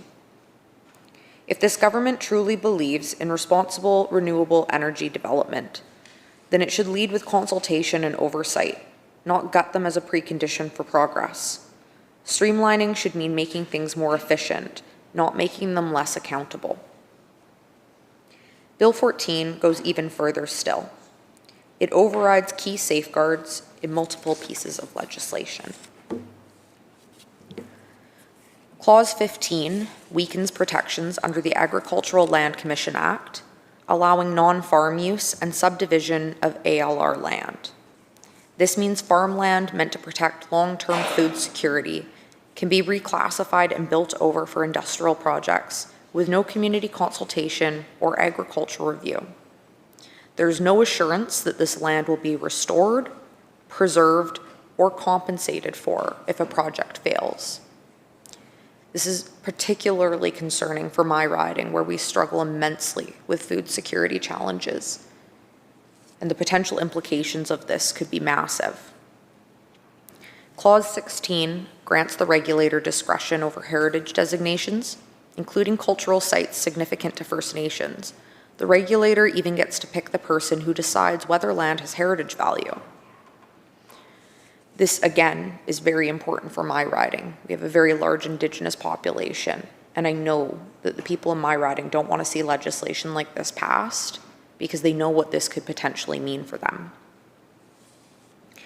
Clause 17 removes the application of the Safety Standards Act for certain projects. That means that critical safety protections for workers, engineers, and emergency responders can be removed entirely. Clause 18 allows the regulator to suspend or cancel hunting, trapping, and angling permits at its discretion.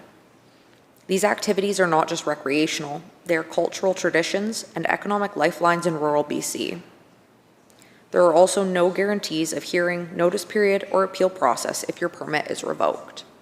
And again, the implications that this can have for my riding are very significant.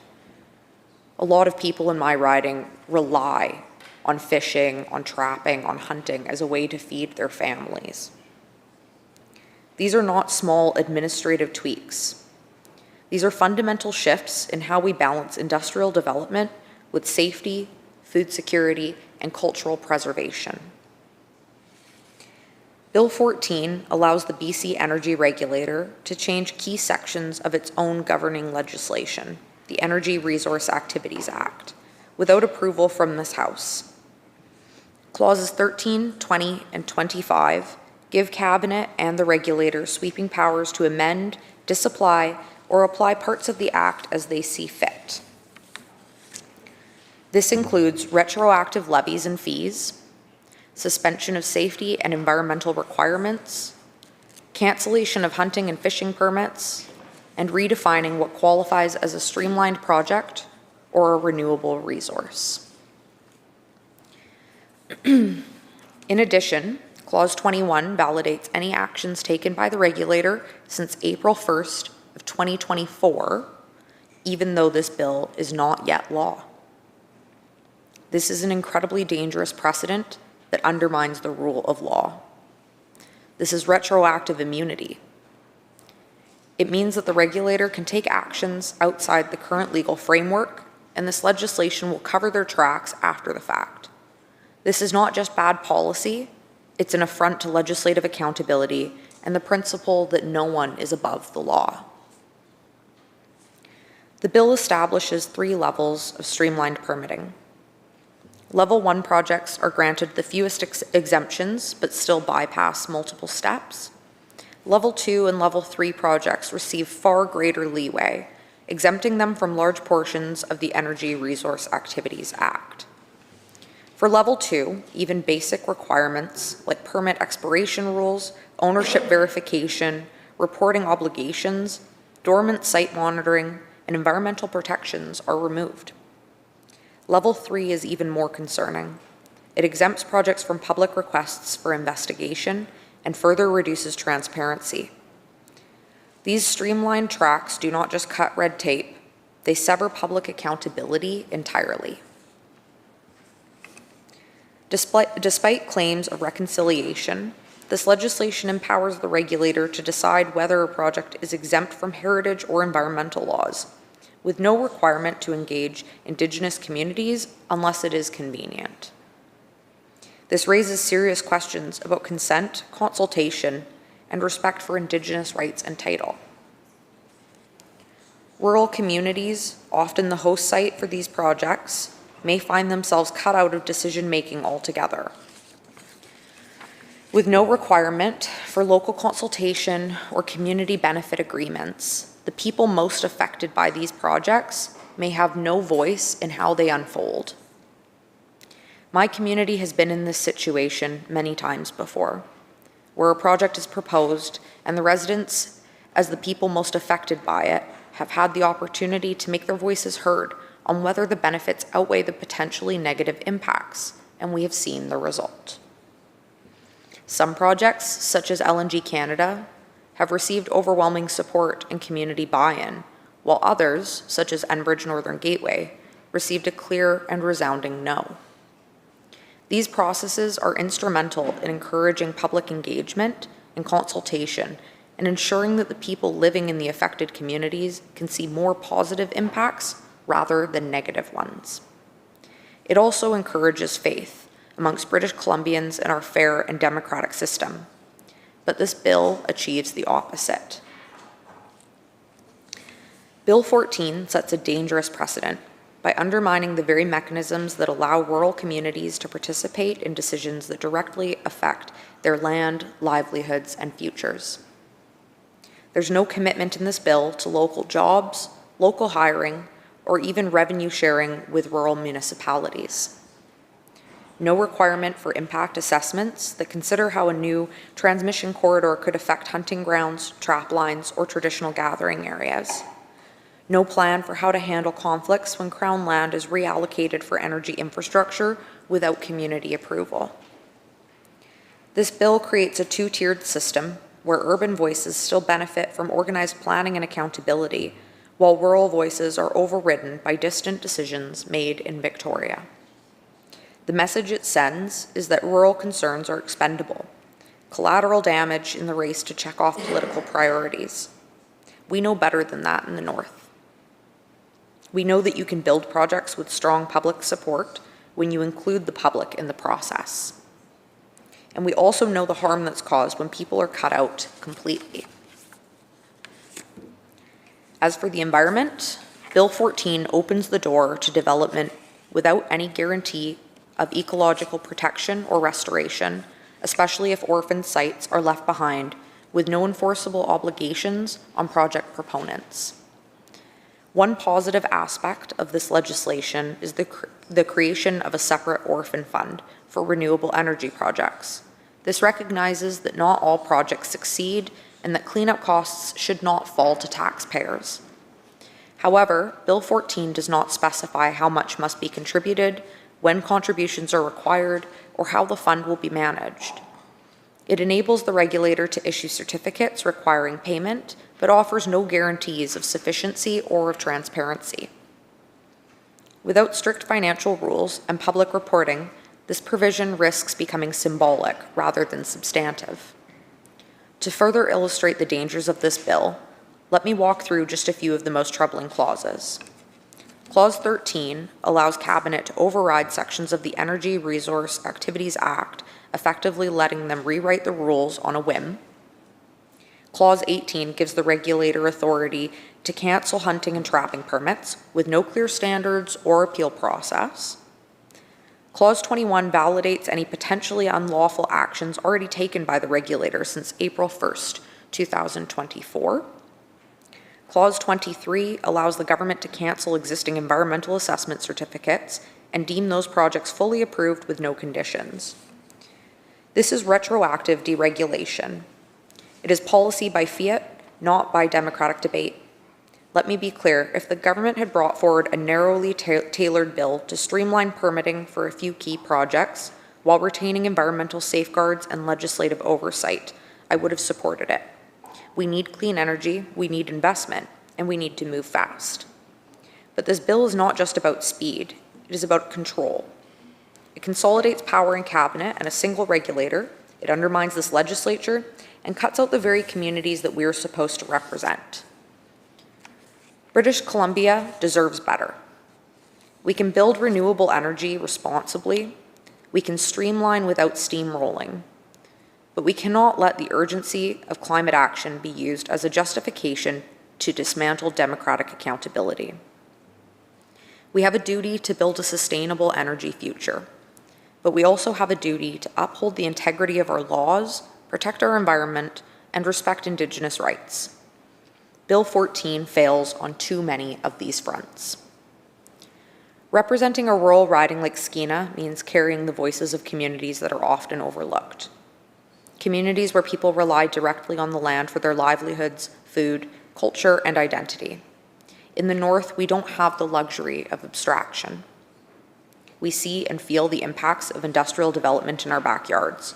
in our rivers, on our trap lines, and on the forests that sustain us. Bill 14 poses a unique and serious threat to regions like mine because it strips away the very checks and balances designed to protect rural communities. It allows projects to move forward without proper environmental assessments, without meaningful consultation, and without respecting heritage or agricultural land protections. That means decisions about massive wind farms, transmission corridors, or other developments could be made behind closed doors, without any input from the people who will live with the consequences. When a regulator can cancel hunting permits, override cultural protections, or subdivide farmland with no accountability, it's rural communities that pay the price. Our way of life isn't a line item in a policy document. It's something real, something fragile, and something that deserves to be protected, not sacrificed in the name of expediency. The hypocrisy of this government's approach to energy development is both glaring and troubling. When in opposition, the NDP vehemently opposed LNG projects, yet upon forming government, they reversed their stance, not only approving LNG projects, but also attempting to claim credit for initiatives they had previously fought against. Obviously, I am grateful for this change in attitude, but it presents a puzzling realization. If the NDP can change their mind so frequently about which energy projects they do or don't support, what does this bill mean for British Columbians?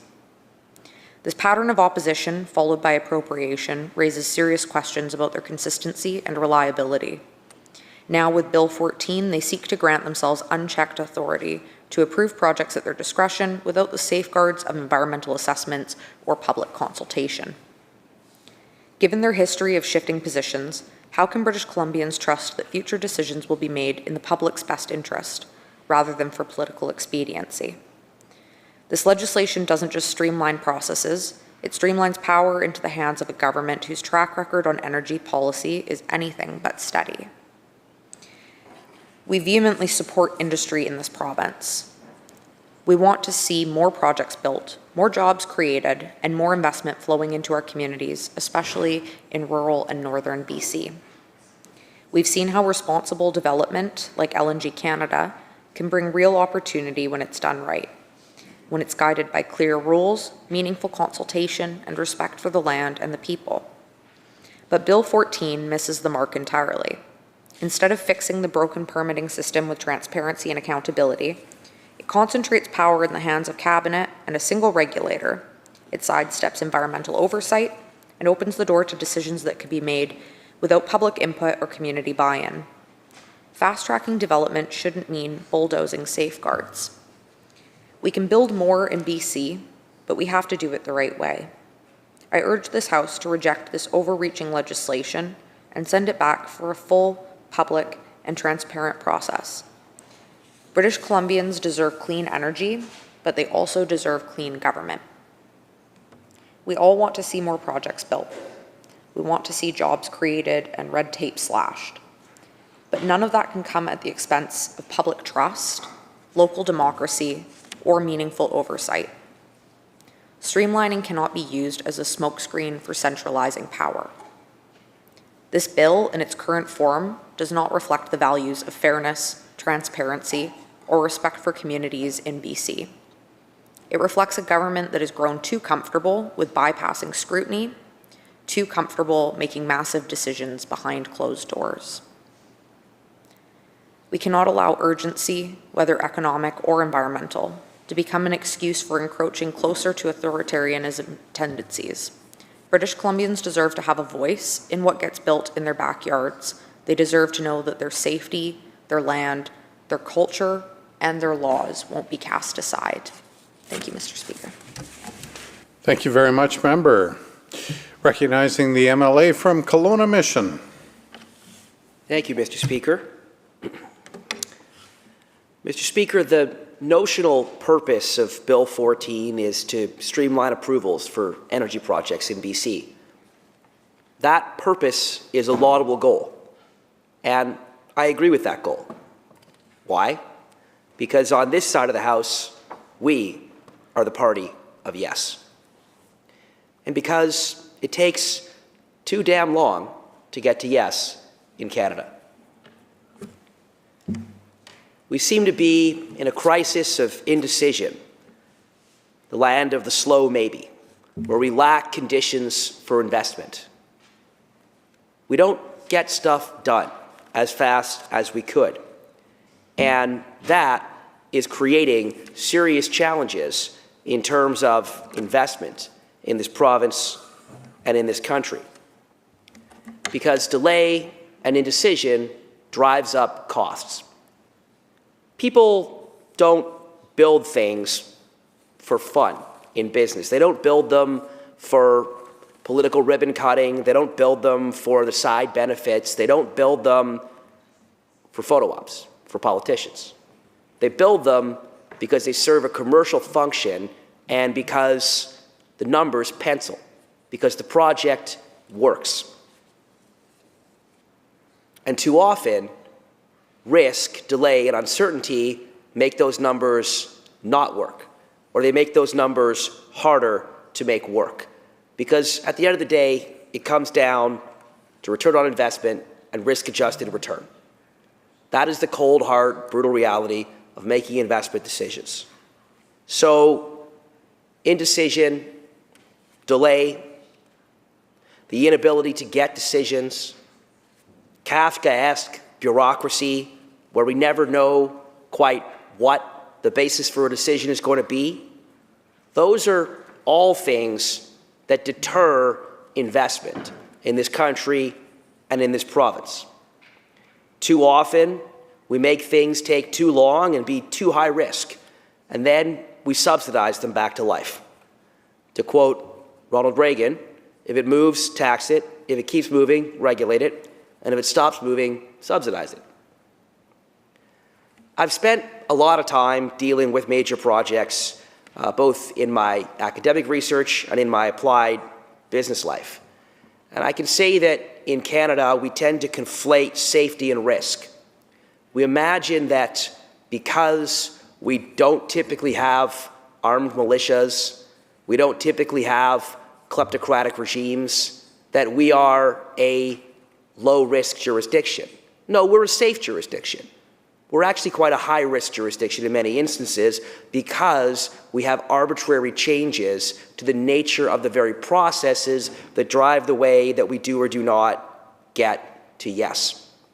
Because you can suddenly have a new 9-month process imposed midstream in the middle of a project process because the conditions you're expected to meet can arbitrarily change, because there can be new informal demands that are required of you in order to get to yes. So we have a problem in BC and in Canada when it comes to actually building things, a real problem. So yes, Mr. Speaker, I support the streamlining of major projects, and our party certainly supports the importance of getting major projects to yes. And there are parts of Bill 14 that reflect priorities that are overdue, like a simplified single-window approach to permitting. For far too long, project proponents all over BC and all over this country, at all different levels of government, trying to build all different things, have faced a confusing array of overlapping processes, requiring a lot of lawyers, a lot of permitting specialists, and a lot of costs that in some instances are not directly contributing to the safety or effectiveness of the project. That doesn't mean we should have no regulation. It means we should have smart regulation. It means we should have well-designed, well-constructed processes that are clear, that are predictable, and that are forward-looking. Because that kind of uncertainty, those kinds of changes, they increase costs on major projects that have significant capital backing, that have significant regulated tolling outcomes, things of that nature. But that kind of complexity can kill smaller projects in their infancy before they even begin. So we have challenges, we have problems. We have a system that isn't just inefficient, it's a barrier to investment. Far too many good projects have died on the vine, not because they were inherently flawed, not because they didn't make commercial sense, but because the system built around them was too slow, too convoluted, or too uncertain to navigate. And it created conditions where either investors could not make them pencil, or investors simply were not willing to wade through an ocean of complexity and red tape in order to try to get to yes. So yes, the move toward consolidating permitting under a more unified framework is a good thing. It's a good conversation to be happening. And if done properly, with proper oversight and proper transparency and a desire to actually make a long-term functional process, it can absolutely help to get important energy infrastructure as well as other major projects moving again. The problem is, this bill doesn't do that.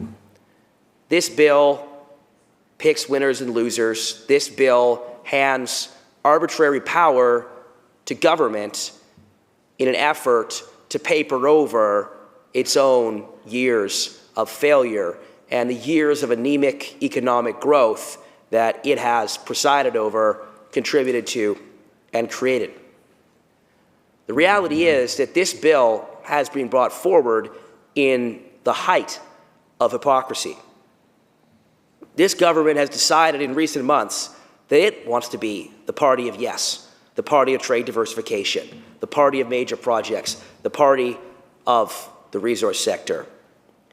Now, I may be new to this House, but I've been around this province long enough to know how wildly hypocritical that is.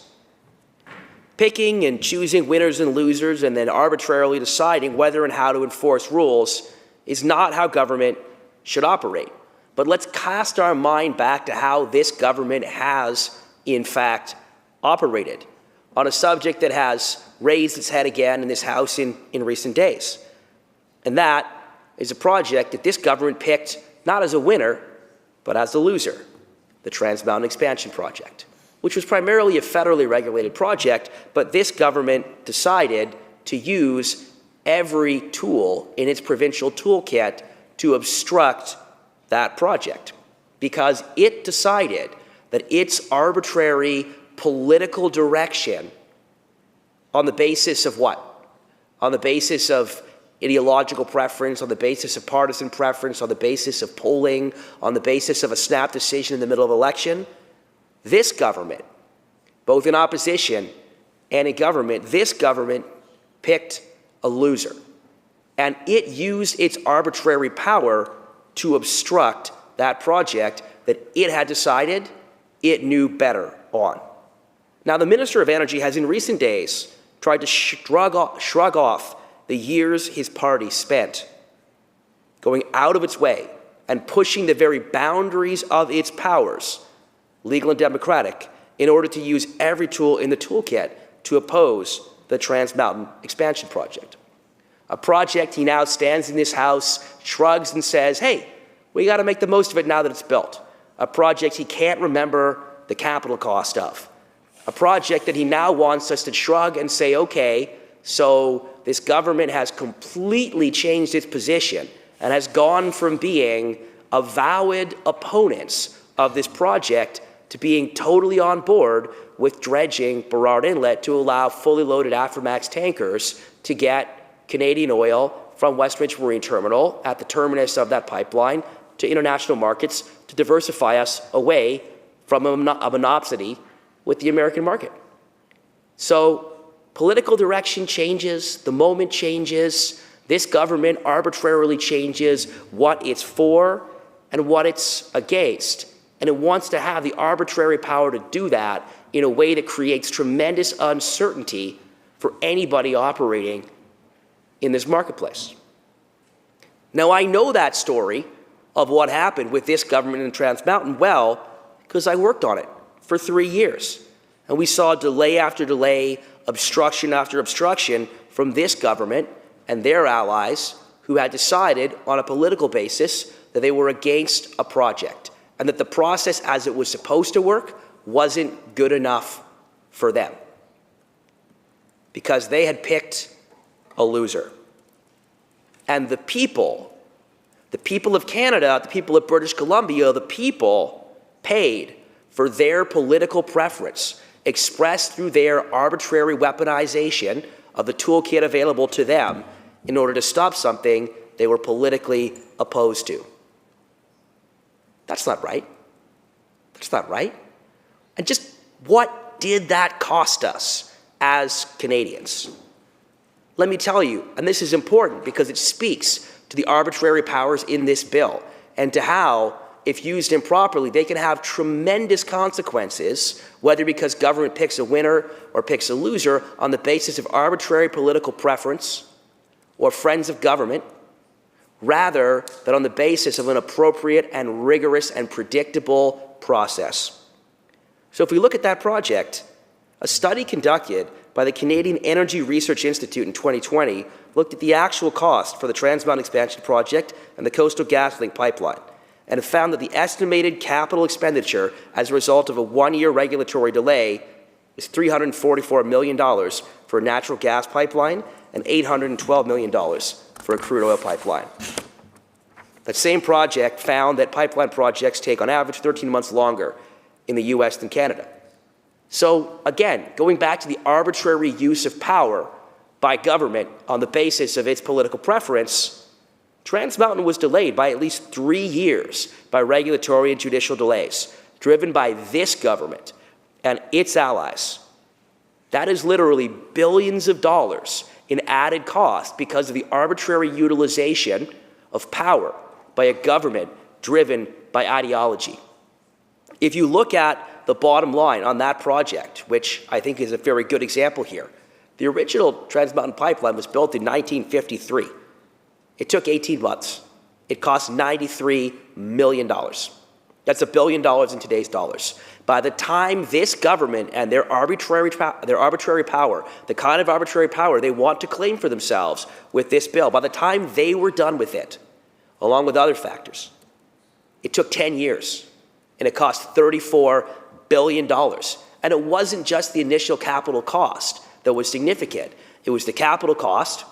It was the fact that that capital cost will be expressed in perpetuity in tolls on that pipeline asset that are based on capital cost. So forevermore, shippers moving Canadian oil through that pipeline will pay, what, 3-4 times as much as they otherwise would have, because this government drove up the cost through their arbitrary use of their powers to obstruct a project. And in fact, the years in which it wasn't built also led to opportunity cost, in which Canada was not able to tighten the spread between West Texas Intermediate and West Coast Select. We could go on about that forever and ever, but let's not. But the bottom line is this: when this government or any government decides that it knows best, and that it should exercise arbitrary power, we should be wary, very wary. So, Mr. Speaker, what worries us on this side of the House is not what this bill claims to do, but how it goes about doing it, not intent. This government is always all about intent, but when you ask them about effect, they shut down quickly. They don't want to talk about what a bill actually might do with its unintended or fully intended consequences, because this bill doesn't just cut red tape. It cuts out the legislature and the appropriate oversight. It gives sweeping, unchecked authority to the cabinet and to the BC Energy Regulator. It gives cabinet the power to fundamentally change how energy projects are reviewed and approved without ever coming back to this House. And it gives government the power to pick winners and losers on an arbitrary basis. It leaves open the possibility of real or perceived influence peddling and cash for access, because who decides? Who decides? And who influences the people who decide? We have appropriate, rigorous, arm's length regulatory structures in this province and in this country and in democracies for a reason, because they are intended to be safeguards against the arbitrary use of power by governments to prioritize politics and to prioritize friends and insiders and to prioritize ideology over economic fundamentals. So while this government is positioning this bill as something breakthrough for energy permitting, what I see is a deeply concerning and precedent-setting expansion of executive authority with almost no accountability, not enough safeguards, and frankly, not enough trust by the public in this government to grant that kind of a blank check authority to do whatever they think is right. Under Bill 14, Cabinet can declare by regulation what constitutes a streamlined project.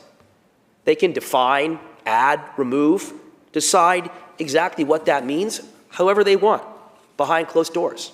If Cabinet says it's exempt, it's exempt. What happens when the Premier wakes up one day, reads a book on something, and decides, hey, that's exempt now? There you go. Doesn't come back to this legislature, no public hearings, no public submissions, no independent evaluation. Arbitrary power.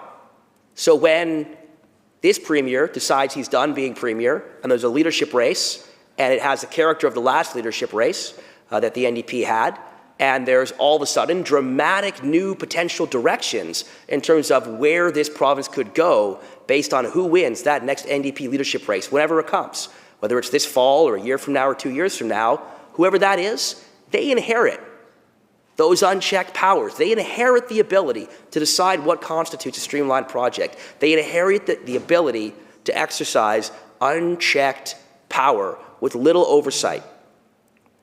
That's not right. So fundamentally, who will influence those decisions about the application of unchecked and unaccountable power by this government? What factors will guide them? Will it be politics, timing, location, labor model? Will it matter whether it's in a swing riding? Will it matter whether it's conveniently timed relative to an election? Will it matter if the proponent voluntarily decides to agree to a labor model that is to the ideological preference of this government? Who knows? We won't know. It'll come down to the political flavors of the moment, not long-term economic fundamentals. That's very worrisome because, again, this creates a black box within which Cabinet can arbitrarily decide what constitutes a priority project.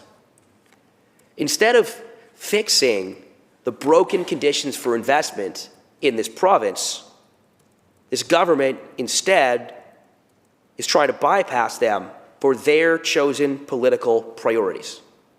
Again, whether those priorities are partisan, ideological, transactional, whatever their priorities are, those are going to bypass process.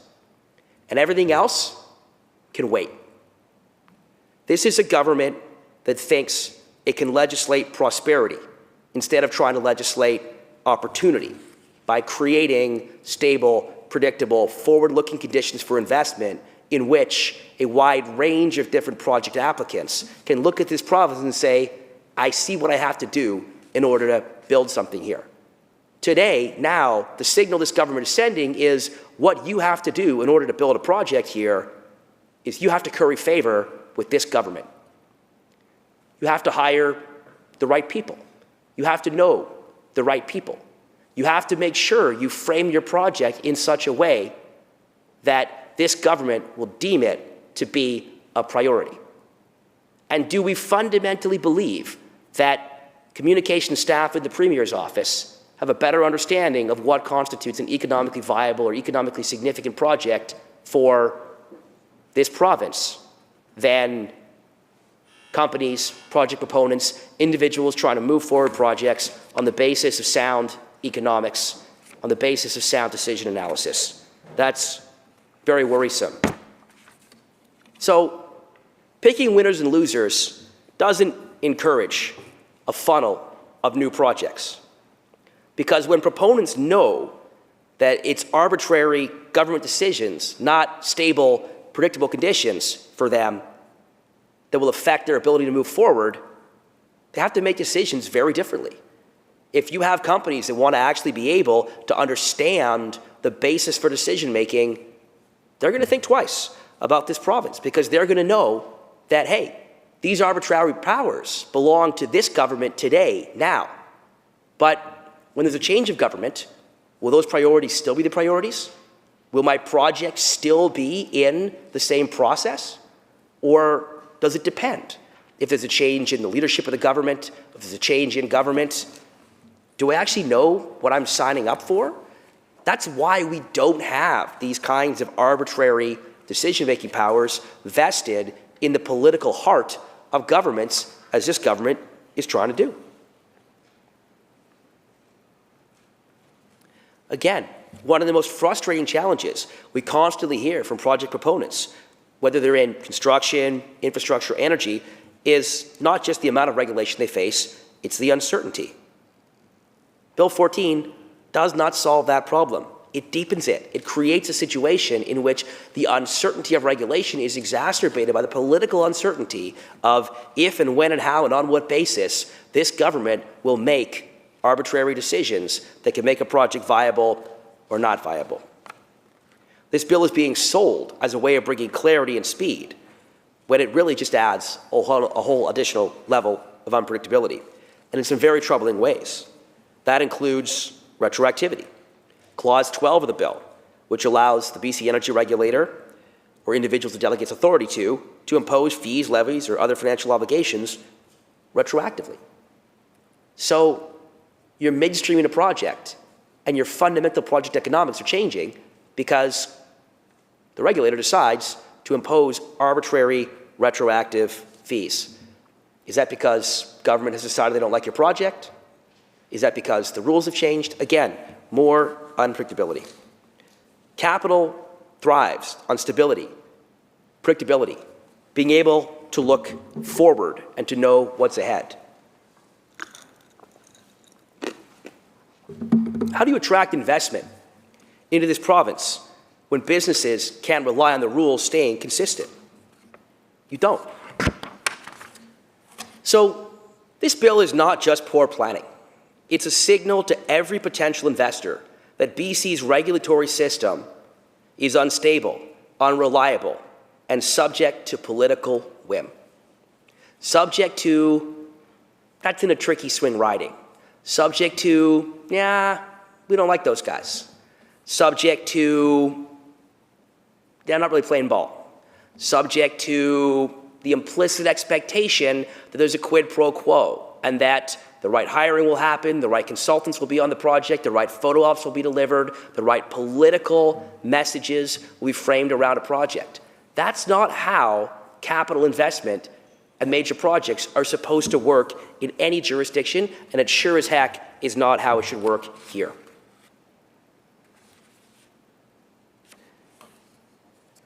The kinds of decisions that are outlined under Clause 20 include what qualifies as a renewable resource.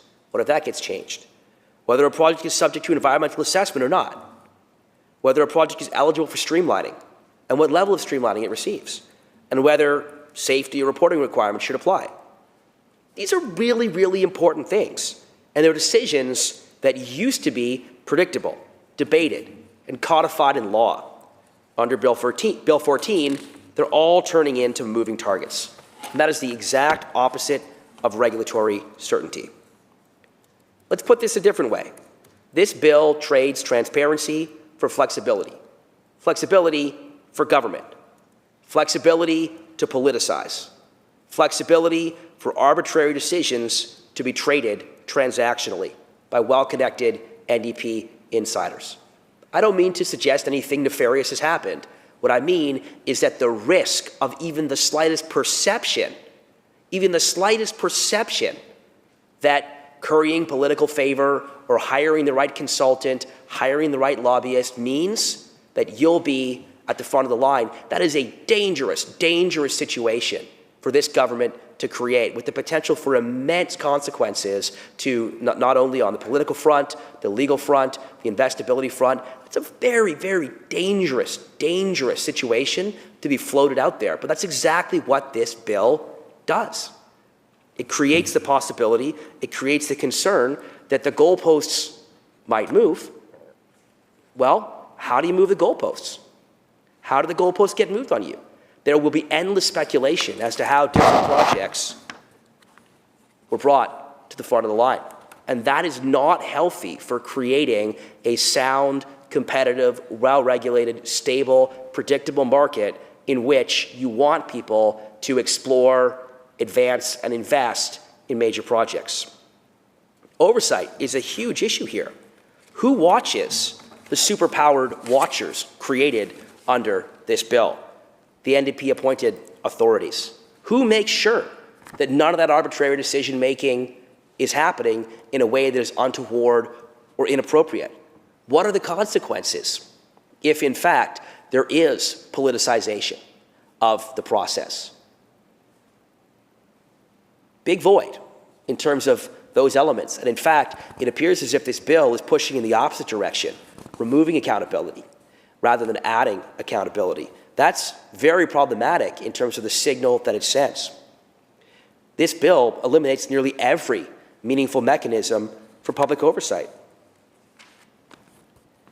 It chooses a broad range of projects, applies a wide exemption, takes away all that oversight, and does so on the basis that is not transparent, that is not accountable.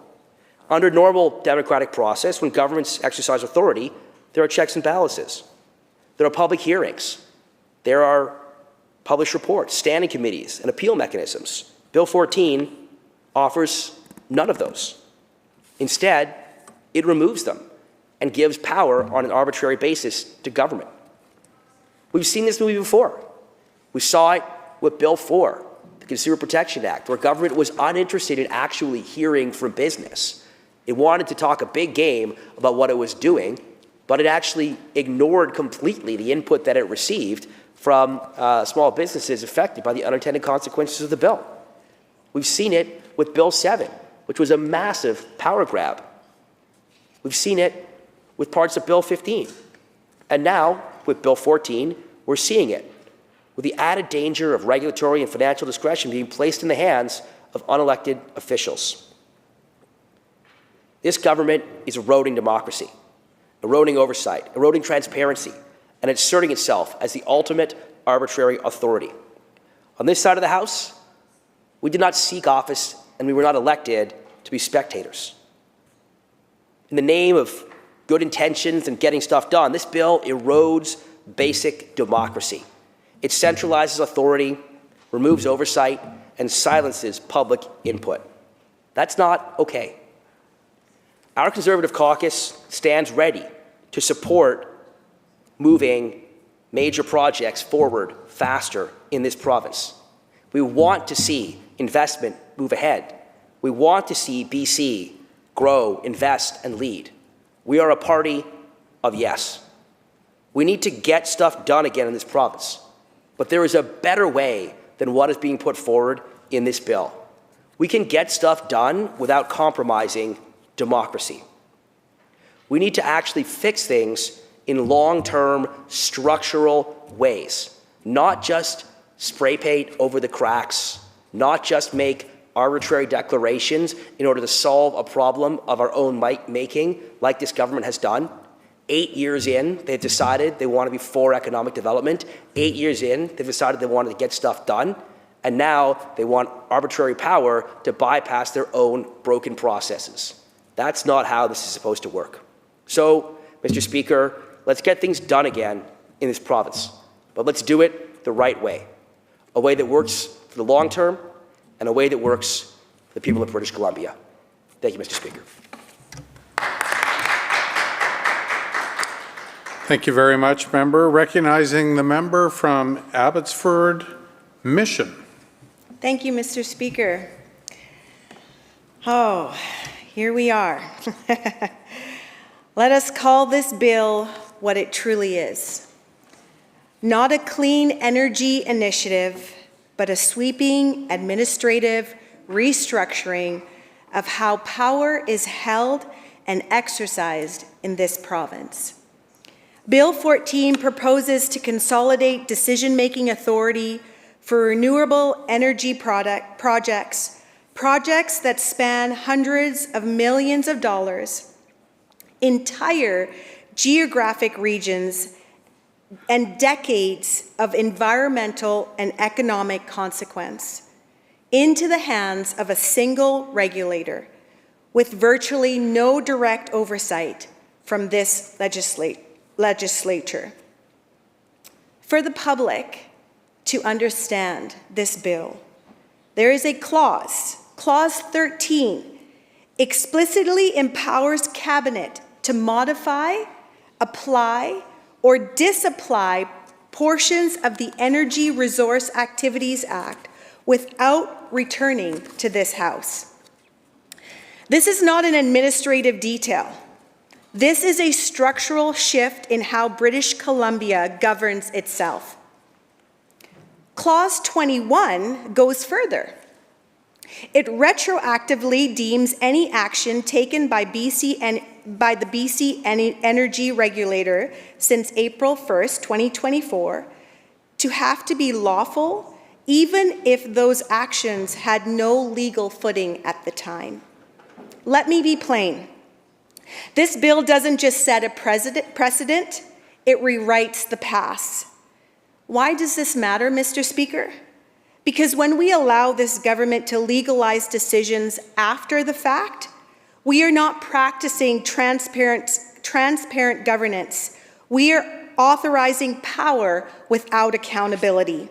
We are telling the people of British Columbia that what happens behind closed doors can be made right, not by process, not by ethics, not by standards, but by rewriting the rules after the play is over. To every British Columbian watching, imagine you were issued a fine or you had your land impacted by a regulator acting without legal authority. And then you were told later, we passed a bill. It's legal now. Would you call that justice? Would you call that a breach of trust? Mr. Speaker, this House must never become a rubber stamp for retroactive authority. We are the safeguard, the final checkpoint. If we relinquish that role, who holds the pen when the next set of powers are granted, and who stops it? The members opposite will argue this is about efficiency, that streamlining is necessary to build urgently needed infrastructure. But efficiency without boundaries is not innovation. Streamlining does not require bypassing democracy. You can't fast-track climate goals by slow-walking accountability. This bill's structure not only weakens our checks and balances, it erodes them. And if the government insists on calling this a renewable energy bill, then let the public see clearly. What is being renewed here is not just our power grid, it is the power structure itself, and not in the people's favor. So can I ask, how can any member of this House look at their constituents in the eye and tell them that a vote for Bill 14 is a vote for fairness? Because what this bill proposes is not renewable energy oversight, it is renewable authority. Authority that renews itself without input, without review, without consent, and it is not hallmark of a free, and without consent, it is not the hallmark of a free and democratic society. Mr. Speaker, we are not just lawmakers, we are stewards. And when it comes to the stewardship of British Columbia's natural environment, the stakes could not be higher. Clause 14 of Bill 14 removes the application of the Environmental Assessment Act for 9 selected wind energy projects, the North Coast Transmission Line, and critically, any future project Cabinet prescribes by regulation. This includes transmission infrastructure and renewable energy developments tied to wind, solar, ocean, geothermal, and more.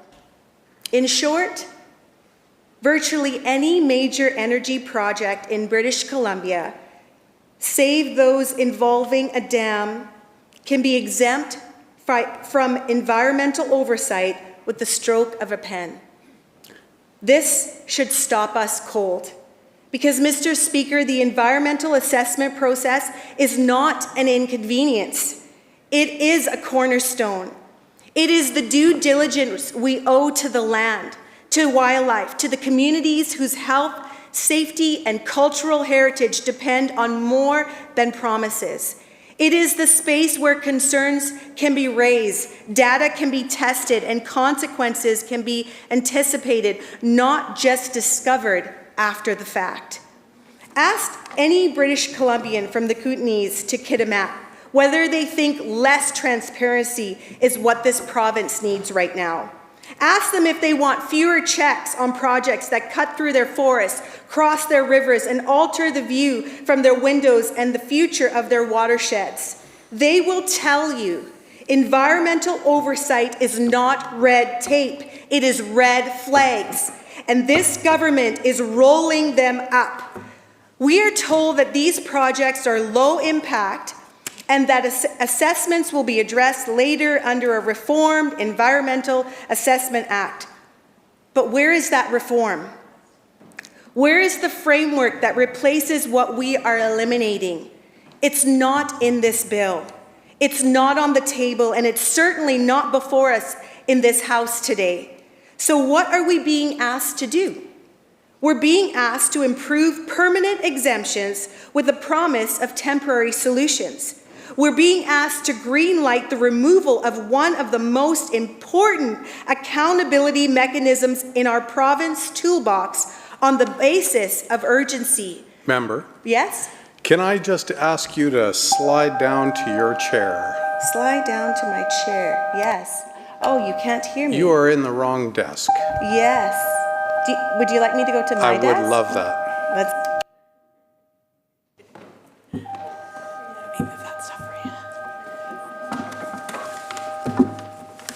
All right. I am in the wrong desk now.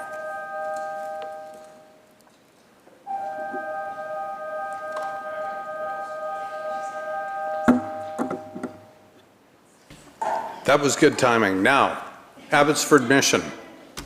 This province knows too well what happens when we move too fast and consult too little. We have lived the consequences of projects that didn't fully account for landslides, habitat destruction, groundwater loss, Indigenous title, and local health effects. The bill doesn't account for these because it refuses to ask the questions. Mr. Speaker, if this is what streamlining looks like, what else are we willing to overlook? And for the residents of British Columbia, this matters more than they might realize. Because when they lose the right to a public environmental assessment, they lose their right to have a say in what happens on their doorstep.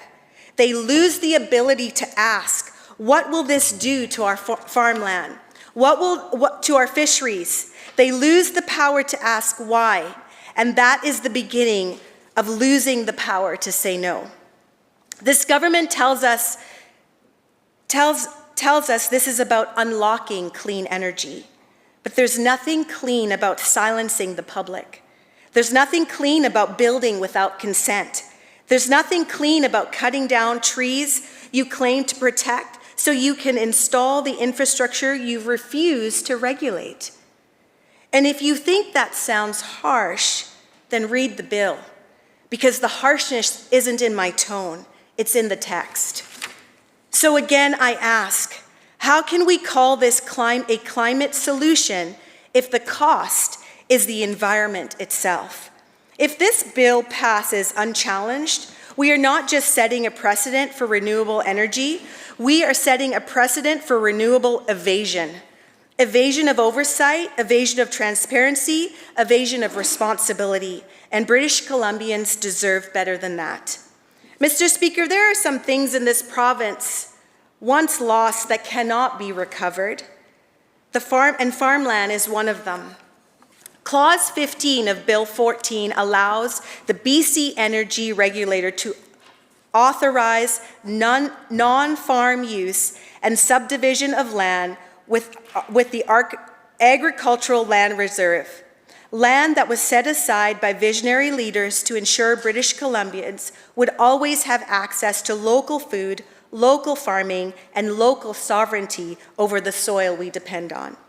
But under this bill, the regulator, an appointed body, not an elected one, may permit industrial energy projects to take precedent over food production. And Clause 24 of this same legislation goes so far as to amend the Agricultural Land Commission Act itself, stripping its authority away from any project designated under Bill 14. Let's be clear, this is not streamlining. This is land I am really struggling to speak today. Reclassification through the back door. This cabinet, through regulation, deciding that farmland can be carved up without full public oversight. Why does this matter, Mr. Speaker? Because once farmland is reclassified and industrialized, it's rare if it ever returns to its original use. Pave it, wire it, fragment it, and you don't just lose an acreage, you lose generations of agricultural future.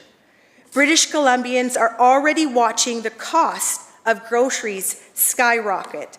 They are already watching local farmers struggle to survive.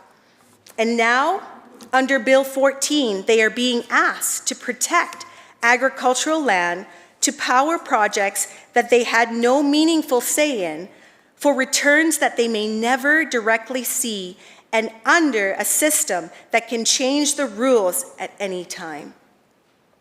We are told these impacts are minimal, but if they are so minimal, why is the government writing legislation to override the ALC entirely? Why amend the law if the effect is negligible?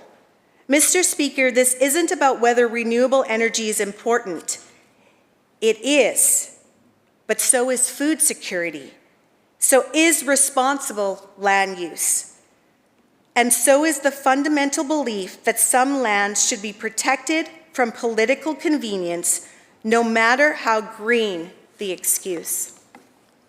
This bill asks us to weigh wind turbines against wheat fields, and in doing so, it sets a precedent that farmland is optional, that food can be sacrificed for infrastructure, that energy trumps agriculture every time.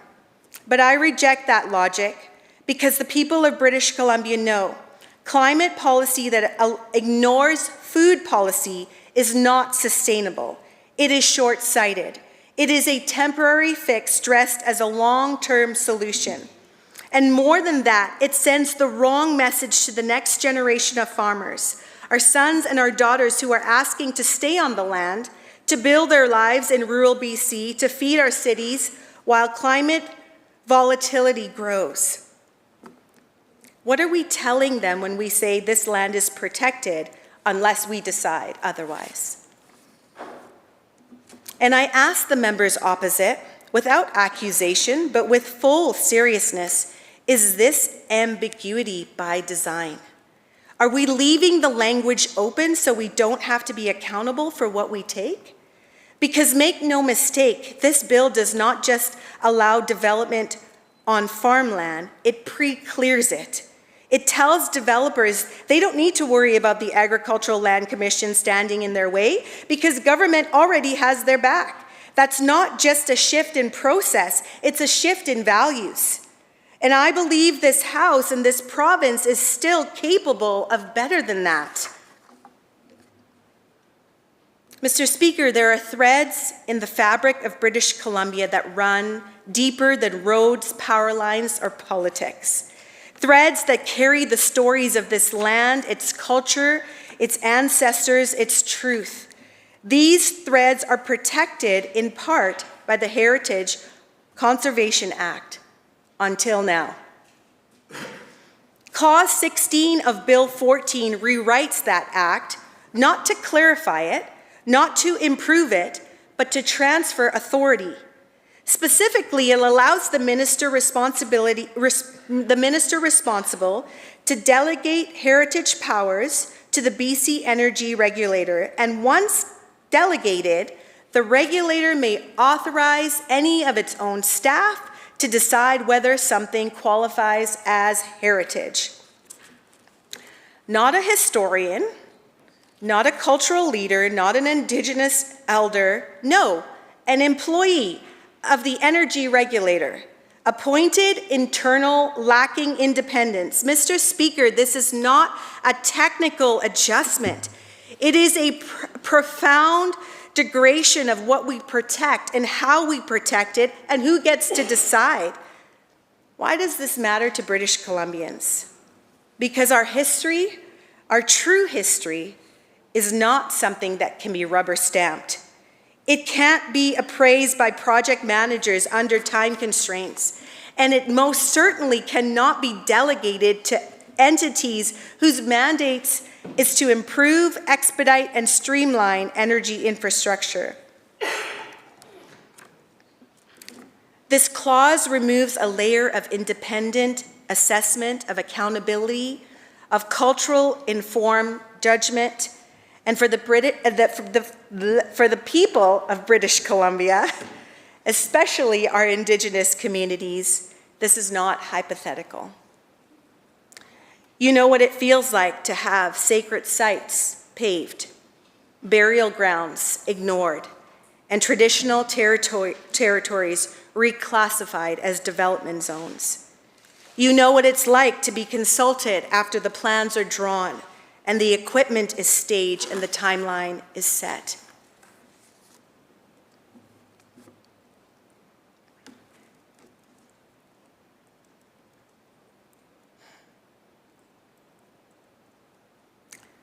This bill puts the decision of whether something is heritage, whether it's sacred, whether it's worth preserving, into the hands of those tasked with projects approved, getting projects approved quickly.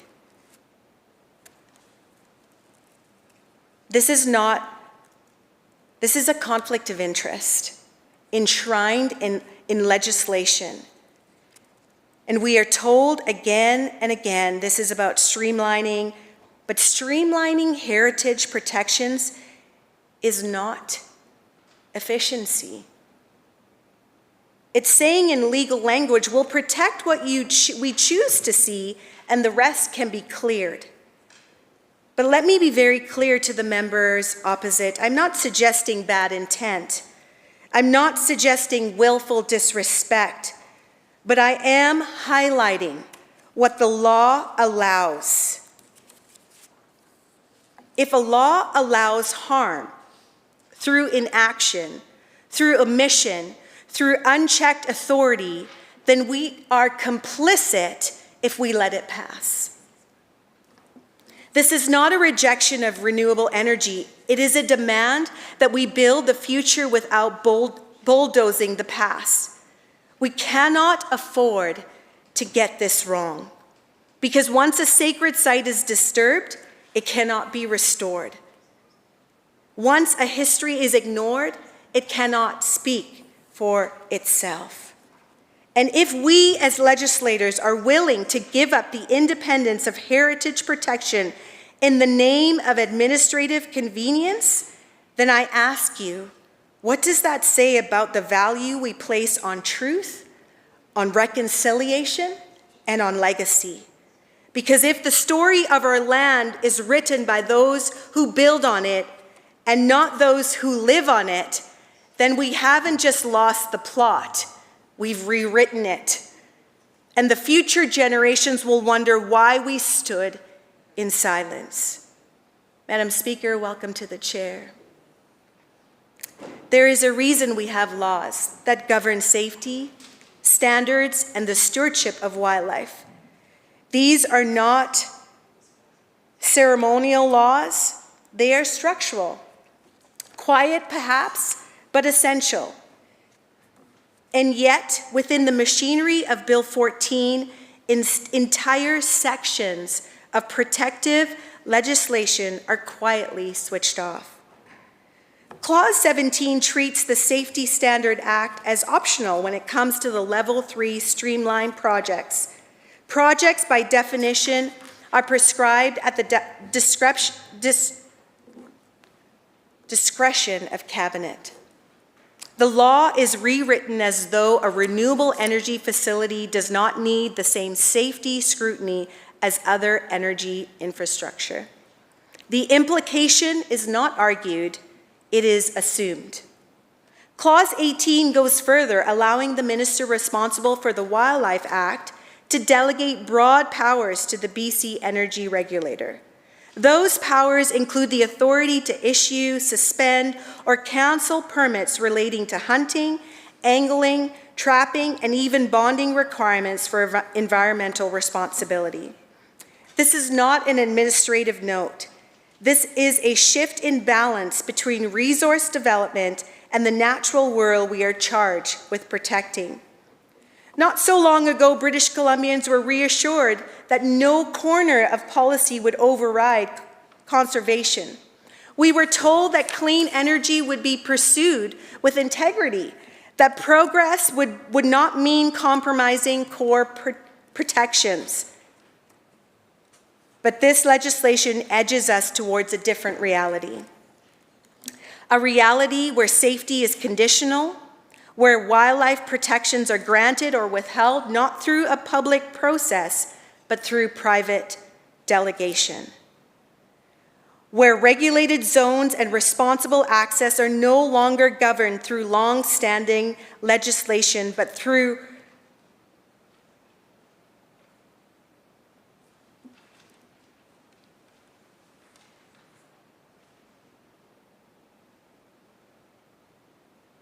a process that is not subject to appeal. I feel like I'm just talking in the same thing. And I guess in saying it, when I think of leadership, I think there is a place where you cannot lead without hearing the entire picture. The opposite of leadership in this moment for me right now, what's coming to me is dictatorship of a one-sided process. And so I feel like even the words on the paper, everything that I'm talking about process, about due diligence, about making sure we consult, and the changes in this bill that offers no consultation to the different sectors that will be greatly affected. And I cannot help but think that is not leadership. So, Madam Speaker, I feel like I'm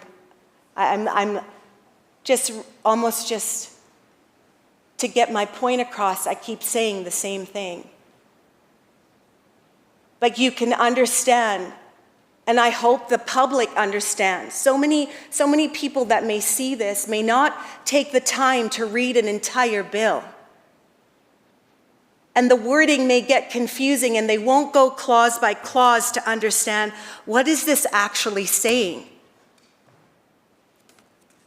But the ones on this side of the House that have gone through this bill, and we've picked out the clauses that seem so detrimental to good governance.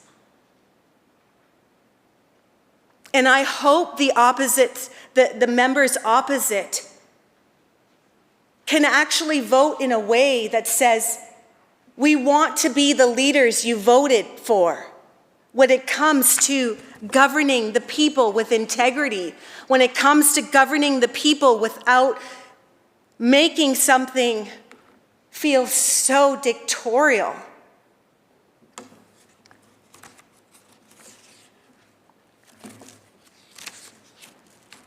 When people elected this government, there was an element of building on trust. They were expecting certain things to happen because certain things were promised. And just like I just read, there were things promised. Oh, this is not going to change. And Madam Speaker, we have a bill before us that's changing literally everything that was promised to the people of British Columbia. And I don't know in good conscience how you could vote for this. You're going to lose the people's trust.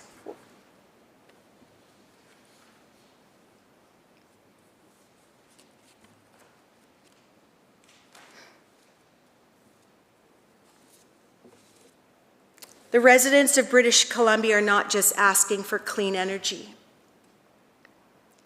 They are asking for clarity, for confidence, for a government that doesn't force them to participate between progress, for a government that does not force them to choose between progress and participation.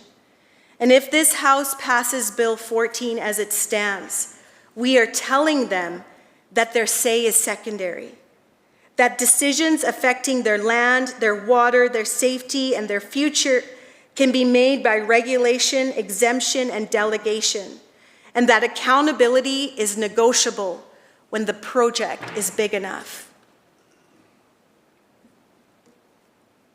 Clean energy deserves clean government, and a clean government that demands more speed, it demands scrutiny, it demands structure, it demands laws that can be trusted and not just delivered outcomes, but to reflect the values we promised when we ran for office in the first place. So today, we can choose to stand for something deeper than efficiency. We can stand for balance. We can stand for transparency. We can stand for the long view, for the idea that what we build matters as much. I'll read it again. For the idea that how we build matters as much as what we build. Thank you, Madam Speaker.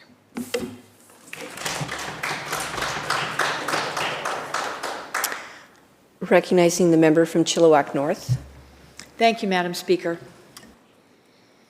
Today I rise in this House not only as an MLA, but as a voice for the community I serve. People who believe in fairness, accountability, and a future built on democratic integrity to speak against Bill 14, the Renewable Energy Project Streamlined Permitting Act. Bill 14 may seem like a measure to achieve progress in clean energy, but it is far more troubling. It is a dangerous expansion of unchecked power buried in a technical language and bureaucratic authority. And here we are thinking that Bill 7 would be put to rest, but instead, this bill builds on the same troubling foundation that Bill 7 laid. British Columbians support renewable energy and responsible management of the province's resources, and this bill seemingly carries that forward. However, it grants unprecedented power to this government, again, without accountability or any proper oversight. We can't seem to catch a break over here.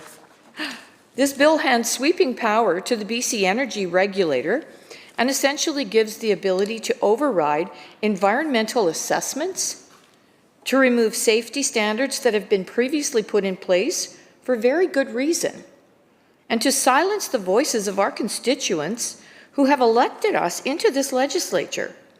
It's almost like cutting power and then expecting praise for lighting a candle. This government frames the proposal as a focus on 9 wind farms and a transmission line, but when we dig into the details, that claim falls short.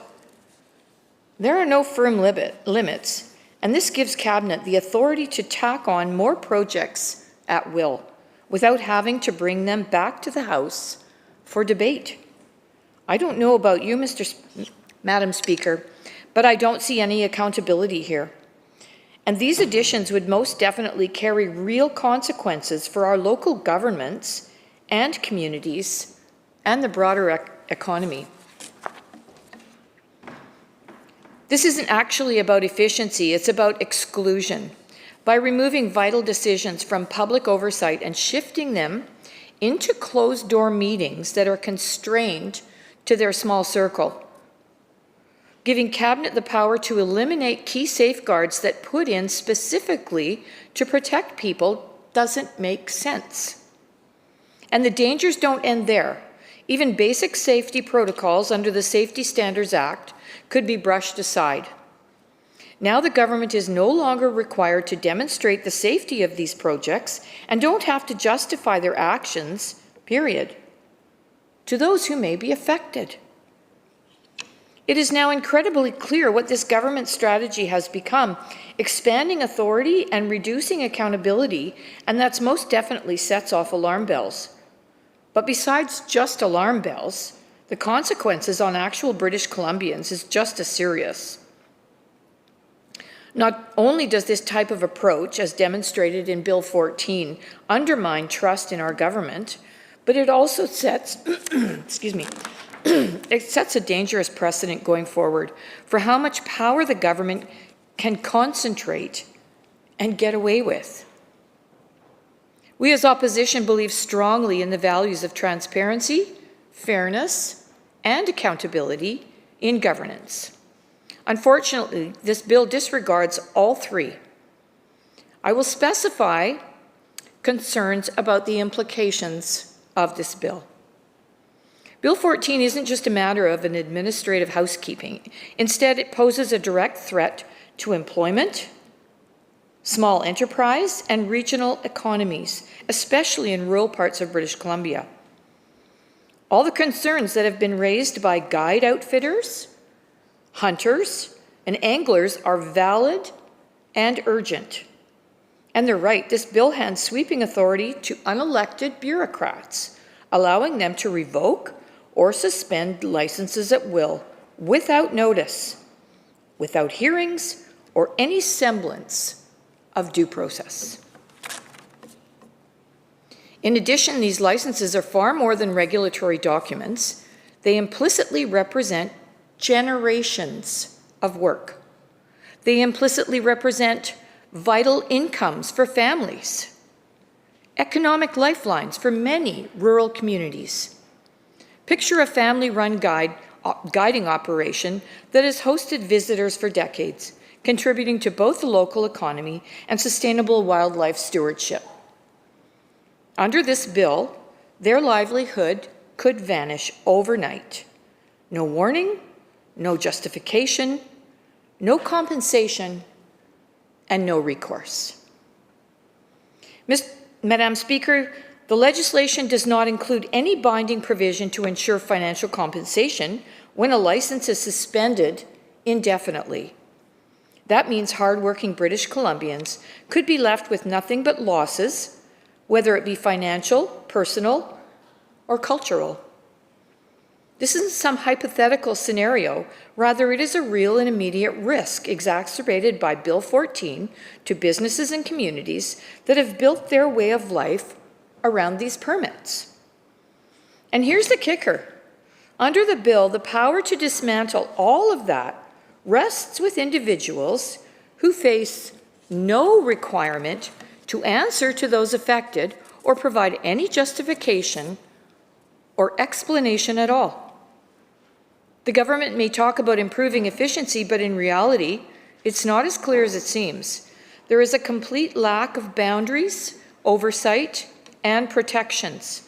This bill has been introduced with implications on license holders all across the province who don't just face uncertainty as a result, but are exposed to unchecked administrative decisions with no recourse. That is why, as opposition, we are demanding for meaningful changes to Bill 15, changes that allow for clear criteria and guidelines, enforceable rights to hearings and appeals, and some sort of guaranteed compensation for those who have had their licenses unfairly suspended or revoked. An increase in power cannot be done without an increase in accountability. Bypassing democratic norms isn't what our constituents deserve. And let's be clear, The implications of this bill don't stop at rural communities. It sets a dangerous precedent that could always be replicated in the future, which would then affect every British Columbian. We cannot allow for unchecked authority to become a model for future governance. This type of leadership only works to undermine public confidence and discourage future investment. This is simply a step backwards for democratic governance, and we are determined to speak up against it on this side of the House. In fact, British Columbians expect more from their government. The values I mentioned earlier of fairness, transparency, and accountability aren't just words to throw around rhetorically. They represent pillars of democratic governance, and as it stands, Bill 14 puts it all at risk. To take a closer look at the troubling details of Bill 14, because the real issue lies beneath the surface. At first glance, one of the most glaring issues is the potential harm this bill poses to our agricultural land, ALR. This bill allows projects to bypass the usual protective measures on ALR land, which has been carefully preserved for food security and agriculture sustainability. What once stood as a safeguard for farmland can now be repurposed yet again with minimal oversight, all under the guise of progress again. And in Chilliwack North, this is a very big deal and reality, and it's very serious.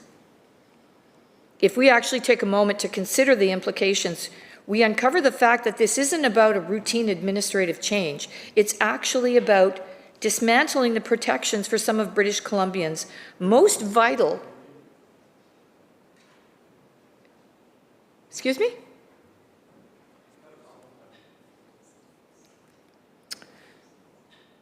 for some of British Columbians' most vital agricultural land. Those who best know how to manage and preserve these lands, including local farmers and local councils, are most affected. Instead of input that is thoughtful and driven by leaders in the community who are elected by the community with experience, bureaucratic decisions that no one asked for now have all the decisions and authority. Moreover, Bill 14 opens the door to potentially ignoring essential environmental safeguards, regulations designed to prevent spills or protect communities from hazardous materials. Take, for example, oil or toxic chemicals could be waived without justification. Again, this type of scenario isn't hypothetical. It's a real potential consequence that has now been allowed due to the vague and sweeping language of this bill, giving unrestrained authority with no clear criteria or transparency. Another concern is how this bill also poses serious threats to our cultural and historical heritage. The legislation allows regulators to override established protections for heritage sites, including those that hold deep significance for Indigenous communities, and different sites that hold historical significance. Yet again, we see the fact that the decision makers in these scenarios isn't some democratically accountable figure, but instead is an appointee of the same regulator who has been given these sweeping powers. How is this not a fundamental erosion of what we commit to safeguarding cultural, historical legacies found at heritage sites? Madam Speaker, our position has always been clear. We have constantly advocated for governance that strikes a fair balance between fostering economic growth and protecting our communities and environmental stewardship. Unfortunately, Bill 14 completely misses that mark. This isn't just about simplifying processes. It's about dismantling vital safeguards and accountability, leaving British Columbians vulnerable to decisions made in the dark. This bill does more than just tweak regulations. It actually fundamentally changes how we approach decisions on land use, environmental protection, the preservation of cultural heritage, and economic activity in our province. And it does so without meaningful public input, transparency, or proper oversight. British Columbians simply deserve better. They don't deserve this repackaging of Bill 7. They expect fairness, transparency, and actual consultation, not this Bill 14. Madam Speaker, here's another concerning aspect of Bill 14. The extensive power it grants unelected regulators to impose fees and levies with little oversight and almost no accountability for another cause for concern for us. In particular, Section 22(2) allows the BC Energy Regulator Commissioner to issue certificates that mandate projects proponents to pay unspecified sums. Alarmingly, this bill places no limits on the size of these levies, nor does it provide any clear guidelines for determining the amounts. So again, more unchecked authority, this time to unelected officials. This lack of transparency sets the perfect stage for arbitrary decision-making, which again is concerning. Hypothetically speaking, two similar renewable energy projects could, under this bill, be charged vastly different fees without any explanation or standardized criteria. Now, given that scenario, how can we expect our businesses or investors to feel secure in such an uncertain environment? Without clear boundaries or regulations, we risk creating a system prone to inconsistency, unfairness, and the potential abuse of power. Another troubling element that has now been introduced by this bill is the granting of retroactive powers. This government is seeking the ability to validate actions and decisions made before the bill was even debated or discussed, let alone passed. Retroactive validation directly goes against the values of fairness and good governance, and it's oddly unusual as well. It goes even further to disrupt an already complex regulatory framework and introduces uncertainty, undermining confidence for investors, which in turn undermines our province's economic stability as well. Another hypothetical scenario to consider. If there was a business who had always followed the rules, complied with all the regulations, investing with certainty, they could now be at risk of changed rules after the fact, new levies or altered requirements now destabilizing the business. That's what Bill 14 has the power to do. Yes, it does. And this government can stand up and rhetorically suggest that that would never happen, but with the vague language and sweeping powers granted, there is always a risk when making decisions on legislation. Those risks need to be addressed and considered. The issue is that the door has been left open for these types of scenarios to occur. That's the danger in Bill 14.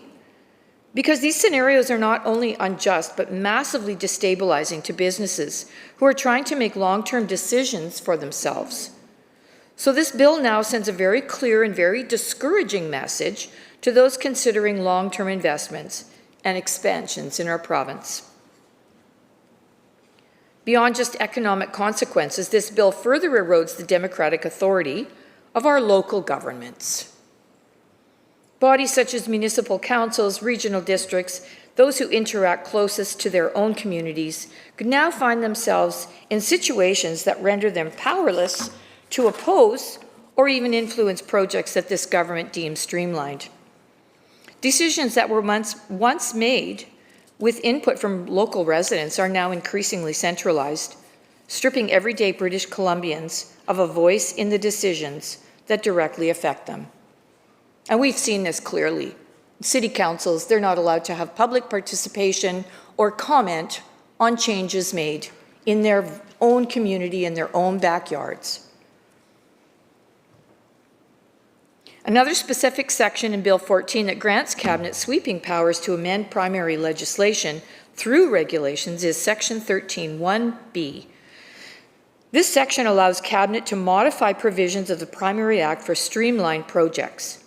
Disturbingly, these changes could be delegated to any BC government employee or even the regulator itself, allowing them to rewrite the laws governing their own operations. This essentially makes the regulator both the banker who deals the cards and the player with the ability and is able to change the rules mid-hand. We must ask ourselves this question then: are we comfortable handing over such a far-reaching legislation, such far-reaching legislative power to unelected officials? Are we prepared to accept a system where bureaucrats can alter the framework without scrutiny or oversight from this elected legislature? This is completely unacceptable, in my opinion. Provisions like these in Bill 14 show a troubling concentration of power, free from democratic oversight and accountability. British Columbians deserve transparency, fairness, and a decision-making process that is clear and open, not one based on opaque actions and unchecked discretion. And again, as lawmakers, it is our duty to challenge such overreaches of power and ensure that the rights and interests of our citizens are protected. Madam Speaker, when decisions are made in back rooms and local communities are left out of the conversation, it's no surprise that public faith in government starts to crumble. People don't want symbolic gestures after the fact. They want a real seat at the table when the decisions that shape their futures are being made. Bill 14 shuts that door. British Columbians aren't opposed to development. They support clear, effective regulation when it's done right. But speeding things up by cutting out fairness, transparency, and local government isn't reform, it's recklessness. You can't call it progress if it leaves people behind and shuts them out. This legislation doesn't just tweak the rules, it undermines trust, dismisses the voices of those on the ground, and opens the door to retroactive decisions that create chaos instead of clarity. British Columbians expect better. They expect leadership that respects process, protects rights, and earns trust. Bill 14, as it stands, misses the mark by a wide margin. Madam Speaker, efficiency should never come at the expense of accountability, and yet that's exactly what this bill proposes. We've learned time and time again that when too much authority is placed in too few hands, the result isn't streamlined governance, it's confusion, inefficiency, and sometimes even misconduct. Decisions made out of public view rarely prioritize the people they're meant to serve. Here's another concerning aspect of this legislation. Under Bill 15, safety is treated as optional as core protections under Safety Standards Act can be waived for certain projects. This means critical safeguards meant to protect workers and emergency personnel could simply be ignored. The government hasn't explained why these standards should be compromised or why people's safety should be treated as negotiable. No project, no matter how urgent, justifies exposing lives to unnecessary risks. The bill also threatens to roll back environmental oversight. Environmental assessments are not bureaucratic speed bumps. They are foundational to sustainable development. Stripping them away removes one of the few tools we have to weigh long-term impact on biodiversity and ecosystems before the damage is done. And costly cleanups are left for future generations. Worse still, Bill 14 centralizes control in a way that shuts out the very people who will feel its consequences. It gives unelected administrators the power to suspend or cancel permits without due process or accountability. For small businesses, this kind of arbitrary authority creates deep uncertainty. How can anyone plan for the future if the rules can change without warning and without recourse. This legislation does more than speed things up. It reshapes who gets a say, who gets prioritized, and how much scrutiny decisions receive. It strips local governments of influence, weakens safety and environmental protections, and concentrates decision-making power away from elected representatives and the public. Madam Speaker, British Columbians expect more than efficiency for efficiency's sake. They expect thoughtful, transparent leadership that values safety, fairness, and long-term planning. This bill falls far short of that standard. We should not allow haste to replace responsibility or openness to be sacrificed in the name of convenience. Our constituents deserve laws built to protect them, not to bypass them. Madam Speaker, at the heart of Bill 14 lies a quiet but deeply dangerous proposition that government decision-making doesn't need to be consistent, transparent, or accountable. Under this bill, the rules surrounding project approvals, fees, and exemptions are so loosely defined that they can be twisted to favor some while disadvantaging others, with no clear justification required. The channels this bill opens for political favoritism and potential corruption is very concerning for this reason. How can two projects of the same size and scope be treated entirely differently, not because of merit or public interest, but because of who's backing them and who's lobbying for them? That simply isn't efficiency. Instead, it's a prime example of opportunism. It paves the way for favoritism, opens the door to backroom influence, and invites political interference where fairness should rule. In this vague and unbalanced framework, well-connected developers or corporations with the right political allies could find themselves breezing through approvals while their competitors are stuck navigating red tape, delays, and unexpected costs. Madam Speaker, this is how trust erodes. When outcomes begin to look less like policy and more like politics. There are no guardrails in this legislation to ensure that decisions are based on clear standards or even made public. No requirement for fairness in how levies are imposed. No obligation to explain why one project is fast-tracked while another is stalled. It raises a troubling question. Who really benefits from this system? Bill 14 also grants the government the ability to sidestep environmental safeguards and retroactively revise regulatory conditions.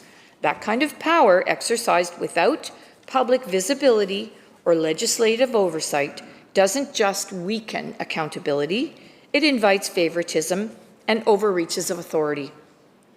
How are communities expected to have confidence in environmental protections when they can be changed behind closed doors? Let's not pretend this concern is hypothetical. British Columbians have seen the revolving door between government and lobbying firms. They've watched major donors get access and attention that ordinarily citizens never receive. In this context, the sweeping powers granted by Bill 14 are not just problematic, they're dangerous. Madam Speaker, if the government wants to assure the public that this bill won't be used for political convenience, then it should welcome full transparency. Publish who meets with whom. Disclose why certain projects are prioritized. Set clear public criteria for decisions. But none of that is in legislation. Without clear boundaries, without consistent rules, without meaningful oversight, we are inviting a governance model where influence matters more than integrity. British Columbians deserve a system where all players are treated fairly, where outcomes are based on facts, not favoritism, and where decisions that shape our communities are made in daylight, not in the shadows of political convenience. Bill 14, as written, fails the test, and we cannot let it pass unchecked. Madam Speaker, to conclude, after examining the full scope of what Bill 14 entails, it has become too clear that this legislation really poses a serious risk to the integrity of our governance and, as a result, the well-being of British Columbians. While it may claim to streamline processes and encourage renewable energy, the devil is in the details. And details show that there are vague provisions, unchecked powers, and an overall lack of accountability, which accumulates to make it a very dangerous precedent for future governments to be modeled after. This bill strips away transparency, bypasses public oversight and accountability, and grants unprecedented authority to unelected bureaucrats without clear criteria or any justification. It opens up these processes to be tainted by political favoritism, where decisions are ultimately influenced by connections rather than merit, where key safeguards which are there to protect public safety, the environment, and local communities can be waived at will. The key point is that British Columbians deserve better than this. They expect a government that respects the democratic process, that listens to their concerns, that ensures fairness in all decisions affecting their lives. This bill, as it stands, does the opposite. It erodes trust, undermines local input, and concentrates power in the hands of a few with no checks or balances. Thank you, Madam Speaker.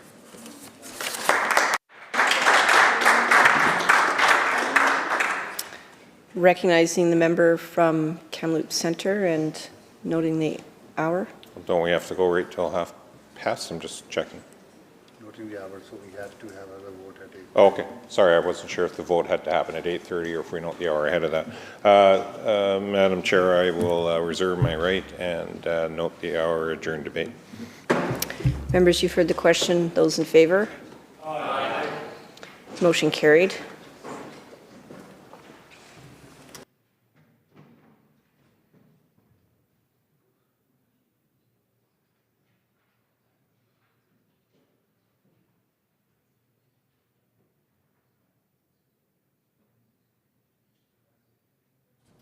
Committee Chair. Mr. Speaker, Committee of Supply Section A reports progress on the estimates on the Ministry of Children and Family Development and asks seek to leave to sit again. When shall the committee sit again, Government House Leader? Next sitting. So ordered. Committee Chair. Mr. Speaker, Section C reports progress on Bill 13 and requests leave to sit again. When shall the committee sit again, Government House Leader? Next sitting. So ordered. Members, earlier today, during private members' time, a division was requested that Bill number M202, entitled Eligibility to Hold Public Office Act, we concurred in at report pay stage. Pursuant to Standing Order 25, the deferred division will take place now.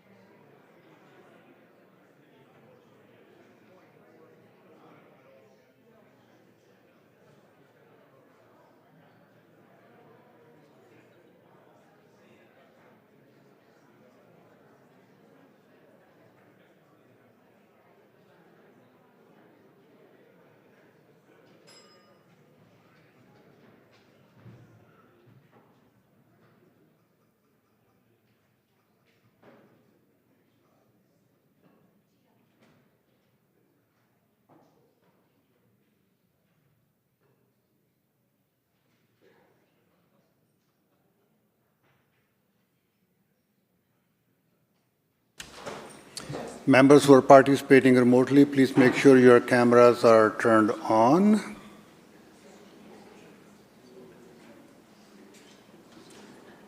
Okay.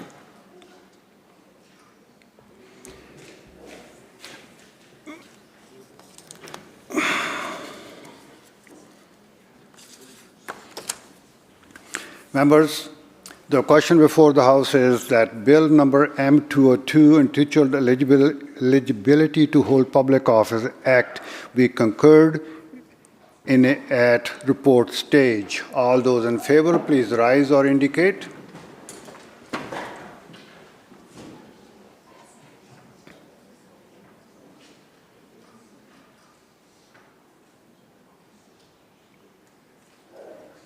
Thank you. Be seated. Those who oppose, please rise or indicate.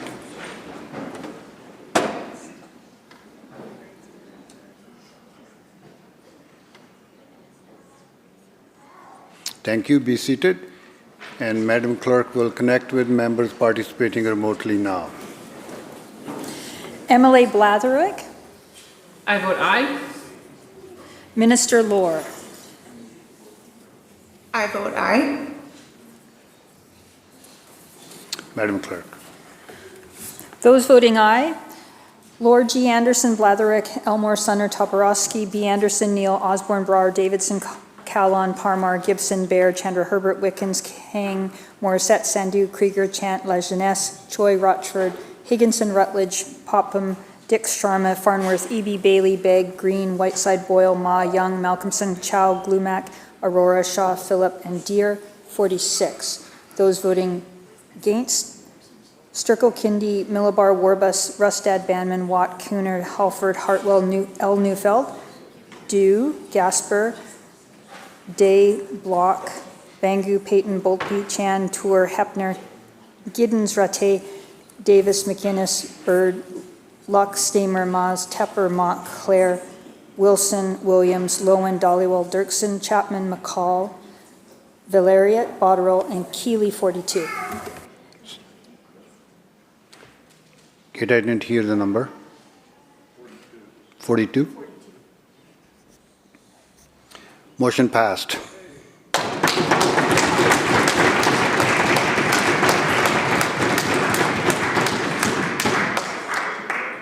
Government House. Government House Leader. Good. Thank you, Honourable Speaker. I move the House to now adjourn. Members, you heard the motion to adjourn the House. All those in favor say aye. Aye. Opposed? Motion carried. This House stands adjourned until 10 a.m. tomorrow.